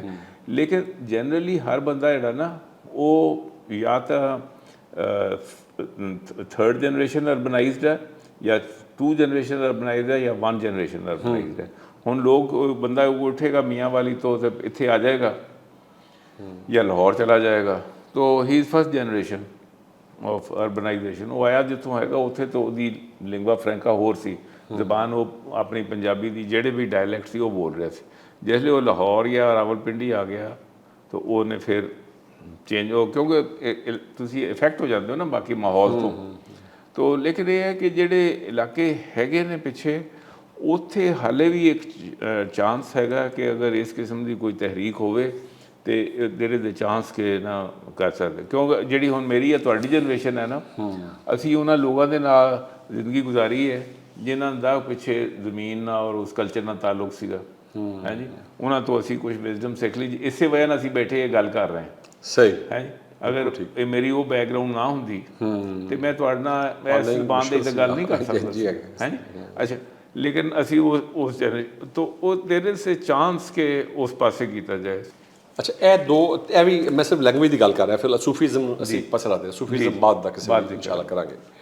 ਇਹ ਮੈਂ ਇੱਕ ਨਾ ਇੱਥੇ ਮੇਰੇ ਇੱਕ ਨਿਊਜ਼ ਅਖਬਾਰ 'ਚ ਨਾ ਦੋਸਤ ਸੀ ਮੇਰੇ, ਸ਼ੁਜਾਤ ਅਲੀ ਜੀ, ਕਾਰਟੂਨਿਸਟ ਸਨ। ਅੱਛਾ, ਨਿਊਜ਼ ਦੇ ਨਾ ਬੜੇ ਮਸ਼ਹੂਰ ਜੀ। ਤੇ ਉਹਨਾਂ ਕੋਲ ਮੈਂ ਜਾ ਕੇ ਨਾ ਇਹ ਨਿੱਕੇ ਨਿੱਕੇ ਮੈਂ ਸਕੈਚਿਸ ਬਣਾਉਂਦਾ ਸੀ ਬਹੁਤ ਸਾਰੇ, ਇਹ ਤਿੰਨਾਂ ਜ਼ਬਾਨਾਂ ਵਿੱਚ ਮੈਂ ਬੜਾ ਇੰਟਰਸਟਿੰਗ ਇਹਦਾ ਨਾਮ ਰੱਖਿਆ। ਇੱਕ ਡਿਕਸ਼ਨਰੀ ਹੁੰਦੀ ਹੈ, ਇਹ ਪਿਕਸ਼ਨਰੀ ਇਹਦਾ ਨਾਮ ਰੱਖਿਆ। ਔਰ ਇਹਦੇ ਵਿੱਚ ਬੜਾ ਇੰਟਰਸਟਿੰਗ ਹੈ ਕਿ ਅਗਰ ਇਹ ਕਿਤਾਬ ਦੀ ਤਸਵੀਰ ਹੈ ਔਰ ਉੱਪਰ ਇੰਗਲਿਸ਼ ਦੇ ਵਿੱਚ ਬੁੱਕ ਲਿਖਿਆ, ਫਿਰ ਉਹਨੂੰ ਉਰਦੂ 'ਚ ਵੀ ਬੁੱਕ ਲਿਖਿਆ, ਲੇਕਿਨ ਥੱਲੇ ਉਰਦੂ ਦੇ ਵਿੱਚ ਕਿਤਾਬ ਕਿਹਾ ਜਾਂਦਾ ਔਰ ਪੰਜਾਬੀ 'ਚ ਵੀ ਕਿਤਾਬ ਕਿਹਾ ਜਾਂਦਾ, ਪੁਸਤਕ ਵੀ ਕਹਿੰਦੇ ਨੇ। ਅੱਛਾ, ਲੇਕਿਨ ਕਈ ਚੀਜ਼ਾਂ ਕਾਮਨ ਹੈਗੀਆਂ। ਜਿਸ ਵਕਤ ਤੁਸੀਂ ਇਹ ਜਿੱਦਾਂ ਬਕਸਾ ਹੈਗਾ ਤੇ ਬਾਕਸ ਹੈ, ਤਾਂ ਉਰਦੂ ਦੇ ਵਿੱਚ ਇਹਨੂੰ ਸੰਦੂਕ ਕਿਹਾ ਜਾਏਗਾ ਔਰ ਇੱਥੇ ਬਕਸਾ ਕਿਹਾ ਜਾਏਗਾ, ਹੈ। ਤੋ ਇਹ ਬੜੀ ਇੰਟਰਸਟਿੰਗ ਕਿਤਾਬ ਹੈ ਕਿ ਬੱਚਿਆਂ ਨੂੰ ਤਿੰਨੇ ਲੈਂਗੁਏਜਿਸ ਦੇ ਵਿੱਚ, ਕਿਉਂਕਿ ਸਾਡੇ ਅਸੀਂ ਲੋਕ ਇਸ ਮੁਸ਼ਕਿਲ ਵਿੱਚ ਵੀ ਫਸੇ ਹੈਗੇ ਕਿ ਕਦੇ ਅੰਗਰੇਜ਼ੀ ਹੈ, ਕਦੇ ਉਰਦੂ ਹੈ, ਕਦੇ ਪੰਜਾਬੀ ਹੈ। ਤੋ ਇਹ ਬੜੀ ਪਿਕਸ਼ਨਰੀ ਜਿਹੜਾ ਨਾ ਵੈਰੀ ਇੰਟਰਸਟਿੰਗ ਕੀਤਾ। ਬਹੁਤ ਸ਼ੁਕਰੀਆ। ਅੱਛਾ, ਇੱਕ ਇਹ ਬੜੀ ਮਜ਼ੇਦਾਰ ਚੀਜ਼ ਹੈ, 2 ਲੈਟਰ ਵਰਡਸ ਪੰਜਾਬੀ ਦੇ। ਪੰਜਾਬੀ 'ਚ ਬਹੁਤ ਬੜਾ ਜ਼ਖੀਰਾ ਹੈਗਾ 2 ਹਰਫੀ ਲਫ਼ਜ਼ਾਂ ਦਾ, 2 ਲੈਟਰ। ਅੰਗਰੇਜ਼ੀ 'ਚ ਕੋਈ ਸ਼ਾਇਦ 17 ਜਾਂ 18 ਹੈਗੇ ਨੇ ਕਿ TO2, IS, IS, he, ਨਸ਼ੀਨ, ਹੀ। ਤੇ ਇਹ ਪੰਜਾਬੀ 'ਚ ਤੇ ਇਹਦੇ 'ਚ ਮੈਂ 800 ਲਫ਼ਜ਼ ਲਿਖੇ ਨੇ। ਇਹ ਸਾਰੇ 2 ਲੈਟਰ ਵਰਡਸ ਨੇ। ਅਸੀਂ ਸੀਨ ਪੇ ਸੱਪ ਕਹਿੰਦੇ ਆ, ਸਾਨੂੰ ਸਾਂਪ ਪੜ੍ਹਾਇਆ ਜਾ ਰਿਹਾ। ਸਾਂਪ 4 ਹਰਫ ਨੇ, ਸਨੇਕ 5 ਹਰਫ ਨੇ। ਮਸਲਨ ਲਫ਼ਜ਼ ਹੈ ਮੰਬਲਿੰਗ, तो पंजाबी बड़ा आसान है, बुड़ बुड़ है। अच्छा, इसे तरीके ना अंग्रेजी च क्या जी, it's okay, it's enough, okay कहते बस, एक लफ्ज़ बस है। तो इसे बहुत सारे लफ्ज़ है ने, है जी। हिरन का बच्चा बक, और बाय द वे बक लफ्ज़ अंग्रेजी च भी, अच्छा इंग्लिश में है, हिरन दी एक हरनोटा लफ्ज़ नहीं, उर्दू च हरनोटा, बक भी होंदा लफ्ज़। अच्छा, तो ऐसे तो बहुत सारे लफ्ज़ है ने जिहड़े कि उर्दू दे चो काफ़ी इंटरस्टिंग है। मैं सारा थोड़ा टाइम पंजाबी दे 2 हरफ ने, 800 ਦੇ ਕਰੀਬ ਅਲਫਾਜ਼, 800 ਲਫ਼ਜ਼ ਹੈ ਇਹਦੇ ਵਿੱਚ। 2 ਲੈਟਰ ਵਰਡ ਪੰਜਾਬੀ ਦੇ ਨਾਲ ਅੰਗਰੇਜ਼ੀ ਲਿਖੀ ਇਹਦੇ। ਇਹ ਸਾਰੇ ਕੰਮ ਨਿਕਲਣੇ ਕਰਨ ਵਾਲੇ ਬਹੁਤ ਸਾਰੇ ਪਏ ਸੀ ਜੀ। ਇਹ ਰੀਸੈਂਟਲੀ ਮੈਂ ਚੁੱਕੇ ਕੰਮ ਹਰ ਵੇਲੇ ਮੀਆਂ ਸਾਹਿਬ ਤੇ ਕਰ ਰਿਹਾ, ਮੀਆਂ ਮੁਹੰਮਦ ਬਖਸ਼ ਤੇ ਜੀ। ਇਹ ਫਿਰ ਇੱਕ ਕਿਤਾਬ ਲੋਕਾਂ ਦੇ ਇਸਰਾਰ ਤੇ ਮੈਂ ਡਿਕਸ਼ਨਰੀ ਪੜ੍ਹਾਈ, ਲੁਗਤ ਪੜ੍ਹਾਈ। ਇਹ ਸੈਫ ਮਲੂਕ ਦੀ ਲੁਗਤ। ਐਸੇ ਤਰ੍ਹਾਂ ਹਰ ਬਾਬੇ ਦੇ ਕਲਾਮ ਦੀ ਆਪਣੀ ਲੁਗਤ ਚਾਹੀਦੀ ਹੈ।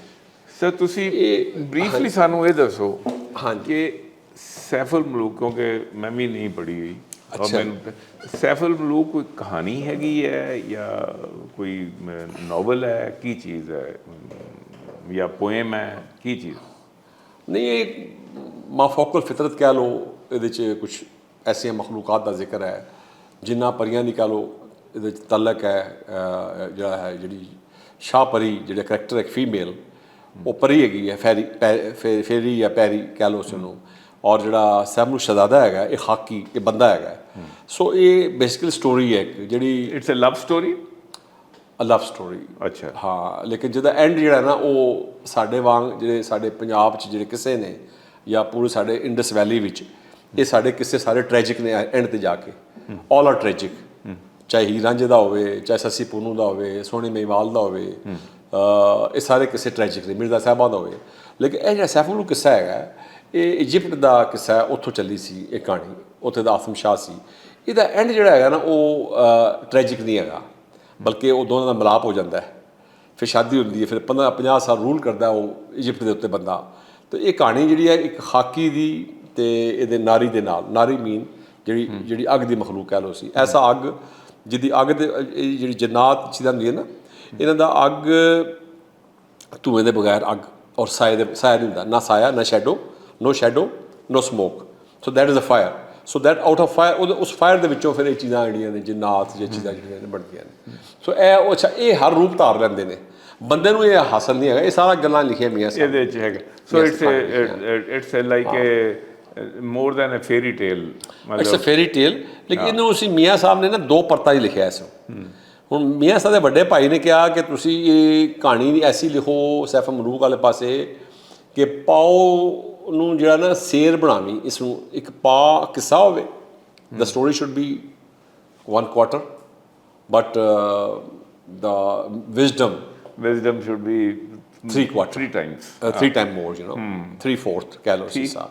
ਤੋ ਇਹ ਮੀਆਂ ਸਾਹਿਬ ਦੀ ਜਿਹੜੀ ਬਿਊਟੀ ਹੈ, ਇਸ ਤੋਂ ਪਹਿਲਾਂ ਕਿਤਾਬਾਂ ਲਿਖੀਆਂ ਗਈਆਂ, ਮੌਲਵੀ ਕੀ ਨਾ ਲੁਤਫ ਅਲੀ ਬਾਲਪੁਰੀ ਦੀ ਕਿਤਾਬ ਹੈ ਸੈਫੁੱਲਾਮਾ, ਤੇ ਉਹਦੇ 'ਚ ਤੇ ਬਮੁਸ਼ਕਿਲ ਕੋਈ 1800 ਸ਼ੇਰ ਨੇ ਸਾਰੇ ਟੋਟਲ, ਇਹਦੇ 'ਚ ਤੇ 9249 ਸ਼ੇਰ ਨੇ ਇਹਦੇ ਵਿੱਚ। ਅੱਲਾਹੁ ਅਕਬਰ। ਇਹ ਜਿਹੜੀ ਕਿਤਾਬ ਸੈਫ ਮਲੂਕ ਹੈ ਨਾ, ਮੈਂ ਦਾ ਇਹ ਨੁਸਖਾ ਜਿਹੜਾ ਨਾ ਜੀ ਇਹ ਨੁਸਖਾ ਦਾ ਪਹਿਲਾ ਹੈਗਾ, ਇਹ ਮੈਂ ਬ੍ਰਿਟਿਸ਼ ਲਾਇਬ੍ਰੇਰੀ 'ਚ ਲੈ ਕੇ ਆਂਦਾ ਉੱਥੋਂ ਨਾ, ਅੱਛਾ, ਇਹ ਮੈਂ ਲਿਆ ਕੇ ਉੱਥੋਂ ਫਿਰ ਛਾਪਿਆ ਸੀ, 3 ਸਾਲ ਨੂੰ ਲੱਗੇ ਉੱਥੇ ਕੋਰਸਪੋਂਡੈਂਸ ਕੀਤੀ ਉਹਨਾਂ ਦੇ ਨਾਲ, ਇਹ ਐਜ਼ ਇਟ ਇਜ਼ ਛਾਪਿਆ ਫਿਰ ਮੈਂ। ਉਹਨਾਂ ਨੇ ਤੁਹਾਨੂੰ ਇਹ 162 ਸਾਲ ਉਹਨਾਂ ਨੇ ਤੇ ਪਰਮਿਸ਼ਨ ਨਹੀਂ ਦਿੰਦੇ ਨਾ, ਤੁਹਾਨੂੰ ਇਹਦੀ ਫੈਕਸਿਮਿਲੀ ਦੇਤੀ ਹੋਏਗੀ? ਹਾਂਜੀ, ਮੈਨੂੰ ਫਿਲਮ ਦਿੱਤੀ ਉਹਨਾਂ ਨੇ, ਫਿਲਮ ਉਹ ਫੈਕਸਿਮਿਲੀ ਸੀਡੀ ਬਣੀ ਸੀ, ਸੀਡੀ। ਠੀਕ। ਉਹ ਫਿਰ ਸੀਡੀ ਵਿੱਚੋਂ ਮੈਂ ਫਿਲਮਾਂ ਬਣਾਈਆਂ ਇੱਥੇ, ਉਹ ਫਿਰ ਫਿਲਮਾਂ ਬਣਾ ਕੇ ਪਲੇਟਾਂ ਬਣਾਈਆਂ, ਕਿਤਾਬ ਛਾਪ ਛੱਡੀ। ਦੇਖੋ ਜੀ ਕਿੰਨੀ ਮਿਹਨਤ ਹੋਈ ਹਾਂਜੀ, ਹੈ। ਇੱਕ ਸ਼ਾਇਦ ਇੱਕ ਵਾਹਿਦ ਕਿਤਾਬ ਹੈ ਪੰਜਾਬੀ ਉਹ original। ਸਾਡਾ ਸਾਸਾ ਹੈ ਜਿਹੜਾ ਕਿ ਸਾਡੇ ਕੋਲ ਨਹੀਂ ਸੀਗਾ, ਬ੍ਰਿਟਿਸ਼ ਲਾਇਬ੍ਰੇਰੀ ਦੇ ਵਿੱਚ ਮੌਜੂਦ ਸੀਗਾ, ਹਾਂਜੀ, ਔਰ ਪ੍ਰੋਫੈਸਰ ਸਾਹਿਬ ਨੇ ਇੰਨੀ ਮਿਹਨਤ ਕਰਕੇ ਉਹਦੀ ਫਿਲਮ ਲਿਆ ਕੇ ਫਿਰ ਦੁਬਾਰਾ ਇੱਥੇ ਪ੍ਰਿੰਟ ਕੀਤੀ।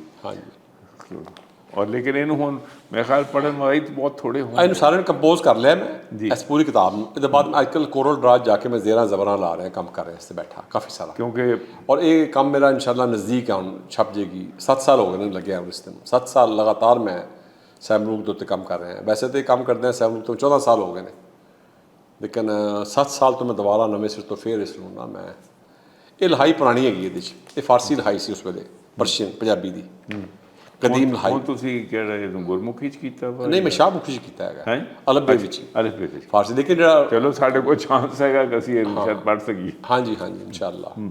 ਤੇ ਵੈਸੇ ਕਿਤਾਬਾਂ ਛਪੀਆਂ ਨੇ, ਬਹੁਤ ਸਾਰੇ ਲੋਕੀ ਛਾਪ ਰਹੇ ਸੈਫ ਮਲੂਕ ਦੀ ਕਿਤਾਬਾਂ ਨਹੀਂ ਉੱਥੇ ਜੀ।